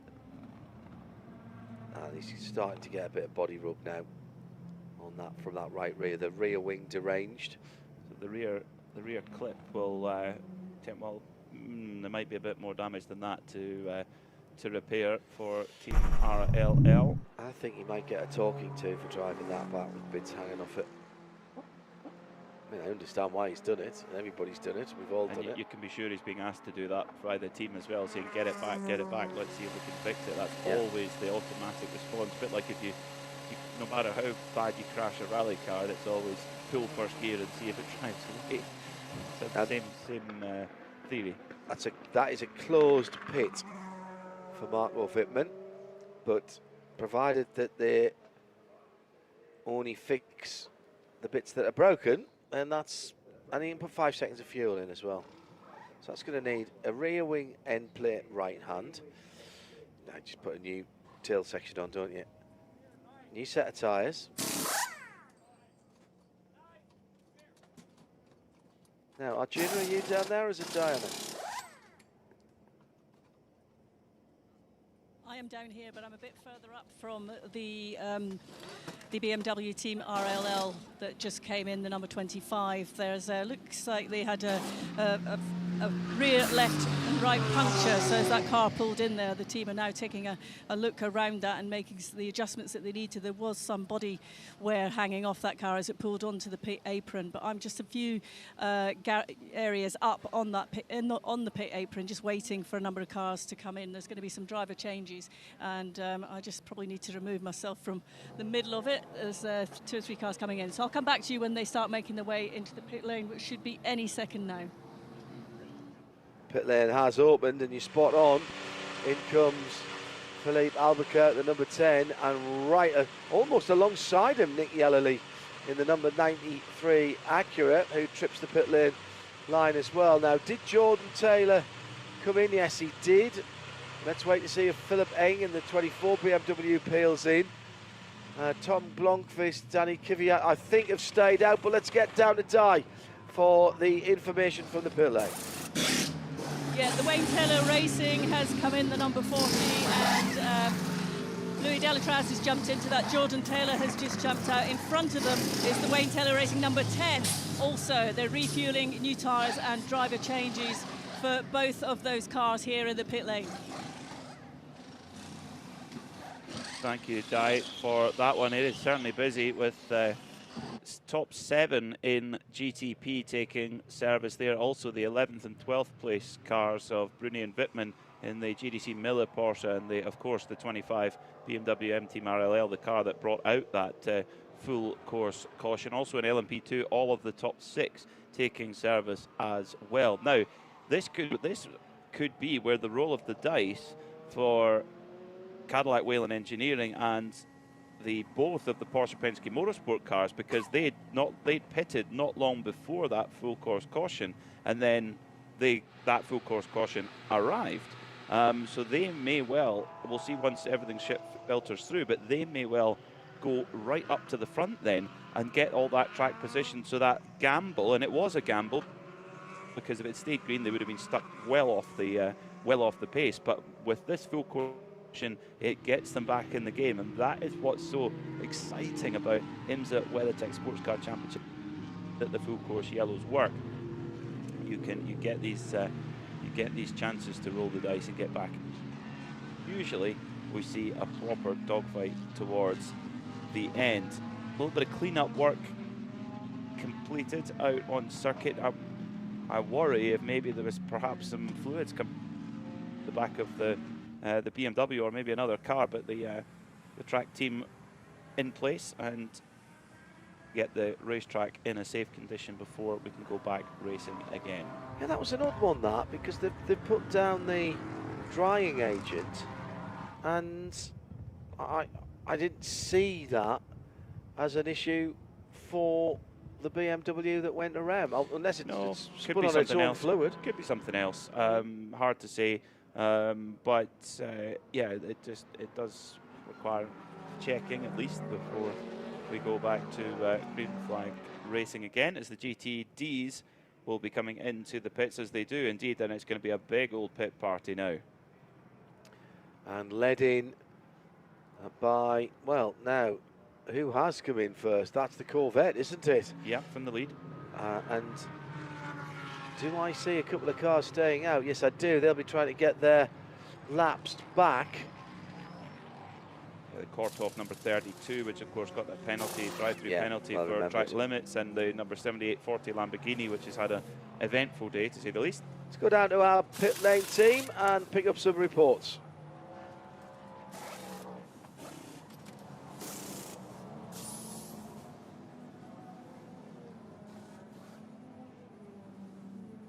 Well, we can hear the rattle guns going off there as the tyres are changed. what we got left on the clock, Peter. This is going to be crucial for counting back just over 2 hours. Well, for a GTD car, this could be perfect timing. One more stop, isn't it? Yeah, with a bit of full course caution, which by the law of averages, I think you're probably going to get. But right now, it'd be very tight to make it home on just one more stop in the GTD category. But you know that's what they'll. Yeah, exactly. The full course caution could go on for a while, and so we could hear a lot of. We could hear a lot of drivers lifting and coasting, trying to use as little fuel as possible.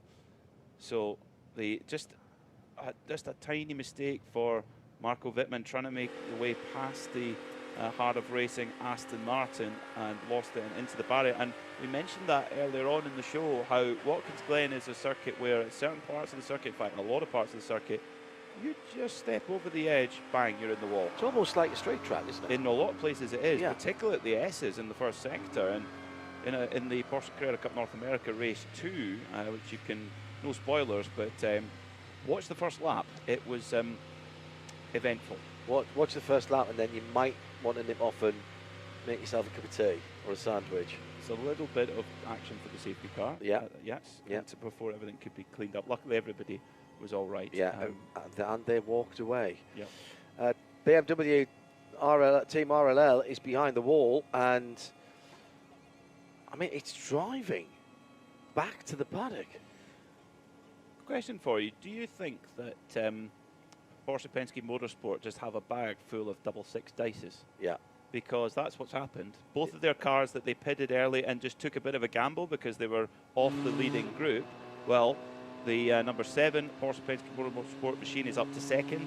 Matt Campbell in the sister number 6 car is in third, and El Bamber for Cadillac Whelen Engineering is now in the lead of the race in the number 31 machine.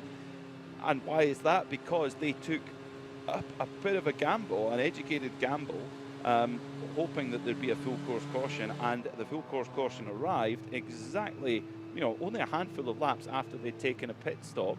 And because they'd already done their pit work, when everybody else came into the pits, they filtered up to the front. So great strategy work from Cadillac Whelen Engineering and indeed Porsche Penske Motorsport, two early front runners for our BDO Nose Strategy Awards.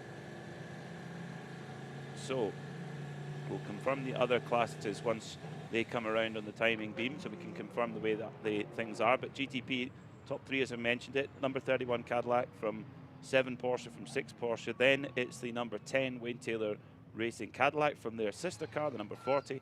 And then it's Nick Yellowly, car number 93, Acura Meyershank Racing. Ahead of its sister car, the 60 is Rexy the Dinosaur, hits its marks now.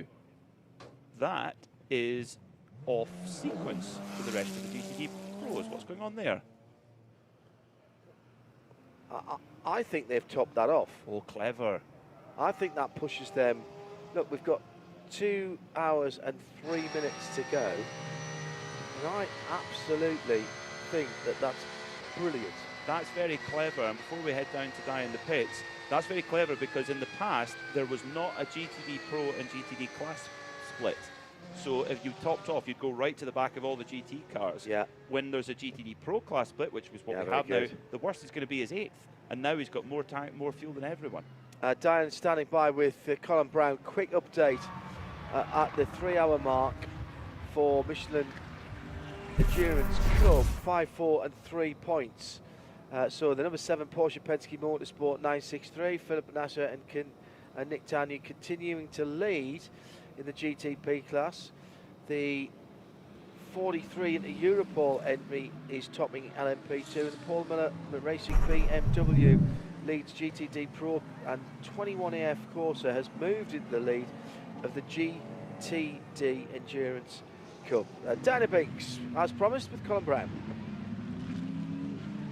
Thank you very much. Yes, from the Meyershank number 60. Colin, what are your thoughts and feelings of how things are going so far today? It's been tough at the start of the race, we know, and everything has just changed dramatically going into the last few hours. Yeah, interesting. I mean, it's IMSA racing, right? So you never can plan it all out. But yeah, for me, tough start to the race for sure. I had no wiper for all of that.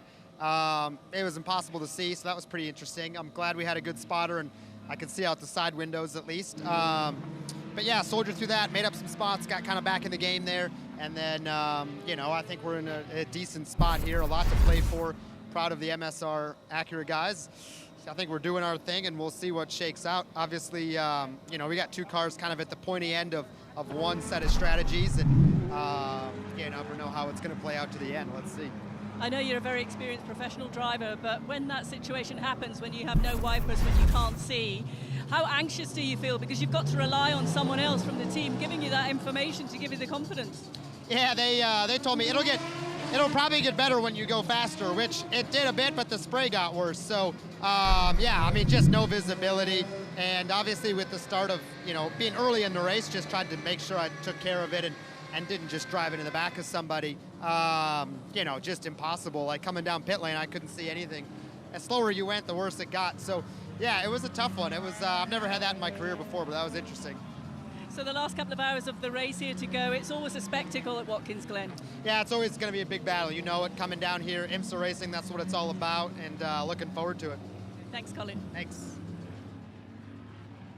Another really thoughtful driver.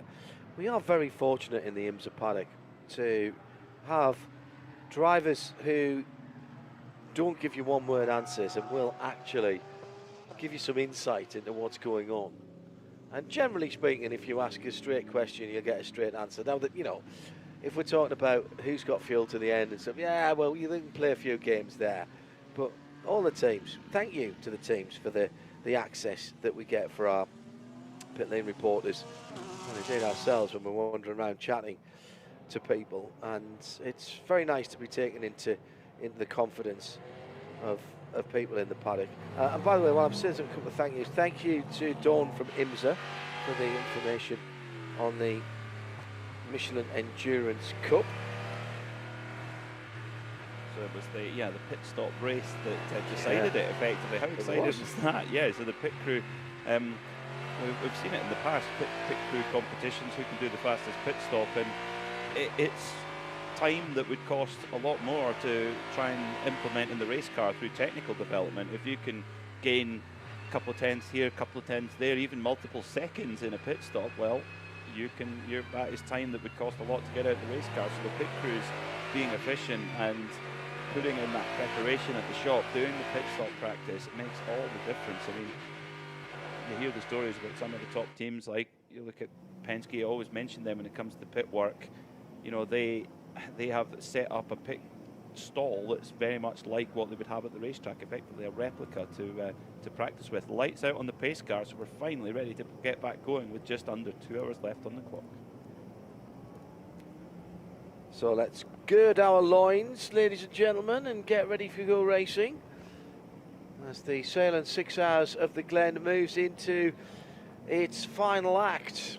2 hours, or just under that in the last third then, and it is Earl Bamber, another new car leading the race in the number 31 Whelen Cadillac. Nick Tandy is in second. How does he keep doing this?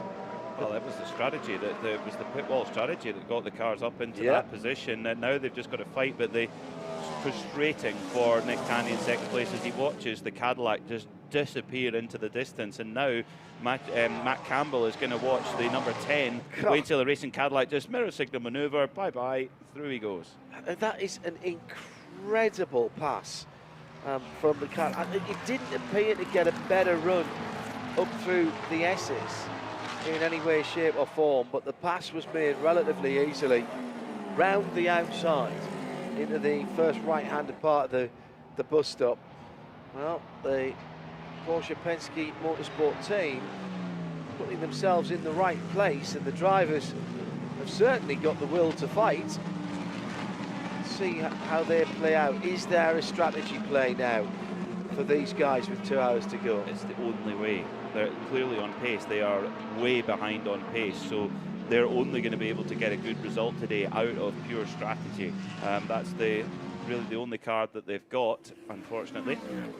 The cars being worked on outside of the pit boxes, so they will get drive through. One was the BMW number 25, so that one's somewhat moot at the moment because we saw it driving behind the wall.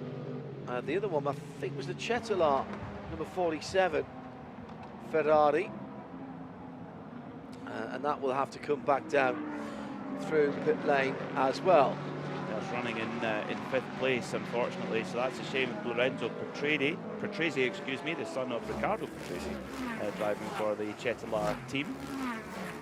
So that is a shame. That will promote Matt Bell in the AWA Corvette up into 5th in category, but it's Jack Hawksworth who leads the way in GTD. He's just taken that car over from his teammate, and Martin Thompson had worked his way to the front. Charlie Eastwood for DXDT in 2nd, and Ollie Milroy for Inception, their Ferrari in 3rd.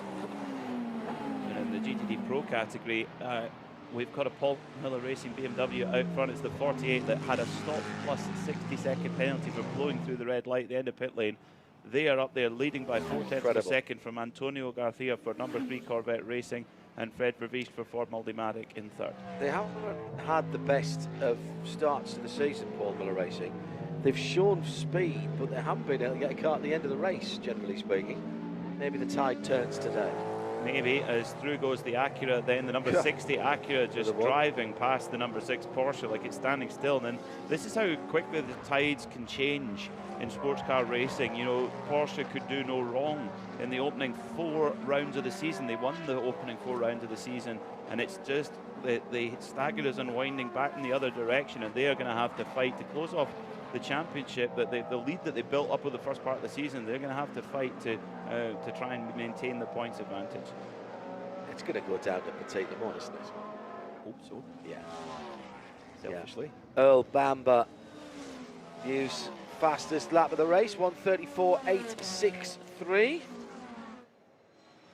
Still a wee bit to go to get down to the Jack Aitken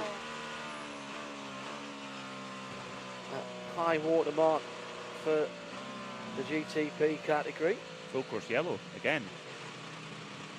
And that is for an incident down at turn number 6. Again, it's the outer loop once again, and it'll be a short yellow.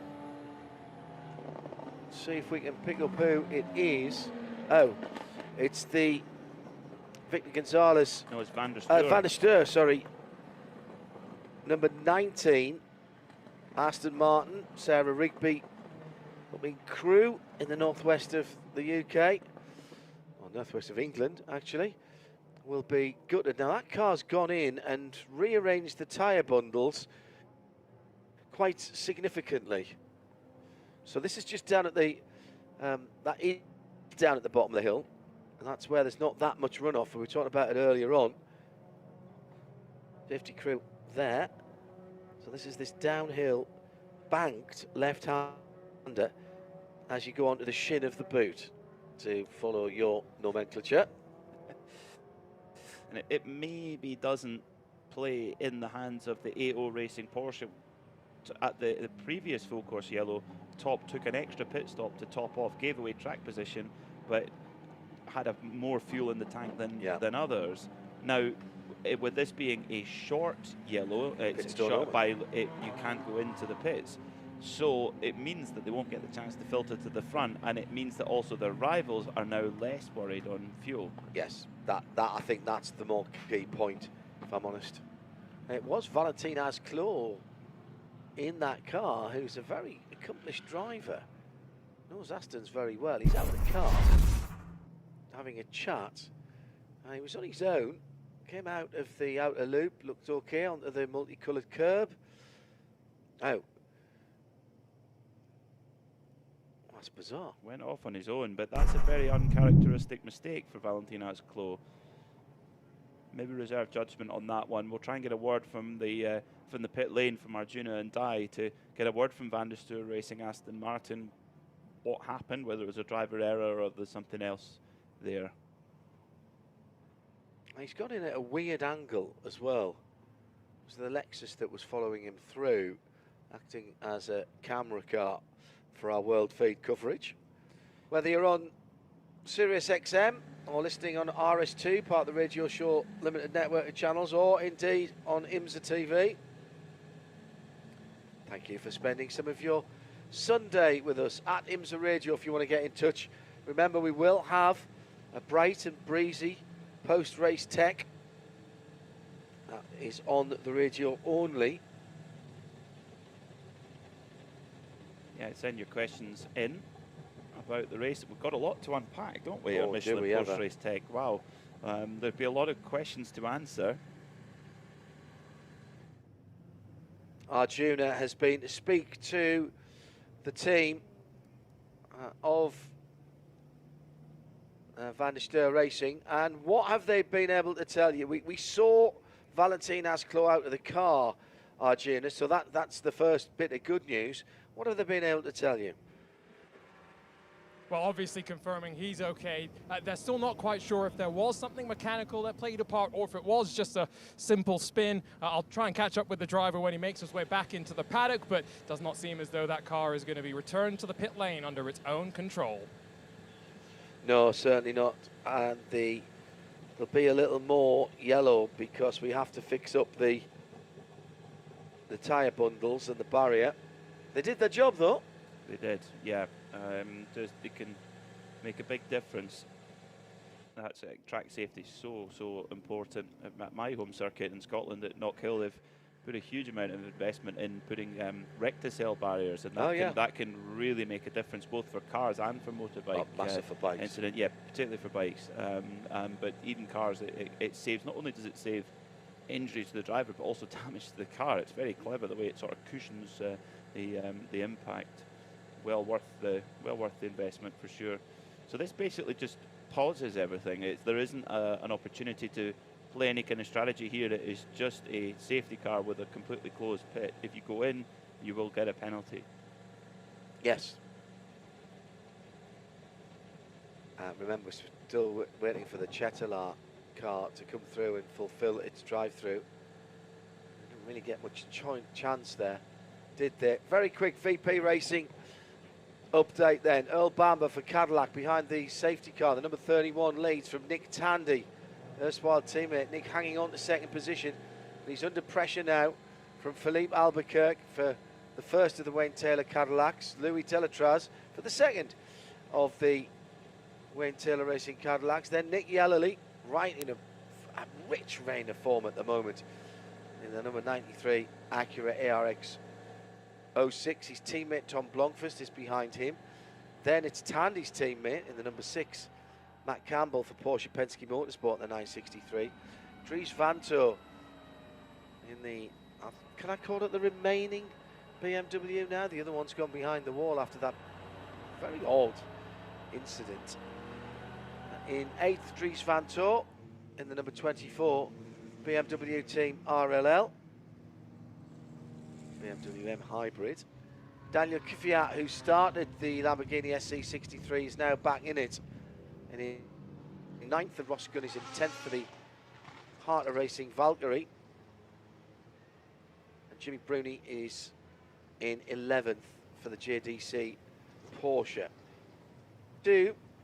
Sebastian Bourdais has been plugged into the Tower Motorsport number 8 machine, and he's ahead of Paul di Resta and Felipe Fraga and Pietro Fittipaldi and Mathieu Vaxvier and Malte Jakobsen and Johnny Edgar and David Emma Hansen and Tom Dillman. And they are all still on the lead lap in class. In GTD Pro, Max Hesse for Paul Miller Racing. How have they planned and schemed and stealthed their way to the front of that category? Antonio Garcia doing a cracking job for Corvette, as he always does, in second. Then it's Ford in the shape of Fred Verviche in the number 65 Ford Multimatic Racing Mustang GT. And then it's another Paul Miller Racing BMW in 4th and Seb Priaulx in 5th. Let's go down to Arjuna, who's trying to seek out some answers from that Vassar Sullivan incident we saw a few moments ago. thought it would also be good to catch up with Bozy, who, as many people know of social media, brings you behind the scenes of working at the IMSA WeatherTech SportsCar Championship and understand what it's like from the perspective of a mechanic. Obviously, we've talked a lot to the drivers about how hot it is. How hot's it for you when you've got to go over the wall and get the pit service done and do it on the tight time you've got as well? It's definitely hot and humid here today, but for us, we try to prepare. Fortunately, with Master Sullivan being located in North Carolina, we're used to heat and humidity. But on top of that, all of us train, especially on the pit crew. We, in addition to the practice for pit stops and things like that, we also try to invest in strength training and other kind of methods, whether that's using saunas for heat training or recovery methods to try to build up. And obviously, it's all about hydration. So for us, our car chiefs, when we showed up, it was basically Wednesday night. All right, we got to have a hydration plan in place, and everybody's got to make sure to stay on top of it. So the heat can get to you a little bit, but if you prepare, it can be very, very helpful. What's it been like on track? I know you're not behind the wheel, but you've been following along, trying to fix up the car as it's been going as well. What have you been taking from the race so far today? It's definitely been an interesting race with kind of wrenches thrown in at the beginning of the day with the rain and the changes in the weather. And that for us really keeps us on our toes, because if you have, say, a standard race, which that doesn't really happen very much, but if it's dry and the conditions don't change too much, you kind of have your fuel windows and you try to be prepared to, when you want to do your tire changes. But when you have conditions changing quickly, as we had earlier, our engineers, Chris Andrews on the 12 car and Jeff Fickley on the 14 car, took a risk a little while earlier. There was, wet conditions out there, and we want to go one way or the other. And that's, any given minute you're shuffling tires back and forth, trying to figure out, are we doing this, are we doing that, are we doing this, are we doing that? So it makes things kind of exciting. You're a fun follow on Twitter, just trying to break down some of the nuances, the more complex things about motorsports to the casual fan. What do you enjoy about bringing fans behind the scenes a little bit more? For me, it's cool to just be able to show kind of the little details, because you can see certain things on the broadcast, you can hear things being discussed that are big picture things that you have to focus on. But for me, it's getting the opportunity to show people, all right, this is what my whole day looks like. This is what happens when you're a mechanic. This is what happens behind the scenes. This is why this thing fits like this or this thing moves like this. And being able to see the response from people, and not only see the response on social media, but see people start to show up to the track and say, hey, wow, I saw this. Can I, check this out? Or, just any type of stuff like that where they might not have followed it closely in the past, but now they do. Sounds like the pace car lights are out. Let's go back to the booth, but thanks for the chat. Brilliant stuff. Absolutely incredible stuff.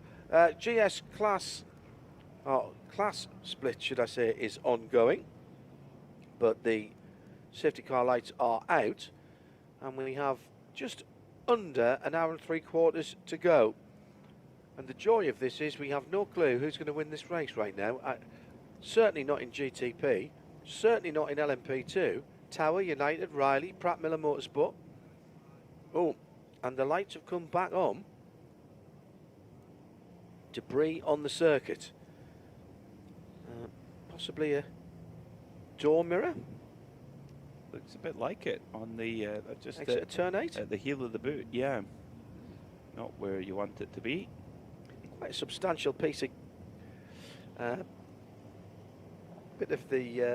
substantial bit of kit nowadays, because some of them are still electric, even on the race cars. No way. That's a surprise. I did. Maybe not a mirror. When I was at the World Rally Championship round in Sardinia at the stage end a couple of weeks ago, one of the Rally 1 mirrors fell off one of the Toyotas, and I picked it up, and I think I've held heavier pencils than this wing mirror. Yeah. And they're all aerodynamic as well on those cars, aren't they? It's a bit like TCRs. Every single surface of a TCR car. We had a great Michelin Pilot Challenge race here yesterday. That'll be up on the archive on YouTube. The audio archive already there for the IMSA Michelin Pilot Challenge. Go to imsaradio.com. Without giving any spoilers, but in the TCR category, it was a bit of a mix-up of the order. There's a totally different change in. It didn't survive post-race tech, unfortunately. One part of it didn't. Yeah, exactly. Yeah, but it's still, I mean, worth tuning into. It was good. I thoroughly enjoyed that race. Yeah, if you like this kind of race that we're witnessing today for the Sahlen 6 Hours of the Glen, where it's strategy, full course yellows trying to play the full course yellows, but good course battling as well. You'll really like Michelin Pilot Challenge. Often 2-hour sprint races, 40-minute minimum driver time, really exciting. TCR cars, and it's called GS, the class, but it's a GT4 class if you didn't really recognise them.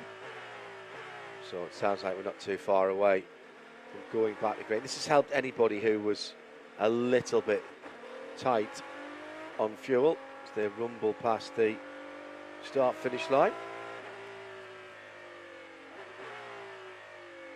Yeah, it's definitely for those GTD cars that pitted with around 2 hours and 5 minutes to go. Yeah.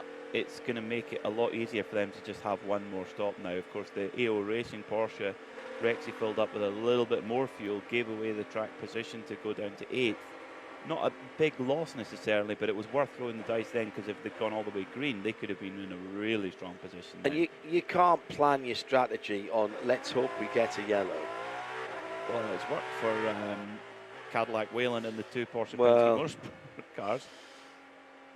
Yeah, maybe. Pits are open for everybody the next time by. See if there's any takers again. He dropped off the back.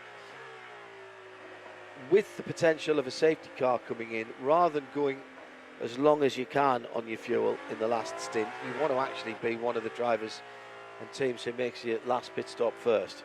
Get that last pit stop out of the way, then you can't get caught on the wrong side of a safety car.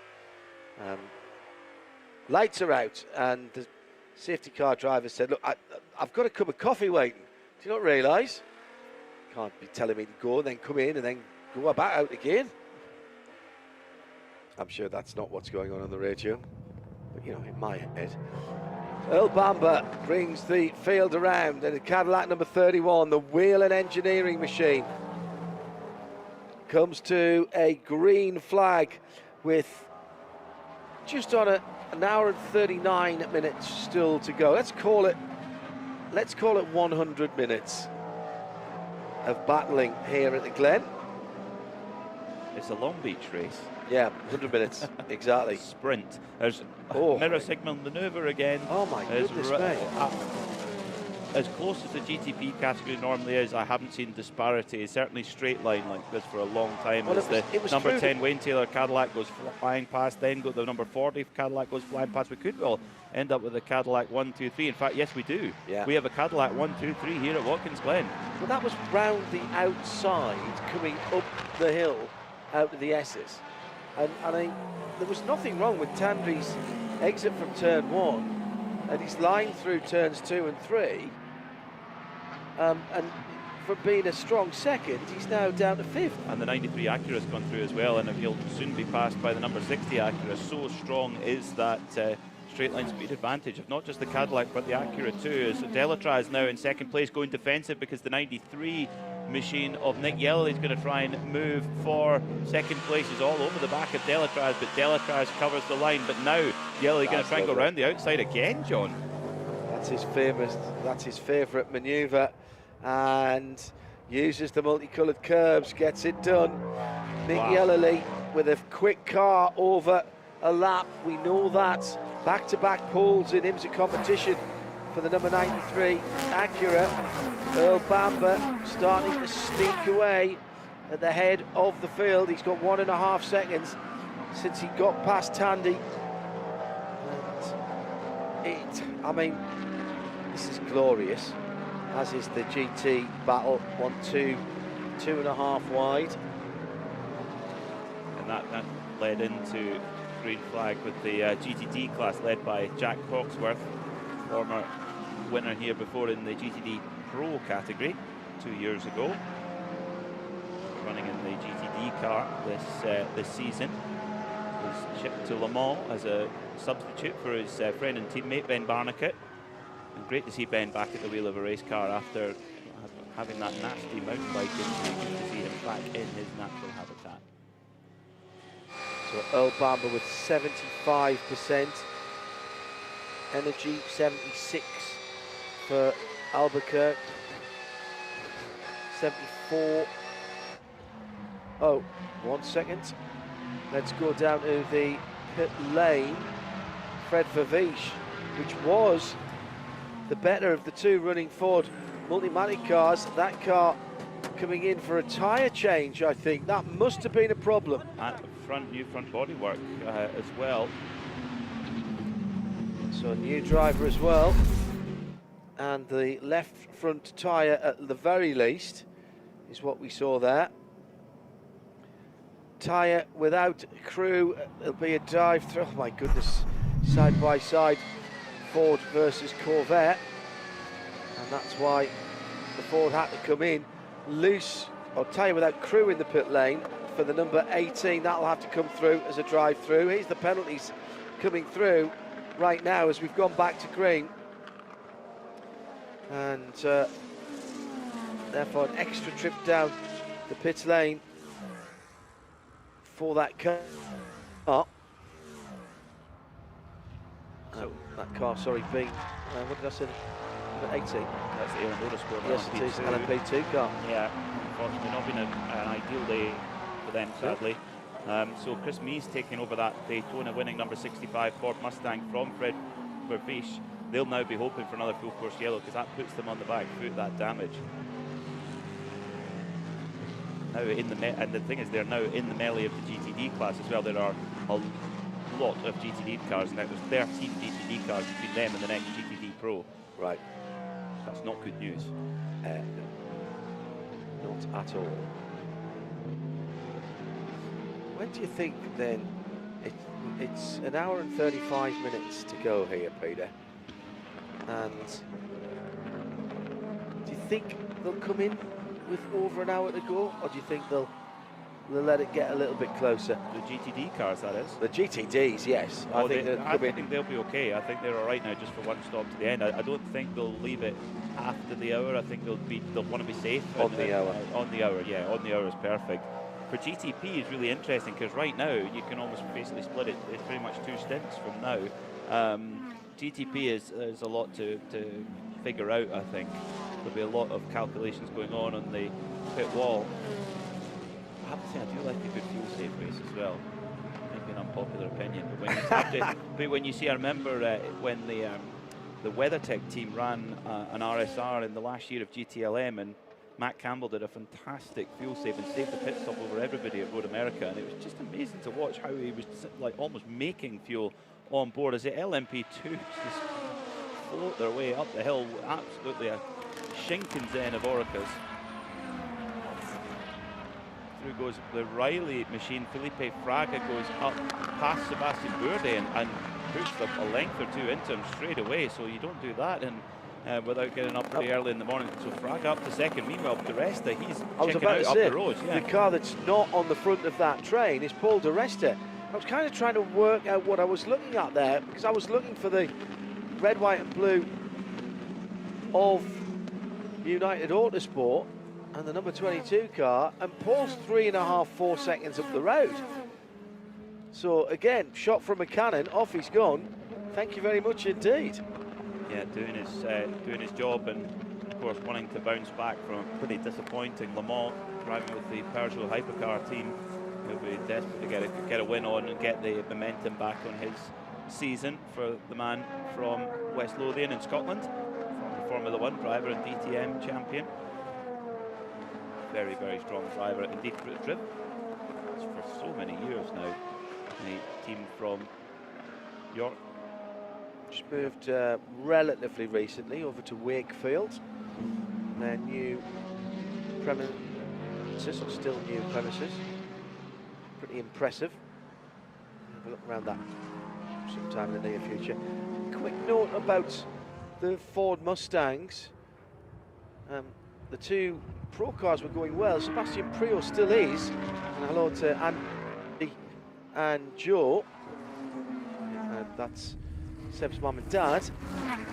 Andy definitely has won the season award already for the best one-liner of commentary we've seen so far. Yes. I won't repeat it. No, indeed. Indeed not. And congratulations on your very well-deserved honour, Joanne, as well. Came through in the King's Birthday Honours list last weekend. A great advocate for charities on the island of Guernsey, and further afield, and has put a lot of work into it. So very well deserved, Johan. So we've got, although it seems a little bit, I don't want to say unbalanced, you've got two really strong manufacturers up front in Cadillac and Acura and GTP, but it's a lot more close in GTD Pro because we've got a BMW from a Corvette, from another BMW, from a Ford, from a Corvette, from a Porsche, from a Lexus. So it's pretty. Say that 3 times quickly. Yeah. This time of day, in the heat of the day here at Watkins Glen, it's 32 degrees Celsius in the air, 44 degrees Celsius track temperature, that's 111 Fahrenheit. Corvette versus Rexy, and that is the number 4 Tommy Milner driven Corvette, and the 8-hole racing Porsche has Lauren Heinrich behind the wheel. Catching up with one of the German TV commentators, Lucas, who commentates on sports car racing all around. Do you know what his phone background is? It's the Tommy Milner one-finger salute. Oh, I'm sure it is, yeah. That has gone so viral, that moment. If you don't know what I'm talking about, you need to go back to watch once this race is finished, go back and watch the Rolex 24 the last couple of hours. Made a lot of money for endangered avian species, the American bald eagle, on a t-shirt. That Tommy saying to us that thought that 10 or 12 and they sell 700. Let's go down to the pit lane. Is this a standard stop for the Lexus Vass and Sullivan number 14? Arjuna Kankapati can tell us. Has not been an easy day for Aaron Tielitz and crew, but a driver change incoming as the crew gets to work putting on the sticker Michelin tires and filling it up with fuel as well. We got the chance to catch up with Bozy, one of the mechanics, a couple of moments ago. There's a little bit of struggle getting the left rear off the car, but it goes on a little bit easier. Now just waiting on the fuel as the car releases itself from the air jack. They're not going to be able to get to the end from here, I'm pretty sure. They'll still need a splash and dash, and so every little bit of fuel they can get in will make a difference. Off and away they go. That's a good observation, Arjuna. They will not be able to get to the end without some help. Johnny Edgar has just put the EO Racing Porsche's best lap of the race in, a 1:38.0 against a 1:36.4 for the fastest. The EO Racing Oregon, should I say, as against a 1:36.4 as the fastest lap of the race. The CrowdStrike Racing, Matthew Jakobsen in the APR CrowdStrike car. I thought that was an AMG going slowly. That was just the Winward 57. Winward car. 57. Trying to stay well out the way of the prototype leaders. Of course, they're not really going for any result, just trying to get the car to the end there. It's great heads-up driving there for Philip Ellis driving that car. As you'd expect. Yeah, of course, it's proper professional. El Bamber leads the way then. The gap was 4.2 seconds. Oh, now it's come back a bit. As they're now getting through traffic, it's eased back a bit because Philippe Albuquerque has trimmed it down to 3.3 seconds. But Albuquerque is not only is he closing the gap to the lead, he's having to hold off a charging Nick Yellowly in the 93 Acura, who's right on his tail as they squeeze their way through the super quick S's out there, which they're exiting nearly 180 miles an hour before they come into the bus stop. The speeds here are enormous in these prototypes.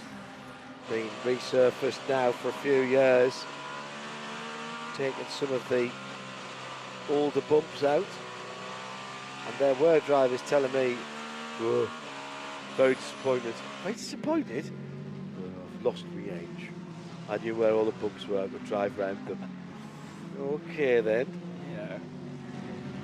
I suspect there's a grain of truth, or more than a grain of truth, in that you get used to a circuit in a particular configuration, and you do know those nuances of change of camber and different grip levels and what it does in the wet as opposed to the dry, and then it gets resurfaced, and all that knowledge that you've accumulated down through the years is all for naught.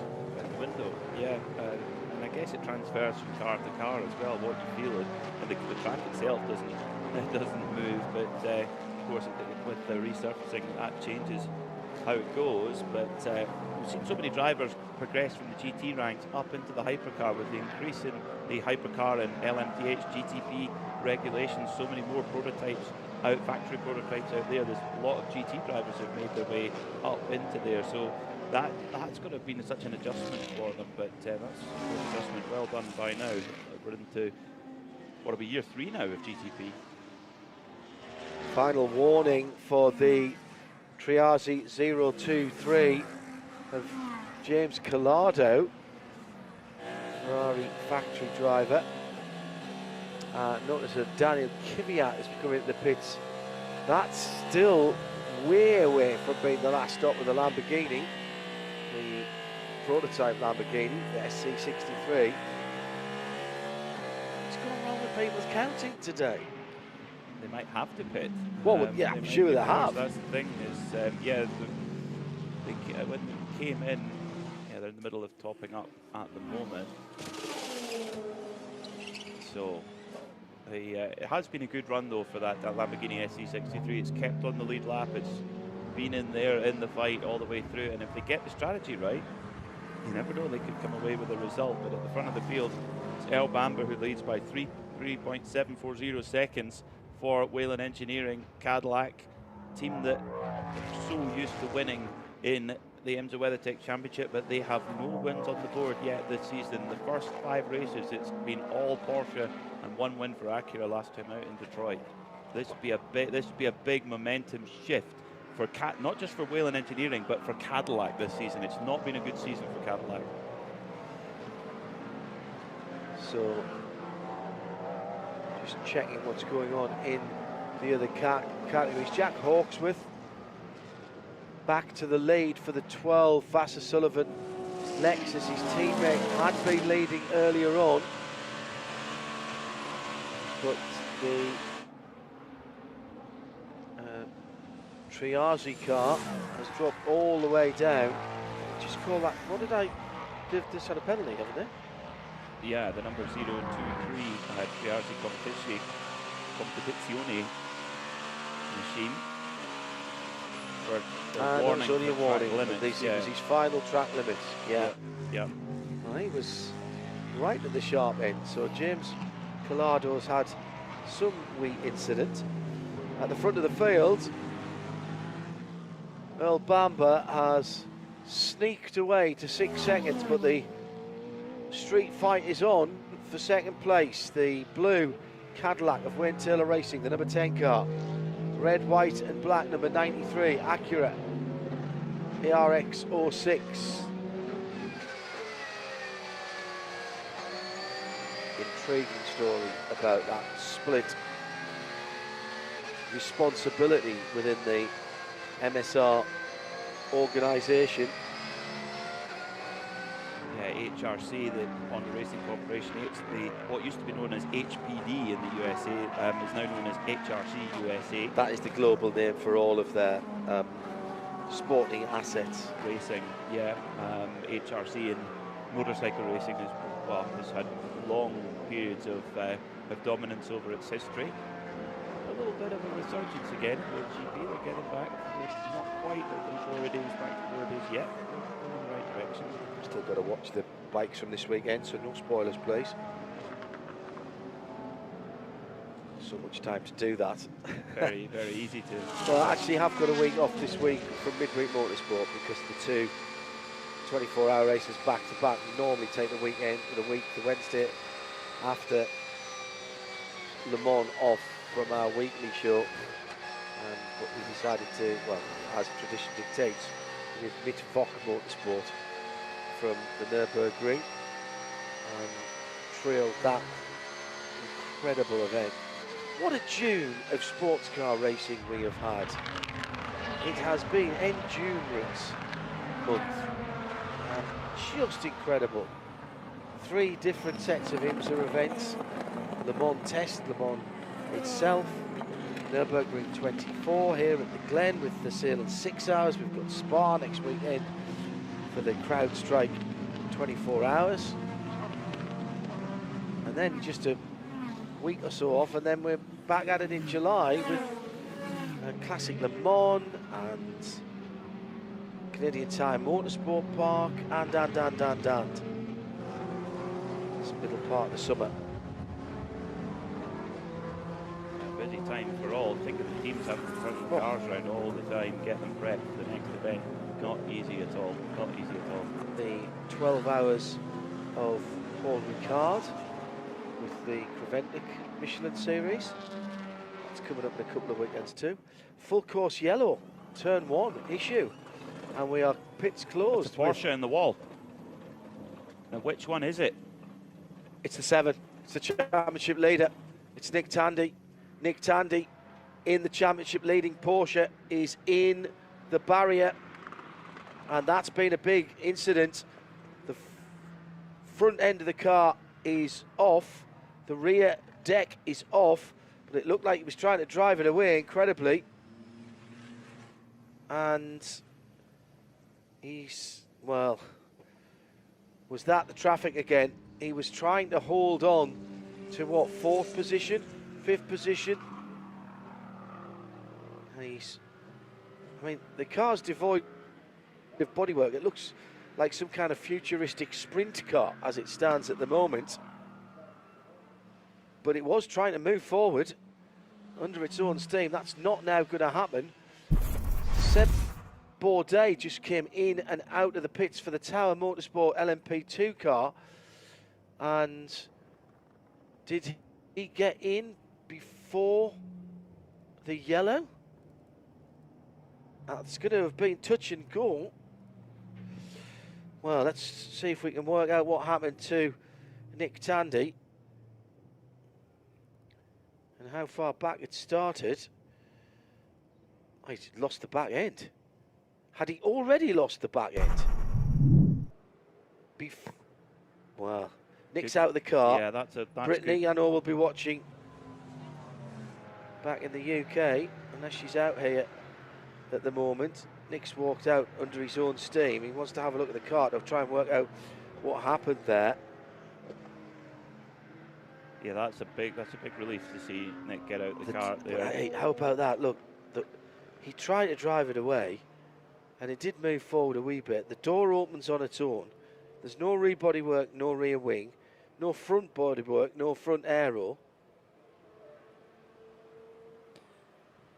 Is this a turning point in the season? This has been a horrible weekend for Porsche pace-wise, and Nick, as he does, he puts everything on the line no matter what the situation is. He gives it everything all the time, and they had such momentum at the start of the season. Is this where the momentum turns then for the number 7 Porsche Penske Motorsport crew? That's a huge accident for Nick Tandy. It is so quick through there. You know, when you come out of the first corner is known as the 90. You're about 85 miles an hour at the apex. That's the very slowest you'll be going through there. But just got onto the curb and whang, round it went.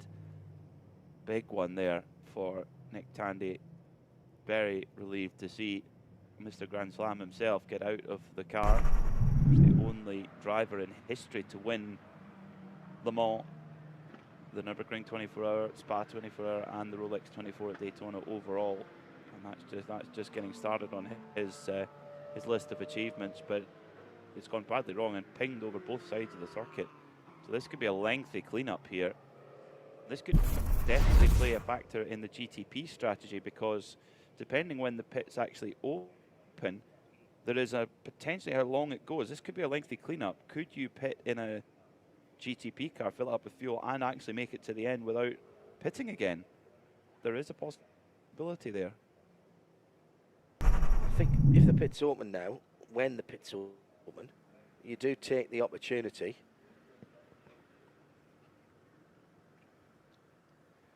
What there isn't, I don't think,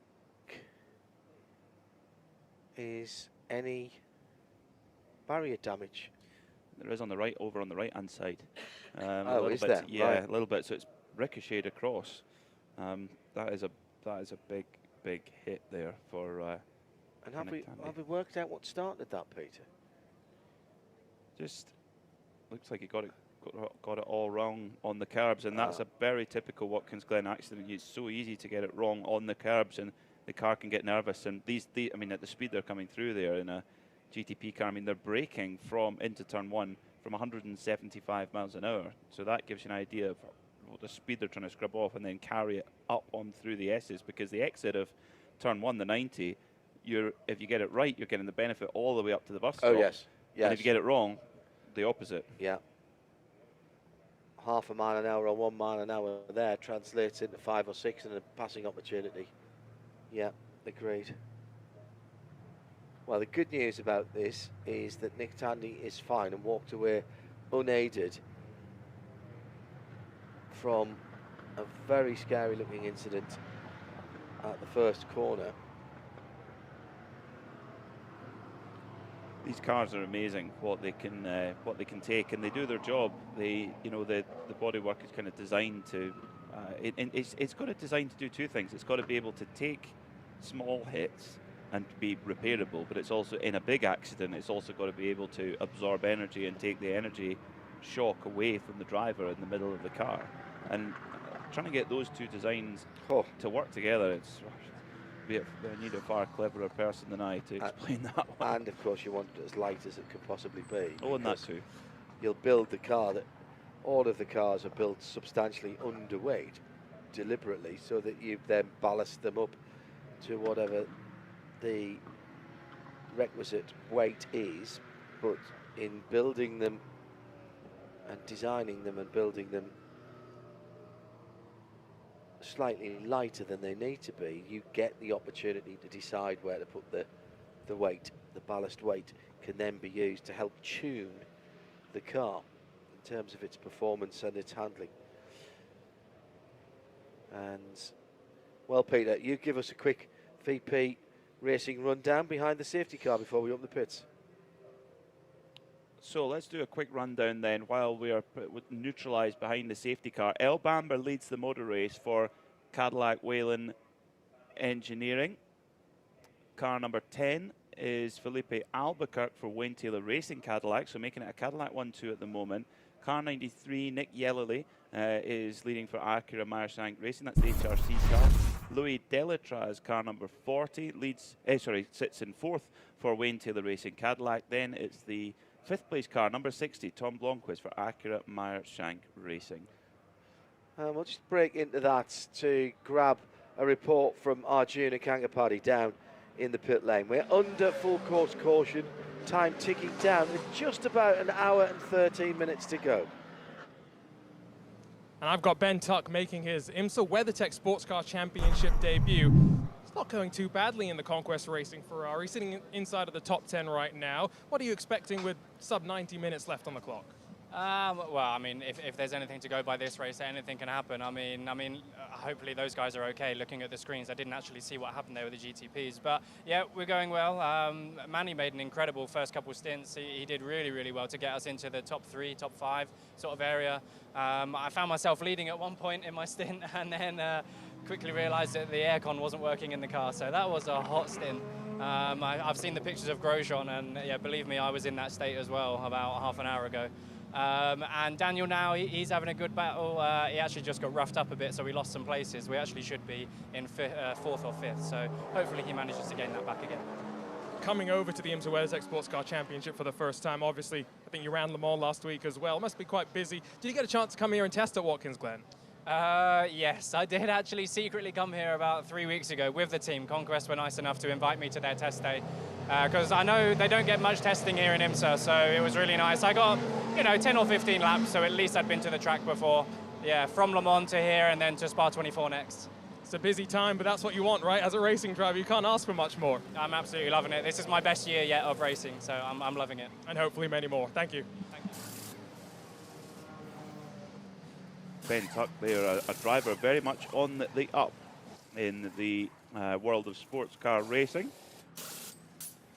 Still with his silver grading, so very much a hot property in the world of sports car racing. I remember calling one of his first, in fact it probably was his first NLS race victory. That's the Nürburgring Langstrecken Series, the championship that runs throughout the the year on the Nürburgring Nordschleife, and him and David Pittard won their, I think for both of them it was their first ever win in NLS in an M6 GT3. Do you remember that, the big M6?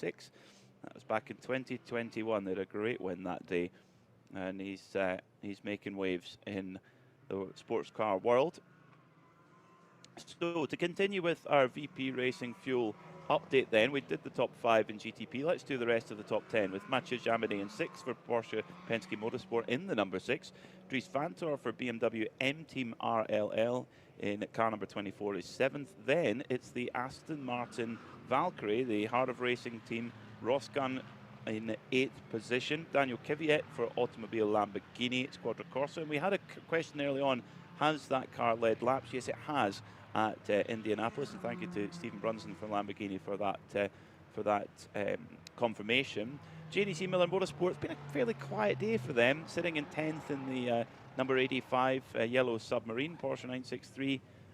Still on the lead lap, but not necessarily troubling the scorers yet, but there's still plenty of time left to go. In LMP2, it's Paul Di Resta who leads from Felipe Fraga and Tom Dillman. Then it's Sebastian Bourdais and Pietro Fittipaldi. Dane Cameron sits in 6th. It's Malte Jakobsen, Mathieu Vaxivière, and then Paul Lou Chatan rounding out the top 9 in LMP2. I'll do the GTDs then, with Max Hesse for Paul Miller Racing leading for BMW in the number 48. What a run through the field that has been. Antonio Garcia, Corvette in 2nd. It's the number 3 car. The number 1, Conor De Philippi, Paul Miller Racing car in 3rd. 1st and 3rd for Paul Miller after the opening to the season they've had. They'll take that. Seb Priaulx lurking now, and with the gap closed down behind the safety car, what has the Ford Mustang GT3 number 64 got? Lauren Heinrich, AO Racing in 5th, and in 6th Tommy Milner, and quickly Vassar Sullivan, number 12 Parker Thompson and Jack Hawksworth doing their work nicely today. Charlie Eastwood for DXDT in 2nd, and Matthew Bell with the best of the Bronze Cup entries in the AWA Corvette in 3rd. GT pit stops, let's go down first to Arjuna and then it'll be Diana. I am seeing tyre changes, but onto scrub sets of Michelins for lots of the GTs, AWA Turner included, and topping off the fuel. John, it's going to be very, very marginal from here. If they can make it to the end, they will be reliant on the safety car to make it the 70-odd minutes without a trip back down pit lane. But boy, does this set up something interesting in terms of strategy. Diana. The Ford Multimatic Motorsport, Sebastian Priaulx in the number 64 just brought that car in. Driver change, it's Mike Rockefeller that's jumped in behind the wheel, and a very slick stop by those guys. And just behind them is the 2nd Ford Multimatic Motorsport, number 65. That is also got driver change, fuel and tyre. So great, swift, clear action by the team as they head back out into the track. So Rocky has been unleashed there. See if we can get it. Di, if it's at that end of your, if you're at that in the pit, see if we can have a word with Sebastian. Sounds a good drive from him. Get the car right in the running. And another young BRDC member, British Racing Drivers Club member, who is doing such good work. Actually, you know, I've said that. I don't know if he is BRDC. He must be. Yes, yes. Yeah, I thought he was. Yeah. Sounds like a good lunch they have every year. Diana went to with her very own Andrew Marriott to the previous one. I think it's a Christmas lunch, or I'm not sure exactly the time of year. But anyway, the annual lunch sounds fantastic. Sounds like great fun.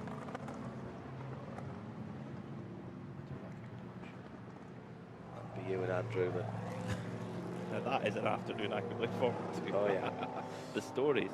Just the stories, yeah. So we are coming down to crunch time here. The punctuation of safety cars has been pretty consistent throughout the afternoon. We'll have a look at that in a moment. Here is Sebastian Priaulx with his mum and dad, I'm sure, listening in wherever they are around the world. Ford Multimatic Motorsport driver brought the car in 4th position with Diana. Sebastian, what a solid, strong drive that was from you. How challenging was it? Yeah, we were on the back foot a little bit. Definitely haven't got the fastest car out there, but I gave it everything I could, and I'm pretty happy with my performance there at the end. I kept it clean. That's all I can do. I was at the limit, so yeah, happy with the team. Lost a little bit on the pit stop there, but we got still an hour and a half to go, so I'm pretty happy with the car. How challenging is it behind the wheel? Obviously, it's very, very hot now. You've been behind the wheel for quite some time, and you made no errors. So, as you say, very proud of that for you. Important to keep the car on the track. Yeah, my stint was to keep the car clean, giving it to Mike now to finish as hard as he can. It's tough out there, it's warm, probably one of the warmest races of the year. We've got good AC in the car, which is nice, but it's physically demanding and mentally. So, yeah, a lot of restarts, a lot of safety cars, so that was also quite hard to keep the intensity up on the starts, and yeah, it's a tough game, this one. How much is the car's balance changing when you're in a situation like that? All the time, new tyres, get new front, have a good front grip, and then I lose front grip. We struggle in the high speed more than other cars around here, so we link there. So for us, really difficult in the restarts, but I did everything I could. I'm really happy with how the car progressed through the stint. We haven't got enough pace to be right up there, but I think top 4 is possible here. And looking at the traffic and the traffic management with everything else that's going on, how challenging is that to navigate? I mean, there's a lot going on. Just keep the eyes forward and keep out of trouble. Everything's happening in front of me. It's just best to sometimes let it happen in front of you and pick up the pieces, which I thought I did that run. That was my aim, and I'm pretty happy how I kept the car clean. How would you describe this circuit from a driver's perspective? Thrilling, difficult, and yeah, very hectic. Seb, I'll let you go and get your breath back. Thank you so much. Sebastian Priaulx from the number 64 Ford GT3 on Mustang GT3. What an effort of logistics it was for Ford Performance to make the dream of the man at the head of Ford Performance, Mark Rushbrook. He had a dream that he would see Mustangs racing at Le Mans, and when Mustang Challenge came along, he realised that was the opportunity, and it was made reality last weekend with 40 Ford Mustang Challenge cars being transported to north central France for 2 races at the Le Mans 24 Hours, including one on Saturday morning of race day. And actually, they were really good races. They are available on the archive for Performance or in the IMSA official YouTube channel. If you just want to listen to the audio, they're on radiolemans.com, of course. And we saw some real talent that might not have been familiar to a European audience, so very familiar to an Antipodean audience. Cameron McLeod, who is leading the Super 2 Championship down in Australia, the feeder series to supercars. Well, I won't spoil the result, but he showed his ability to hold the audience right in front of the big bosses of Ford. And who races in the Supercar Championship?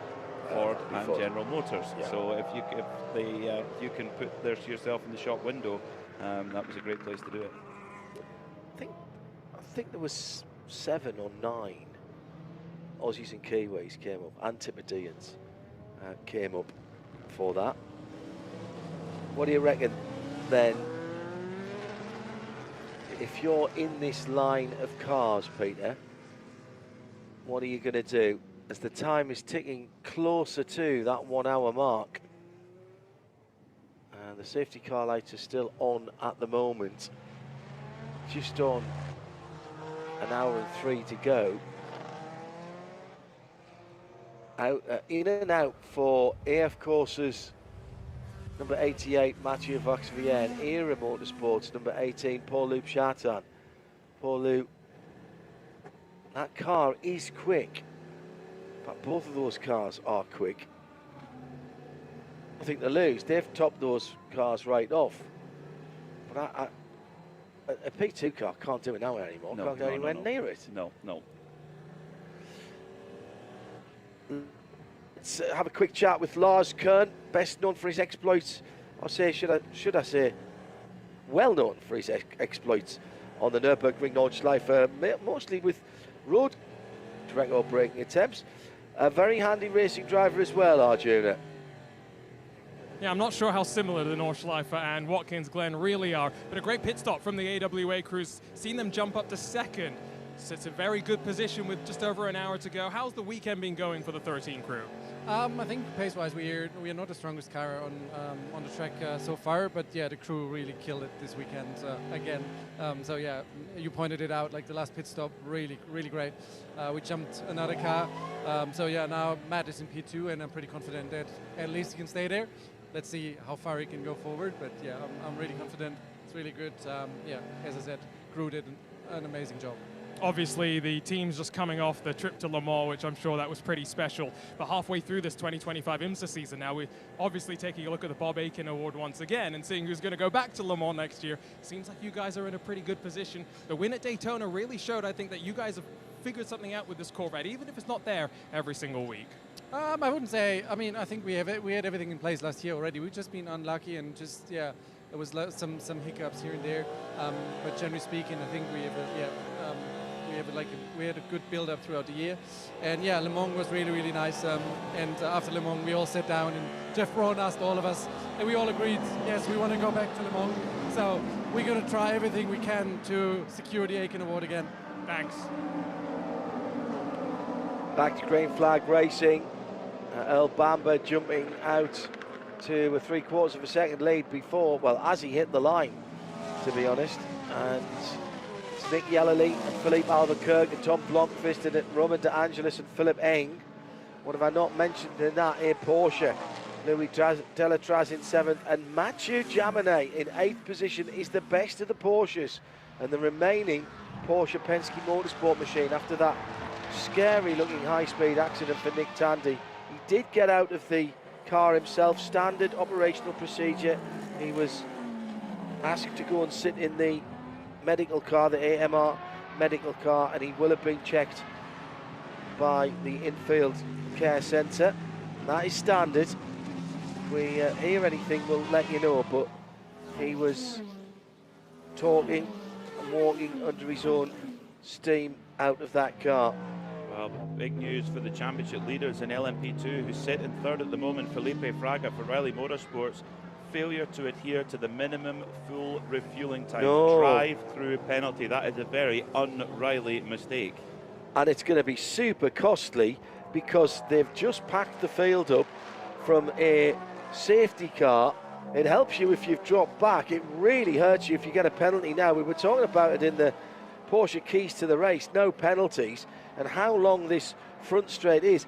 That's going to drop him probably back to the back of the LMP2 field, or at least to the cars that are still running.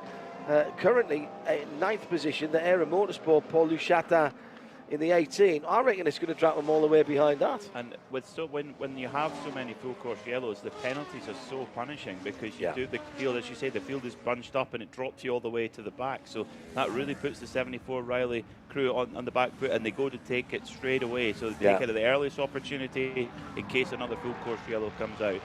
And Tom Blomqvist is pushing. He's just put the best sector in sector 1 of the entire race so far. So despite the very high track temperature, 111 Fahrenheit, 44 Celsius, he's really pushing in that number 60 Acura Meyershank Racing machine in 4th place.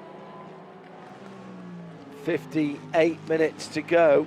I'm still not confident that a GTP could go from here, but somebody's going to jump. Somebody from further back down that GTP top 10 all the way down to Roman Grosjean, they're going to jump. They'll come to the pit lane through whatever tyres they've got left on their car, and they will wait for everybody else to either cover them off or they will be hoping for some kind of neutralisation. Get your last pit stop done first. What you don't want to do is have to try and save after that. You do want to be able to get there at a reasonable clip.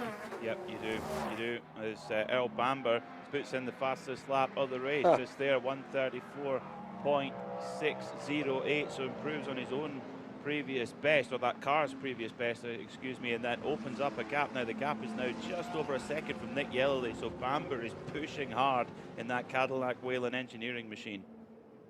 Peter Mackay and John Hindhaugh in the Ford Performance Global Broadcast Centre.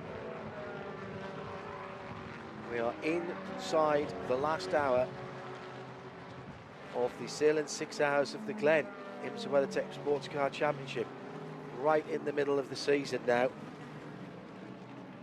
And what a season it is turning out to be. looked like a Porsche benefit, looked like a number 7 Porsche benefit.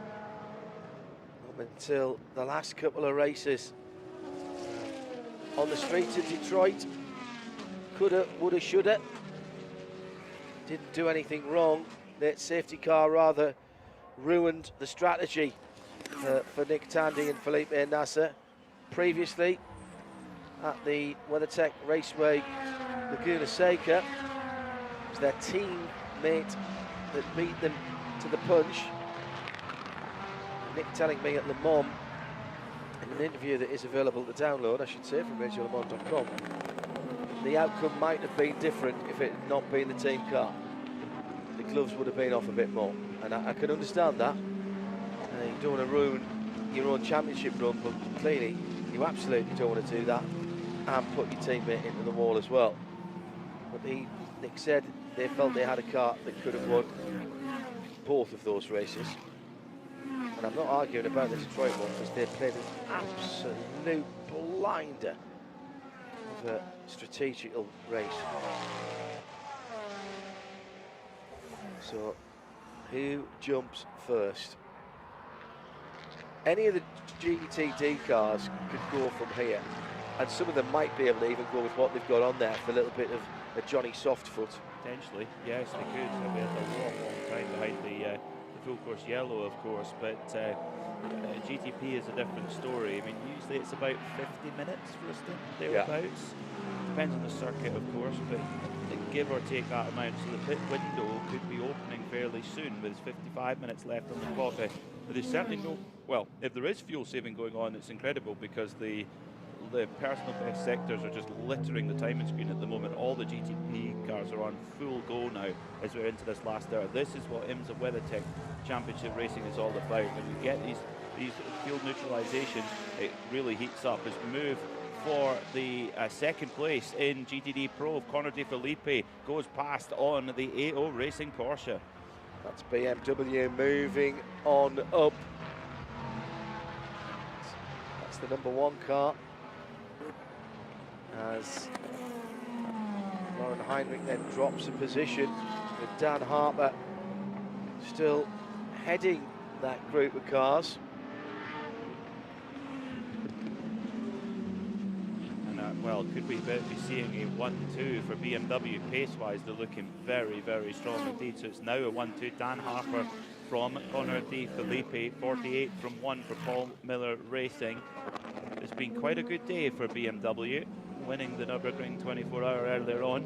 This would be the way to cap off a perfect weekend. Magnus Racing, Marco Sorensen getting their final track limits warning, as we can check in with Arjuna Kangapati, who's picking off the interviews down in the pit lane. I've caught up with Alec Udell, part of the DXDT crew, but with some new teammates this weekend, with Robert Wickens over competing in the Nürburgring 24 hours. Charlie Eastwood just moved up to 2nd in class. Alec, it seems like the DXDT crew has rolled straight off the trailer and found a good rhythm.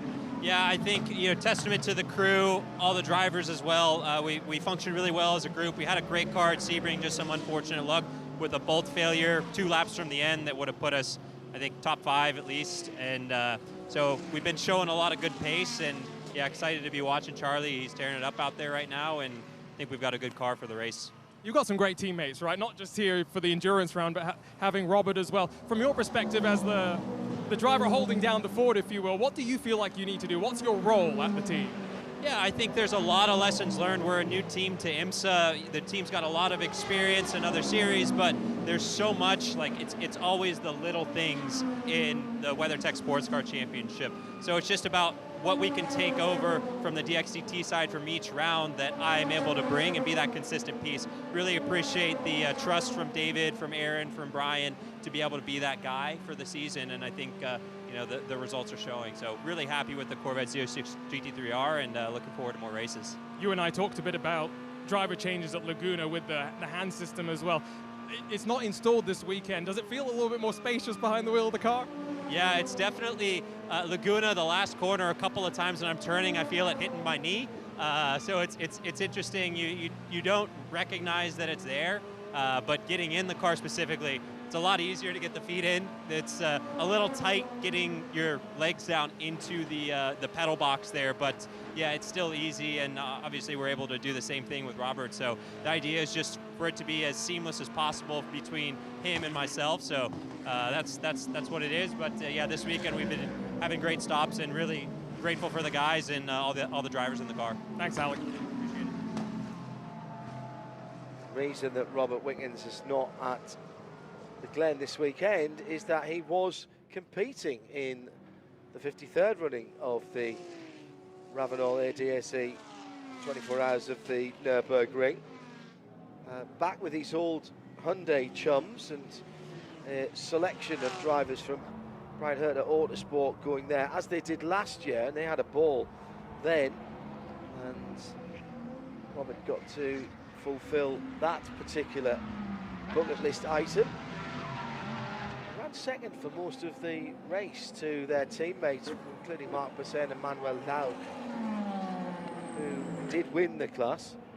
And spoiler alert, the Wickens car was second. Second at TCR, yet another works Hyundai 1-2. It's become just almost a tradition as an Nürburgring 24. And there was good competition there in that yeah. TCR class this year. Definitely there was. Felipe Fraga has just set the best lap of the race in the LMP2 category, 1:35.9. That is as quick as the top 5 in the GTP category are doing. That is an immense lap time in an LMP2 car. It just shows you how capable a package that Oracle 07 is and how special a driver Felipe Fraga is. That is immense. And prior to that lap, there was another LMP2 car that held the best time through sector 2. That's out of the S's and then all the way around to the toe of the boot, so that those sweeping corners, with a big corner sweep for that LMP2 car. Something's just to quote an old song, hit me like a hammer to the head. Are we going to see a DXDT Chevy Corvette at the Nürburgring running in GT3 with Robert Wickens going for the overall? That would be very cool to see, because with the way that the pit regulations work at the Nürburgring 24 hours, you've got quite a generous minimum pit time, and that would give plenty time to get Robert in and out of the car safely too. Yep. I like that idea, John.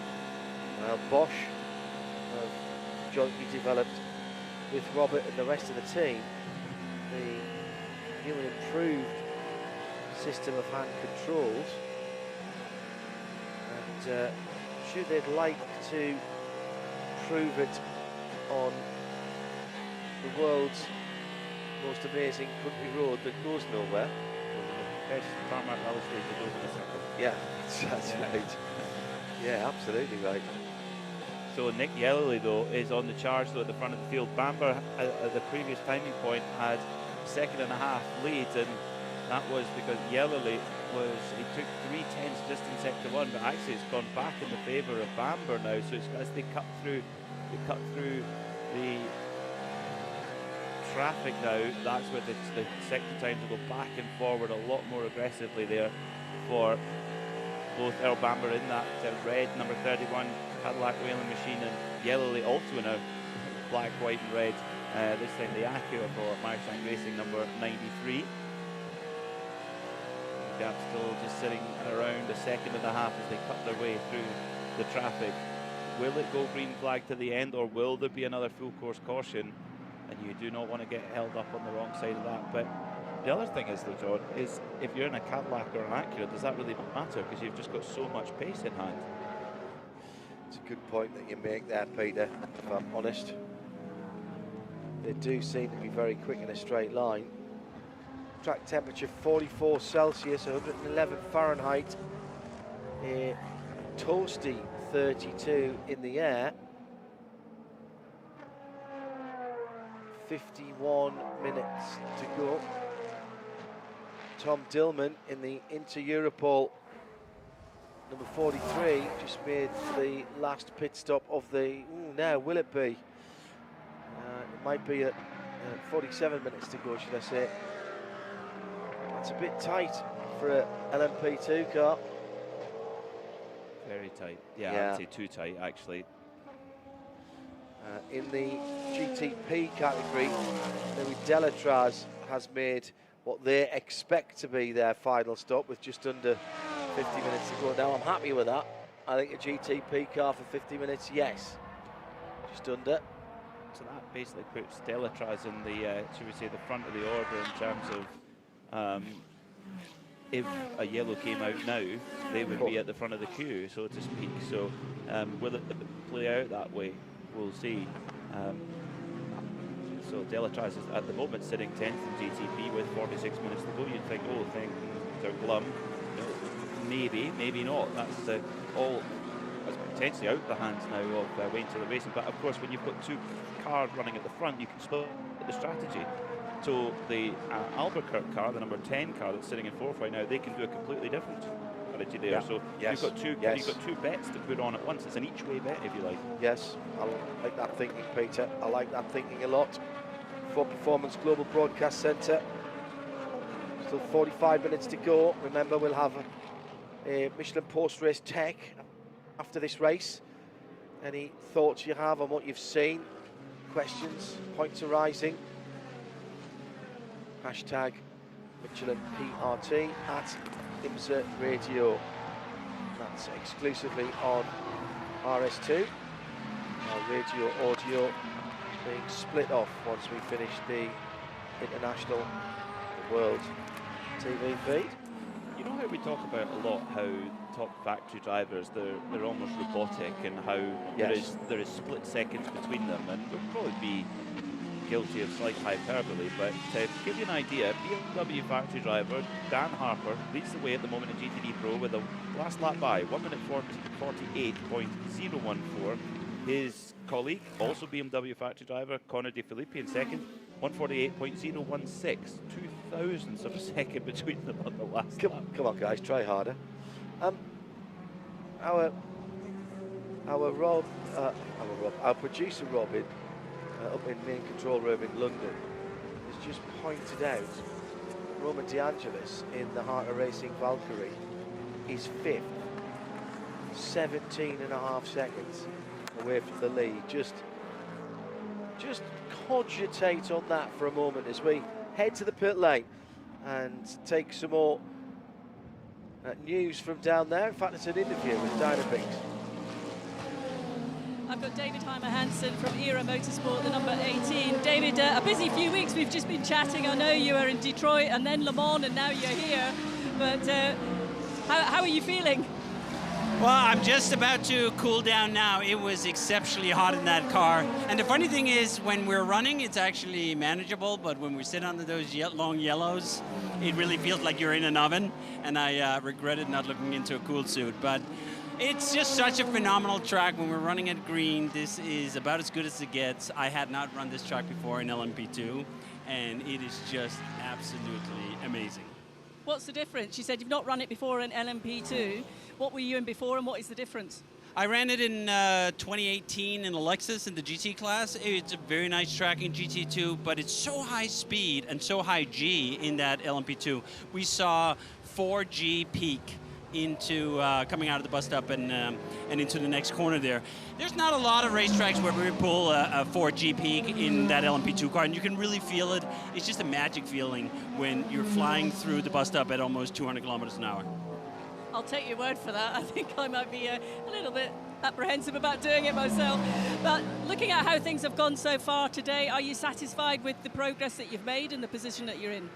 Yeah, we are right there. I think we are 6 seconds behind P1. We are on the lead lap. We're in the fight. Paul Liu has the car until the end. I think maybe we're even looking quite good on strategy with the fuel.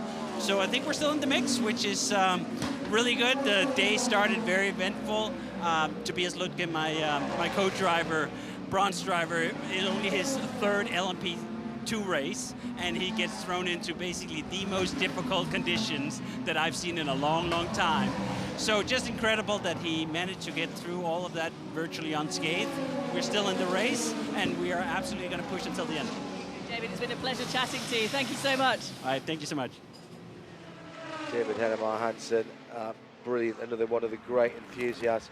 And sorry, I should have said that was Aaron who pointed out that the Roman De Angelis Valkyrie, the Harter Racing Valkyrie, was up into 5th position. Drama in GTD Pro. 1st and 2nd now for Paul Miller Racing, but not for long, Peter. No, because a mechanical black flag has been adhered to the number 1 Paul Miller Racing BMW in 2nd place in GTD Pro. Failure to adhere to tyre operational requirements, stop and repair. Now, that can be a number of things, but usually it's tyre pressure. Yeah. Michelin have a minimum tyre pressure that the teams have to adhere to. If they go below that, they get a penalty.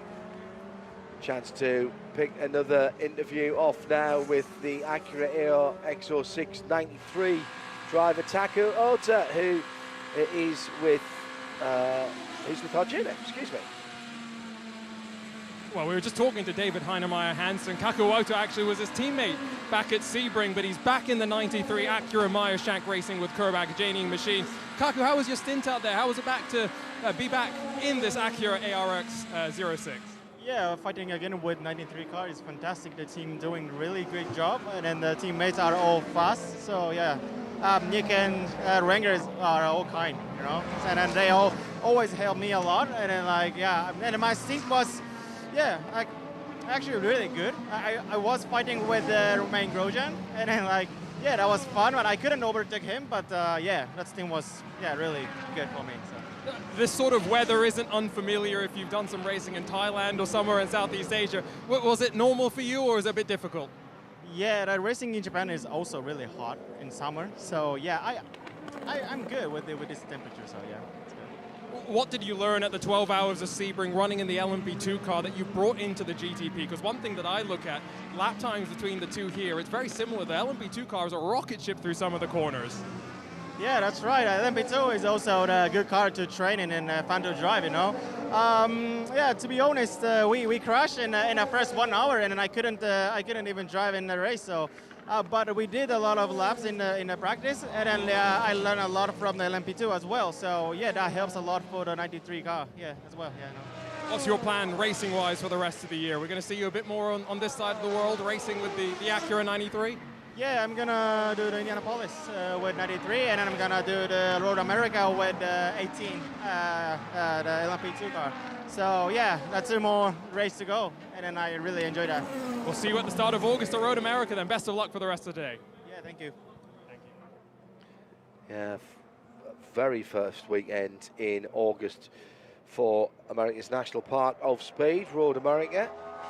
It's the next outing for the prototypes, the GTP, because the LMP2s will be out before that as the headline act at Canadian Tire Motorsport Park.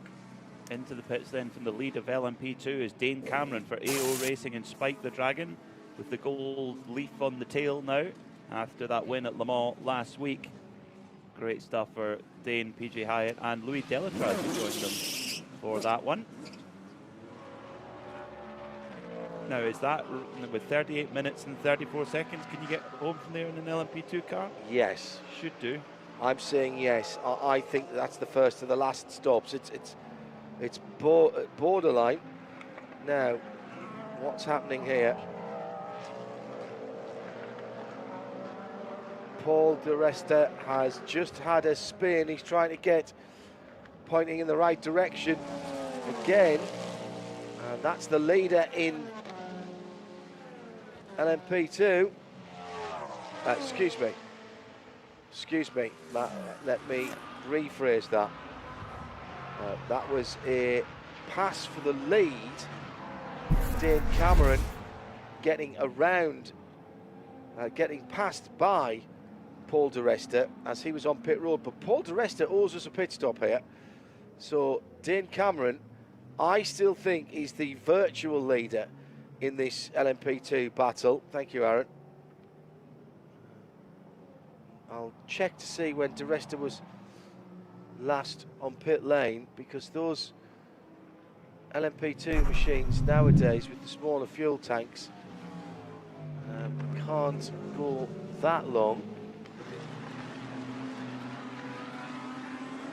I think he might have to splash at the very least. I will wait to see. Maybe hoping for some full course yellows, perhaps. El Bamba leading the way at the front of the field by 2.5 seconds in the number 31 Whelen Engineering Cadillac. Last time by, just dropped a couple of tenths to Nick Yellowly, who's doing his best to give chase. In fact, it's 3.5 seconds now, so Bamber responds to the tune of 1 second over Yellowly now. 3.5 seconds the gap with Tom Bloomquist. 4.5 seconds off the lead in third place. So it's Cadillac from a pair of Acuras, then another Cadillac for Philippe Albuquerque in the number 10 Wayne Taylor Racing Cadillac. Then Aston Martin in fifth with their Heart of Racing Aston Martin Valkyrie. Roman De Angelis doing a superb job at the moment. 28 seconds off the lead, but 5 seconds ahead of the number 6 Porsche Penske Motorsport machine of Mathieu Jaminet.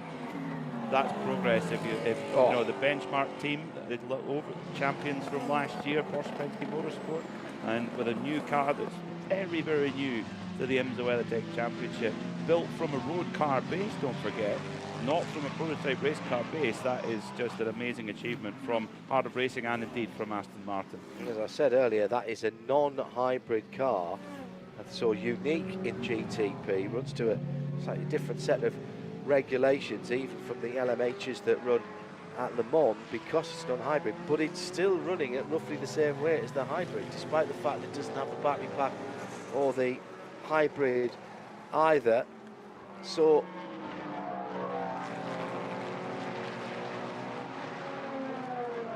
they're doing a grand job at the moment. So just to go back to that LMP2 battle then, Paul di Resta stopped 1 lap before Dane Cameron. So the United number 22 stopped 1 lap before Spike the Dragon, and in doing that has managed to push their way through to the lead. The question will be, are they good on fuel? Pit stop for Conor De Filippi in the number 1 Paul Miller Racing BMW. That, of course, they had to change the tyres. That was a black and orange flag, a stop and repair. So they have to adjust it. If it was tyre pressures, they'd have to adjust the tyre pressures. Also, from a car that was running up within the sharp end of the top 10 in GTD was the 44 Magnus Aston Martin. They also had a black and orange flag where they had to come in and make repairs before they could rejoin on the soft track. For Performance Global Broadcast Centre, broadcasting around the world on RS2, part of the Radio Show Limited network of channels. That is the home of IMSA Radio. Here in North America, Sirius XM channel 206 this weekend, and generally speaking that tends to be our channel for all of the IMSA WeatherTech Sports Car races. So if you're out and about in your car and you're so equipped, you can listen to us on the run, as it were. And of course, all good fun throughout the season. So the gap is increasing for El Bamba. 4.7 seconds was the lead at the last timing point. It's now 6.3. So Bamber is pushing hard to try and get Whelen Engineering Cadillac their first win of the season. Meanwhile, the Acura Meyer-Shank machine, the number 93, can't quite keep the pace right now. The Paul Miller Racing number 1 has just been in to have the tyres changed, because it's easier to change the tyres than it is to re-pressure them. And are they going to have to come in again? No.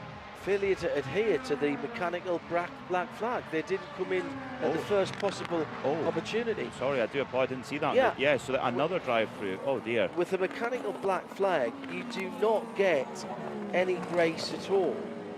You have to come in at the next possible opportunity, i.e. the next time by. So I think they're going to have to drive through again. And that's exactly what they've had to do. Right. Yeah, wow. Okay. Well, so that's gone from a 1-2 to a 1. A 1's not bad though. Yeah. So that's Dan Harper, the number 48, who still leads them by 4 seconds from Lauren Heinrich and AO Racing. Heinrich and Bachler and their AO Racing team have dug in deep at this race. They have not had the one-lap pace at all. Their best lap of the race, is a 1:47 flat. The BMW ahead of them a 1:46.5. So they're half a second down a lap, and yet they're there. That is how you dig in and win championships. Of course, they are the defending champions in GTD Pro. Rexy the Dinosaur is a gritty creature. Sounds and the sights of IMSA racing at the Glen. The Sahlen's 6 hours. And the 6 hours are now reduced to 37 minutes. 31 minutes, sorry, I can't read the timing screen, it's too far away. It just actually says 31, I just can't read it. 31 on the nose. So yet to see those final stops then for the leading cars. So they've just gone as far as they needed to. They have, yeah. I mean, quite dangerous if you get a late safety car. I suspect if somebody at the back of the line, and we've still got all of the running GTPs, so 10 out of the 13 that started, they're all on the lead lap, separated by just under a minute, 53 seconds. And I suspect if somebody jumped into the pit lane, it would trigger everybody into the pit lane. Yeah, it would be like musical chairs. And what Louis Delatraz and the number 40 Wayne Taylor Racing Cadillac crew want, they want a full course yellow, because then they will filter up to the front, whereas everyone else will have to put fuel in, and they're good to go to the end of the race. So that's what they're hoping for. They're sitting with their fingers crossed, but there's nothing within their control. Just an update on the number 44 Magnus Aston that got a black and orange mechanical flag to come back into the pits. They've gone behind the wall, unfortunately. Now, our spies in the pit lane, looking at the GTD category, second and third, DXDT and Turner Motorsport, hitting their cards pretty close to their chest, but it would appear from what we're hearing that they are either right on the numbers or one lap short. Well, AO Racing, the car that's chasing down the United Autosport machine, AO Racing have that one lap in hand, fuel-wise, over the United Autosport car. Last lap by, Cameron dropped half a second to Di Resta, but the gap is only 0.895 per second, so that's a properly close battle for the win in LMP2, and not a million miles behind them. And this is quite remarkable. This may well be a contender for video no strategy. CrowdStrike Racing by APR, Malte Jakobsen. They've been third. They had so many penalties. How have they done that? That is quite remarkable. Now this could be Christmas come early for Wayne Taylor Racing, as there's an LMP2 car in the wall. Tore the boot, gone straight on up the hill. I would say that's side-by-side impact that has put that car there. It is the number 73 car of Pietro Fittipaldi and Pratt Miller Motorsports, and he was in a scrap with Felipe Fraga and Tom Dillman. They were all pretty close together there. Now we stay green. Yeah, there was another car involved. There was another car involved. It was the BMW. Yeah.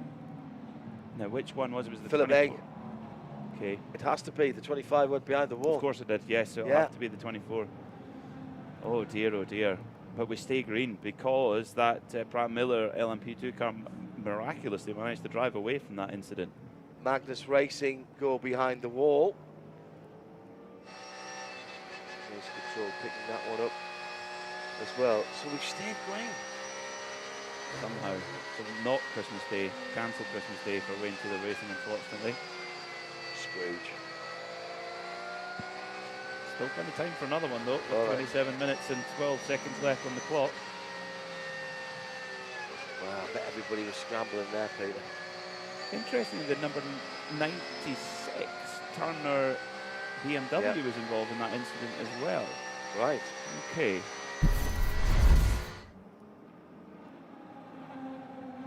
So let's take our final VP in race update as we're coming down into the last, under the last half an hour.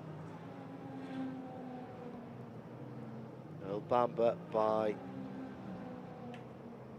just a few seconds. At the top of the field has just been... It's 8.3 at the moment. Yeah. Yeah. It's as big as it's been for a little while, isn't it? Is 8.3 from Earl Bamber leading from the Acura Meyershank Racing number 93. So it's Cadillac Whelan who lead. AF Corsa into the pit lane with Mathieu Vaxivière in this also tight LMP2 battle. So the number 88 comes in for what will be its final stop. Yeah, easily. Yeah, no problem at all to make it home from there for Mathieu Vaxivière and AF Corsa, but that will drop them down the order in LMP2. But yeah, an 8.3 second advantage. The last thing that Earl Bamber wants to see right now is a full course yellow and wants to keep that advantage over Nick Yellowly in the 93 Acura. The two Acuras are now second and third, Peter. Can they work together? They will not. If they start fighting, they will not catch Earl Bamber. They may not catch Earl Bamber anyway, because Earl's putting in some really quick times. Interesting. Right, let's go into GTs and more specifically into Turner Motorsports BMW and Patrick Gallagher. It sounds very, very marginal on fuel, not just for Turner Motorsports, but for the entirety of the GTD frontrunners. Patrick, how close is it on fuel? How stressed are you? Yeah, I'm not sure. I don't get too involved in that. That's Don's job. Right now it's very, very exciting though. I was talking to Robbie at the start of the week and he was saying these hot temperatures might develop a bit of understeer for the car. How was the balance in your stint? Yeah, certainly a bit of understeer. Struggling with it right now. We just got pushed off by the 27 into a prototype. Hurt the front of the car, so I hope it's all good, but we'll see. Robbie's doing a good job. We have a fast Bellhaven Investments BMW, and we'll see where we end up. Looks good in the white and orange. Thanks for the time. Thanks. Yeah, the Don that they were talking about there is Don Solana, one of the really fabulous statisticians on the wall. Now, Peter, you are crunching numbers. I can see you going through the Alcamel screens here, and you're trying to work something out in LMP2. What are you seeing? What are the numbers telling you? No, not necessarily. Just trying to keep a watch on everything around the circuit. So the 96 Turner Motorsport BMW, the car that we just spoke to Patrick Gallagher, who drove that car earlier on, it's Robbie Foley on board, and they were pushed into the number 73 Pratt Miller LMP2 car. So that's an interesting one. But at the front of the field, Earl Bamber leading by 7.7 seconds now. So it has trimmed a little bit with 23 minutes left in the clock, but surely we've got to be getting close to the point where the GTPs have to come in for that last stop. So who is going to blink first here? Who is going to come in? At the moment, in terms of energy in the GTP machines, we can keep an eye on it on imsa.com/GTP-telemetry.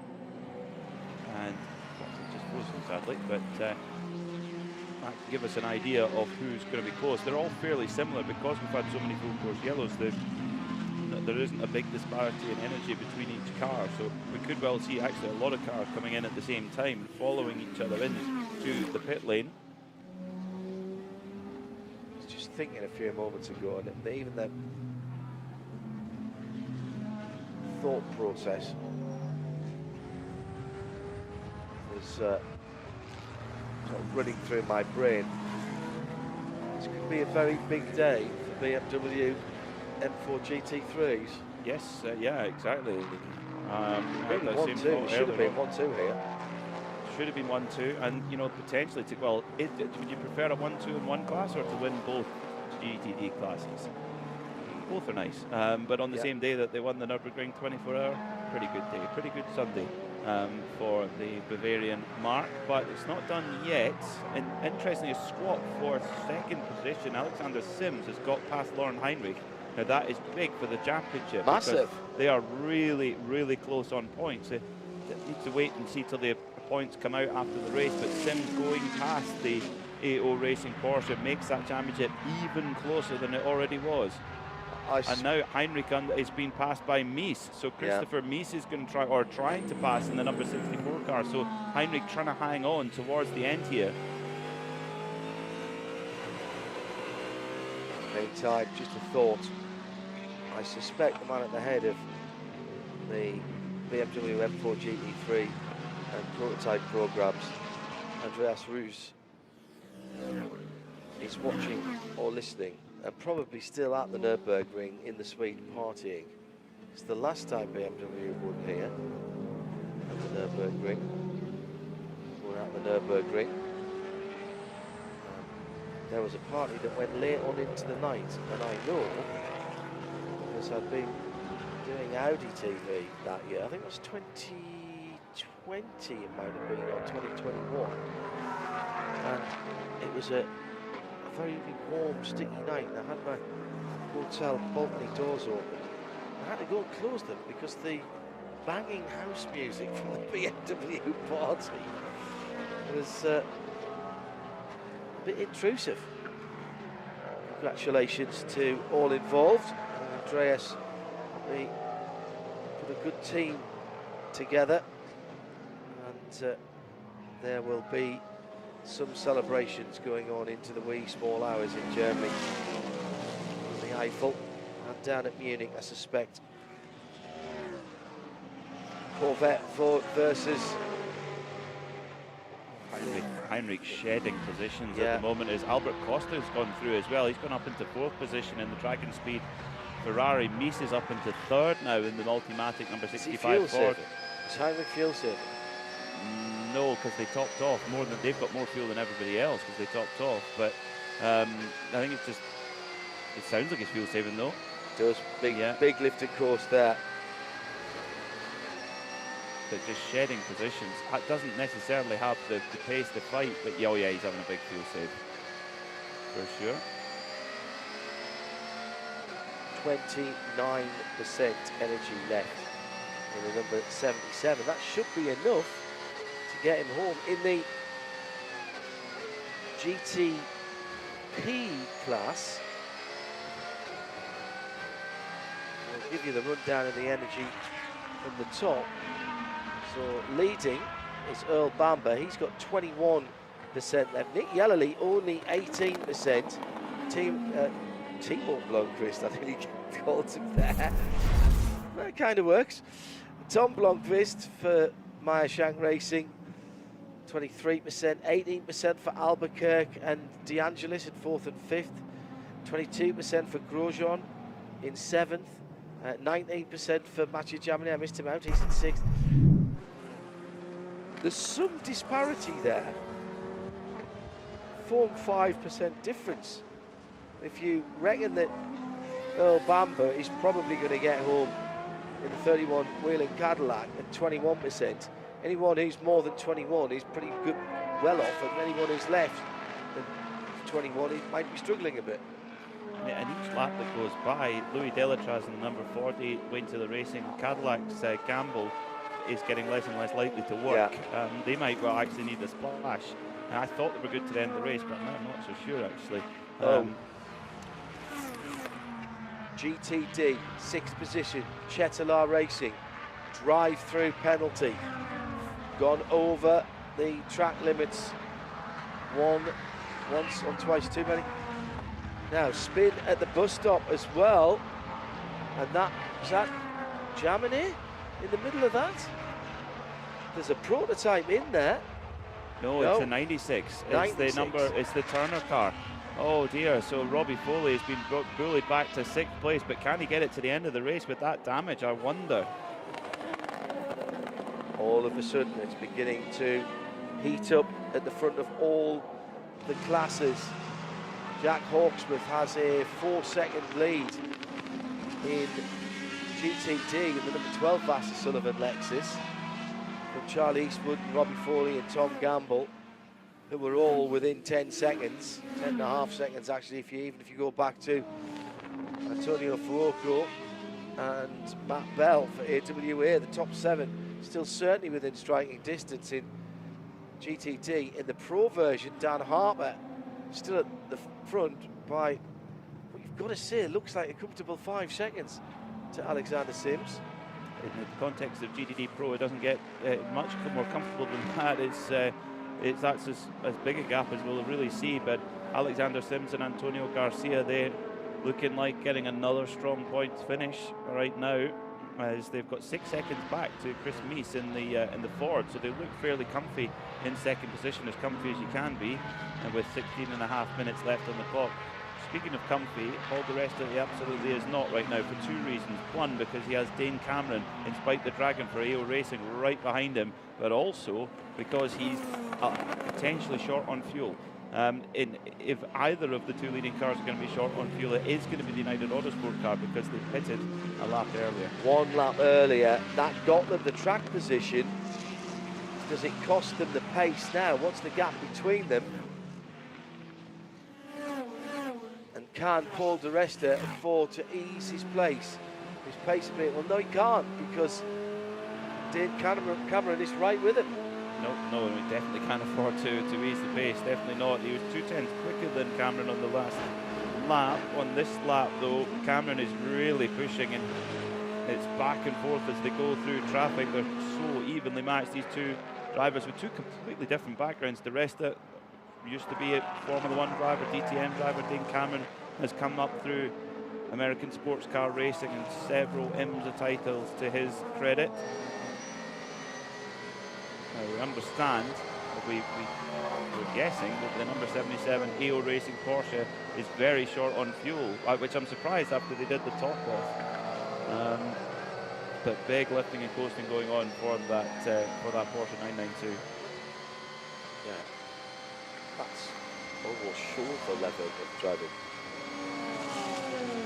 Onto the pit road for Roman De Angelis. The run to the top 6 for the Heart of Racing Valkyrie has come to an end. They need a splash with 15 minutes to go. So does everybody else. Yeah. It's just how much. That's the question. Where will that shake them out? So getting word from race controller is under review between the number 13 AWA Corvette and the 96 BMW. Of course, the 96 BMW coming away with damage from that. Matt Bell driving the AWA car, Robbie Foley driving the Turner car. It's down to 13th already. Meanwhile, at the front of the field, El Bamba is just opening the gap out. It was 10 seconds at the last timing point, so he is praying for it to stay green all the way to the end. Does not want to get caught on the wrong side of the safety car. I wonder if anybody else is going to jump because of the Aston Martin. Valkyrie. You know, ignore that car at your peril in these circumstances. They've made their last pit stop. It was a splash. It really was just a splash for Roman De Angelis. 27 seconds on the pit lane. Oh, here's another penalty, and this is the coming together between Matthew Bell, not Mathieu Bell, and the Turner number 96 car, and it will be the AWA car that has to come down the pit lane. That's very unusual very for Matt costly. Bell. Very, very costly indeed at this stage of the race. And he's straight away serving it as quick as he possibly can. Has to. Now, will the other GTP cars, will they pay any attention to the Aston Martin Heart of Racing car coming into the pits? Will they cover that off, or will they wait until will they come to one of the front runners? Very interesting point to follow. Are they, it's just the Aston Martin, they're not up to pace yet, but they've been sitting in the midfield, never dropped off the lead lap. As I say, neglect that car, ignore that car at your peril right now. You would need some help from the racing gods, maybe a late, quick safety car. If we get a safety car now, it will close the pits because we're within 15 minutes of the end. So that could be absolutely disastrous for anybody. So why? They must think they can go at the end, because a safety car now would close the pits, and if you came in for emergency service, you'd then have to come back into the pits again and do the drive-through. I mean, all of the cars at the front of the field last pitted an hour ago. So yeah, an hour. I think so. They've got to be on fumes, surely. Yeah, they're down to the last 10%. Yellowly 10%, Bamber 11%. You can't get home on that. No way. Absolutely no way. So they are going to have to pit at some point. So I think, yeah, you want to get that done now before a late full course caution potentially comes out. Get in there and get that service done. Roman De Angelis then have the Heart of Racing team with the Valkyrie. Have they played a blinder here? And the old Romulan technology there, the Klingon cloaking device. No. Look, we have a problem with the left rear issue on the number 36 DXDT. Oh, they were running decently as well early on. Course caution or well, not? here we go. Here's the answer. Let's quickly go down to Arjuna for an update on the Valkyrie and the Heart of Racing team. Yeah, I want to give a big shout out to the entire team, but especially to the drivers, because I heard from Roman De Angelis, it's hot behind the wheel of the car. You read into that as you will. But they've been doing single stinch, John, because that's the only way they physically have been able to make it work. So a really strong job, and the car just continues to get even faster. Looking to see who's going to jump into the pit lane, because is that DXDT Corvette going to cause a full course yellow or not? And into the pits then. Into the pits comes the Wayne Taylor Racing number 10 Cadillac, as does Mathieu Jaminet. Full course yellow indeed. Full course yellow. Pits are closed. My word. Pits are closed. Pits are closed, and we have 9 minutes to just under 10 minutes to go. Pits are closed for the DXDT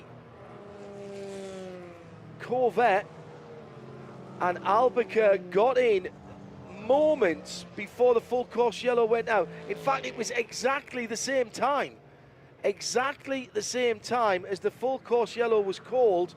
They have absolutely played a blinder. And I think Jaminet in the number 6 Porsche Penske Motorsport machine got in as well from 7th.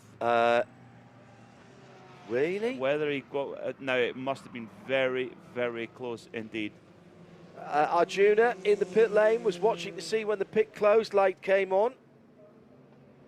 I couldn't quite tell the pit closed light, John, but what I did see was the Porsche Penske machine stop on its box. Very quick service, I think less than 5 seconds if we even need to think about emergency service, but then left a green pit exit as well. So for Porsche and for the Wayne Taylor Cadillac, almost perfect timing of their pit calls. I'm waiting to see. I don't see on the race control channel where the timing for the Porsche number 6 coming in. I think it got in time. Looked like it tripped the beam just before the full course yellow came out. So what does this mean then? A short yellow. So the pits stay closed. Pits stay closed. So the DXDT Corvette is by a cutaway at the moment. Should actually be able to be pulled to a safe position quickly. So it means we're very likely to get back racing. Now, what that means is... Almost didn't need a safety car with that, just a full course yellow in European terms. Yeah. Well, code 60. That's we do it differently in the IMSA no, Championship, absolutely. It's great. So, what it means is 8 minutes to go.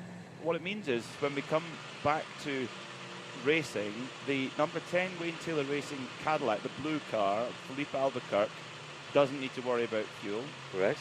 Neither does Mathieu Jaminet in the number 6 Porsche Penske Motorsport There will machine. be a pass around.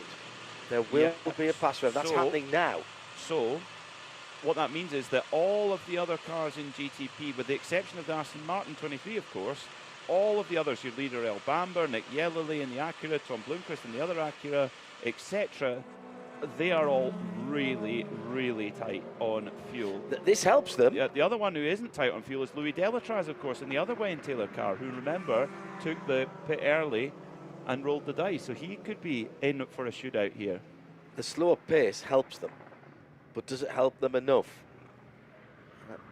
Somebody on the radio being told to super save. What does that mean?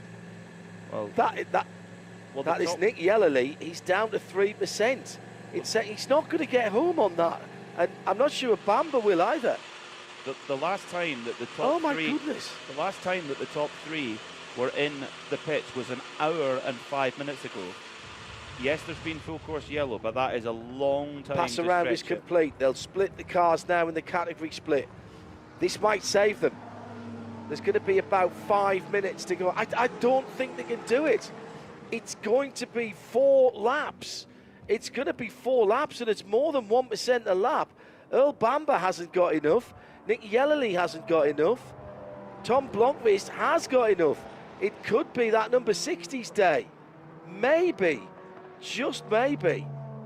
He's obviously been on a super save the whole of this last hour, because he's been out of the pits at exactly the same time. They're all 1 minute and 5 seconds and 54, 53 seconds, that kind of thing. But if so they have to try... Interested, Lamborghini are in the fight here yes, as well. Yes, they are. Exactly what I was going to say. But they're down to 4% as well. Because Grosjean, last time he came in the pits was 57 minutes ago. Delatraz, 43 minutes ago. Delatraz is in the box seat here. Yeah, well, they rolled that gamble, and it was looking like it might have paid off, and now it may well do. It's going to be a shootout for the win here at the Sahlen 6 Hours of the Glen. Can you believe it? 5.5 minutes to go. And the class splits are happening now as they are heading down the front straight. And oh my goodness me. What an ending to this race. What an ending to the 6 hours. Completely in line with what we expect from IMSA WeatherTech SportsCar Championship. 85 has entered a closed pit. That is Tymon van der Helm. The pace car lights are out. Let's quickly go down to Arjuna for an update from what he's seeing in the pit lane. That was definitely less than 5 seconds. That is emergency service for the 85. And so, John, I don't have the telemetry page up, so I wasn't quite sure what the 85 was at entering the pit lane, but these minutes must be nervy for the crew on the wall at the front of the GTP field. Roman De Angelis in the Aston Martin has gone a lap down. I hadn't realised that until Aaron's just told me. So he's one behind the leader at the moment. He would have been in great shape with 20-odd% of fuel, so he can go full bore to the end. We'll go green this time around. 4 minutes to go. I reckon there's going to be 2 laps.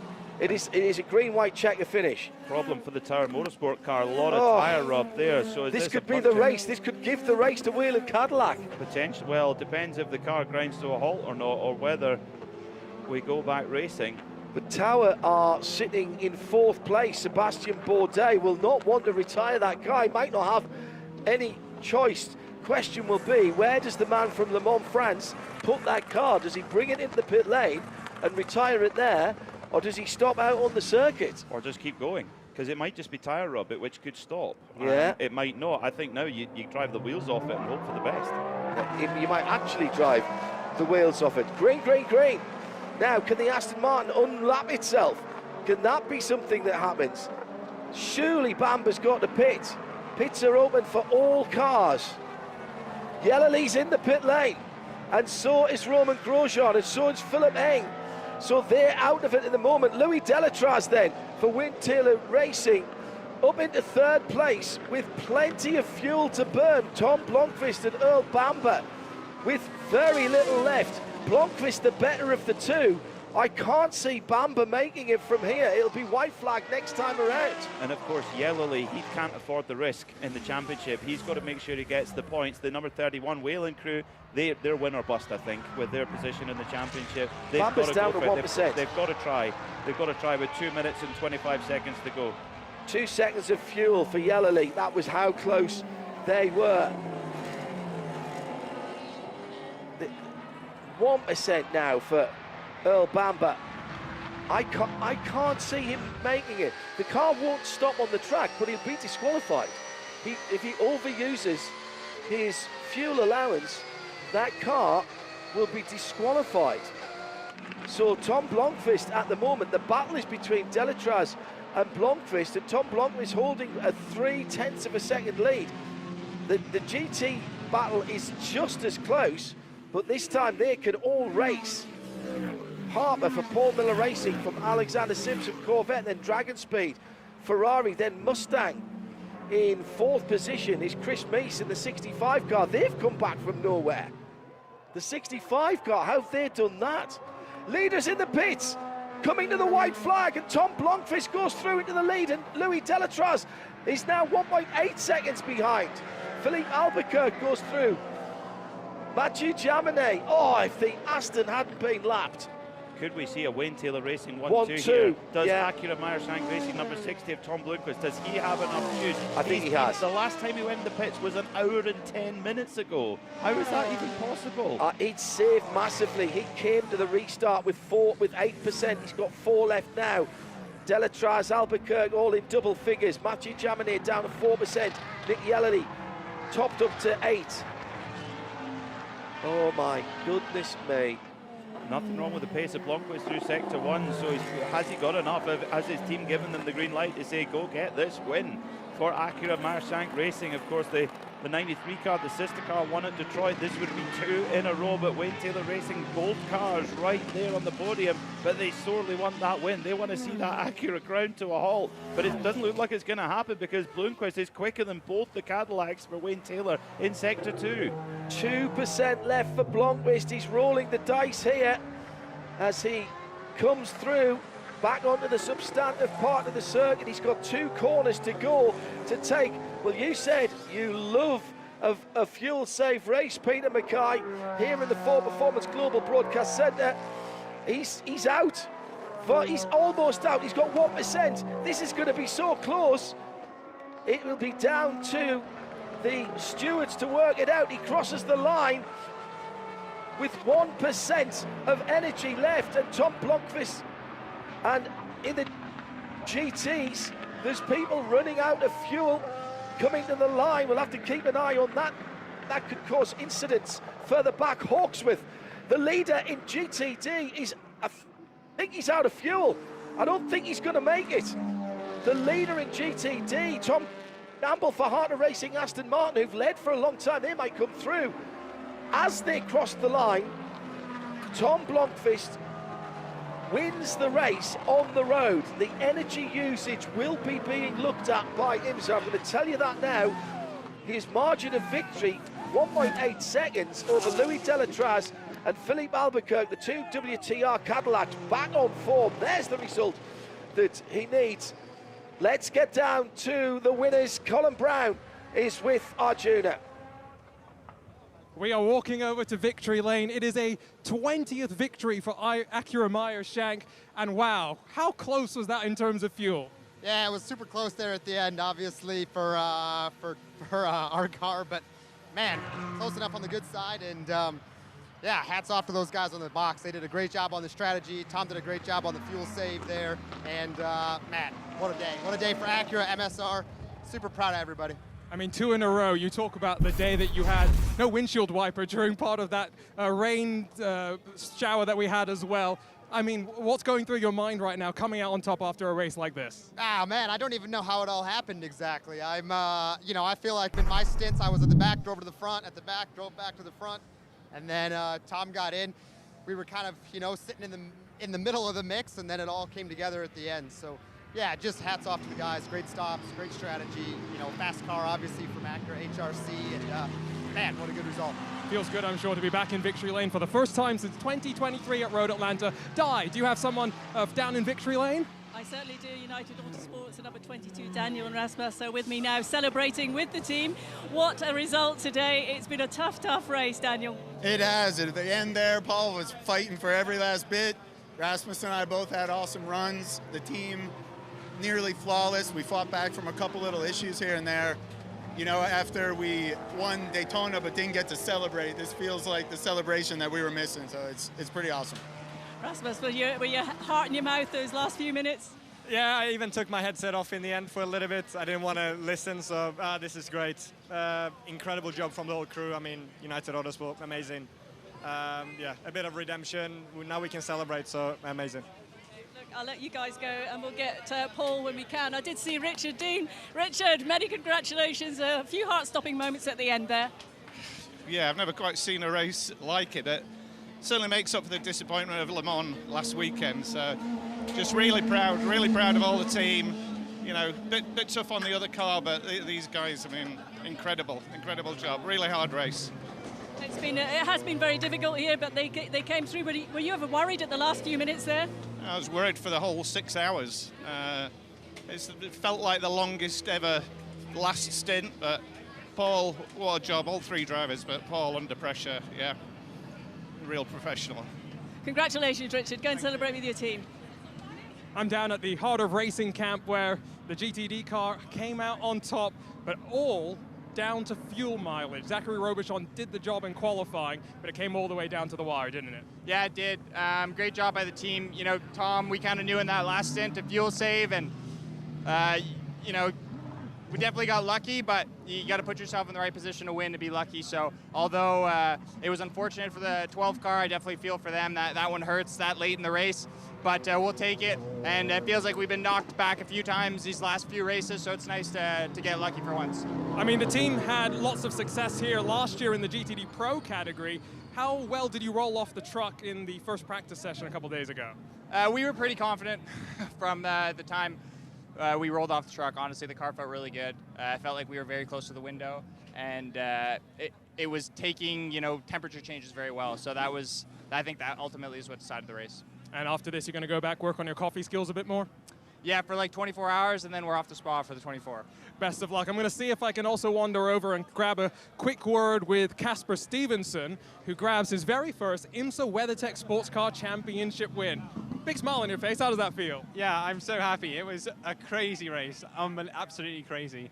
But yeah, I mean, I don't know how it all happened, but it all came together at the end. We got our main man in at the end, and he always delivers. So yeah, I'm, as usual in IMSA, kind of speechless because you just can't predict things. I mean, we love a good fuel strategy race. What's it like for you sitting on that pit wall and looking at that number, the percentage trickle down towards zero? Well, I mean, I knew we had fuel. I thought other people had fuel. And to be honest, when we were P3, I was super happy. When we were P2, I was incredibly happy. And then P1, so I don't know what to say. How do you take this momentum moving forward? Yeah, just try and keep it going. And that's 3 out of 3 in the endurance on the podium. And try and get the sprint going the same. And then we're in a good position. Enjoy this victory. Di, who you've got? I'm still trying to find the GTD Pro, so you'll have to bear with me till I find them, come back to you. I think a lot of people are rushing out. Don't worry. Right up to victory lane. Don't worry. That's Dan Harper and the Paul Miller Racing Team. Our BDO Nose Strategy Award, one for the prototype classes and one for the GT classes. I'm going to throw in CrowdStrike, the 04 car. You mentioned that earlier on. They were nowhere. They had to change the nose. They had all kinds. They played the game. They played the cards that they held very well, and they've come through to a third place finish for CrowdStrike Racing by APR and Malte Jakobsen anchoring home a tremendous final leg. What do you reckon for the GTs, Peter? I'll take your advice on this. There's a couple that are in there. How did the Ford, number 65, get back up into a podium position in the Pro category? And Triazi competition as well. They were well down. The 023 car. Korthoff right up there as well, the 32 car, and Inception. I mean, it's going to be tough to call that one. Very tough to call. I mean, I think maybe you got to think about Korthoff, number 32, because they've just snuck up there and caught themselves a podium. You know, with again, much like the 04 CrowdStrike car, had penalties and just did not give in. It was one of those races where it was never done till it was done. So yeah, I'm going to go with Korthoff competition in the number 32 AMG. So our BDO Nose Strategy Awards for the prototypes goes to CrowdStrike by APR. They've used what they were given in terms of the safety cars, etc., and pulled themselves up to a dramatic third place at the end. That's the number 04. And in GT, the number 32, Court of Competition Motorsport, Mercedes-AMG GT3. Kenton Cook bringing that car home. That car was facing the wrong direction at least a couple of times. And as you say, there's very few people who didn't get penalties. So they weren't perfect, but what they did do was get themselves back there, and they played the fuel card perfectly. Dramatic scenes at the end where the leader of Vassar Sullivan Racing and Jack Hawksworth ran out of petrol on the last lap. So 04 and 32 for the BDO No Strategy Award. Let's see if we can check in with, we're going to go to Michelin post-race tech in just a few moments' time, so we'll hear from our pit lane reporters again in that, but let's very quickly pick up a final thought in this race part of our programme from, first of all, Arjuna Kankapati. The unofficial results, should I say, Acura number 60 for Meyershank Racing, then 2 Wayne Taylor Racing cars will be the top 3 there. In LMP2, in 3rd, CrowdStrike, 2nd, AO Racing, and United Autosports, Paul di Resta wins, and here he is with Diana Binks. Paul, you just grabbed your teammates there. They're very excited about that. You kept a cool head to bring that car across the line. Congratulations. What does that win mean to you? It's quite a lot. On Sebring, I think we were kind of in a strong position, and I wouldn't say I misjudgment, but I came together with a car and it kind of put us out the championship lead from Daytona. But to come here, it's been a long break. We've had quite a difficult weekend. We came here with a kind of different philosophy, trying to make it work. Didn't quite unleash it, changed back for today, and then it put the car right in the window where it needed to be. So credit that they had that infrastructure there. I had to work very hard for it, but that's what you have to do here. But we had a bit of a bad pit stop when we were in a strong position and fought our way back, and it's just very cool to do it on the back of a Le Mans that was very difficult. Yeah, a number of challenges here definitely this weekend, but many congratulations. Thank you. Continuing on with our unofficial results, GTD Pro, Paul Miller Racing, what a weekend for BMW. And Dan Harper bringing the number 48 car home ahead of Corvette in 2nd, and 3 different manufacturers in the top 3 with Ford Multimatic Motorsport, the 65 car which opened the season with the win at the Rolex 24 Hours in 3rd position. 4th different manufacturer, Dragon Speed, that's an honourable mention there as well for me in the GT category for the guys at Dragon Speed. Albert Costa bringing that car home, then the Corvette, then AO Racing in 6th, and in GTD, Harter Racing Aston Martin, who had been the pace setters for such a long time, looked like they may not get the rub of the green in the last, 3rd quarter of the race, but the 27 car comes through with fuel in hand when the Lexus coughed and spluttered. Inception in 2nd and Korthoff in 3rd position. Let's get down to our winner in the GTD Pro category for Paul Miller Racing. Dan Harper brought the car home. He's with Di. He certainly did, and yes, we're just walking into the victory lane area now. Dan, huge congratulations.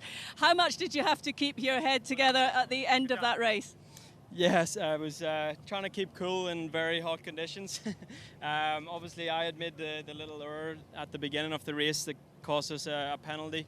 And I was just glad that we were able to make up for it, to be honest. And I said to the team that I wanted to finish the race to try and make up for it. And Max did the hard work in the middle of the stint, or the middle of the race, to get us back to the front. The team also did a great job to make us, like, the pit stops were bang on, good fuel strategy, and yeah, great to pull it off and get our first win. How satisfying is that the whole team, you know, as you say, you started off with a one where you had to sort of push hard to see what was going to happen. The whole team come together to make that happen. Yeah, it's just amazing. We've had pace through every race. Maybe Detroit we struggled a bit, but we've just sort of been waiting for that moment to get a big win or a big result, and we finally got it. So hopefully that can kickstart the second half of the year and climb our way back into the championship. Well done. Go and enjoy. Thank you to Diana and Arjuna. Stay tuned to RS2. I'll flip across to RS2. We're just about to wind up our World Feed TV, but we've got Michelin post-race tech. We'll try and grab some more interviews from some of the podium finishers down in Victory Circle with Arjuna and Diana on the mics. Peter Mackay was alongside me, John Hindhaugh. Massive thanks to Aaron and to Rob, who've kept us on the straight and narrow for this past 6 hours.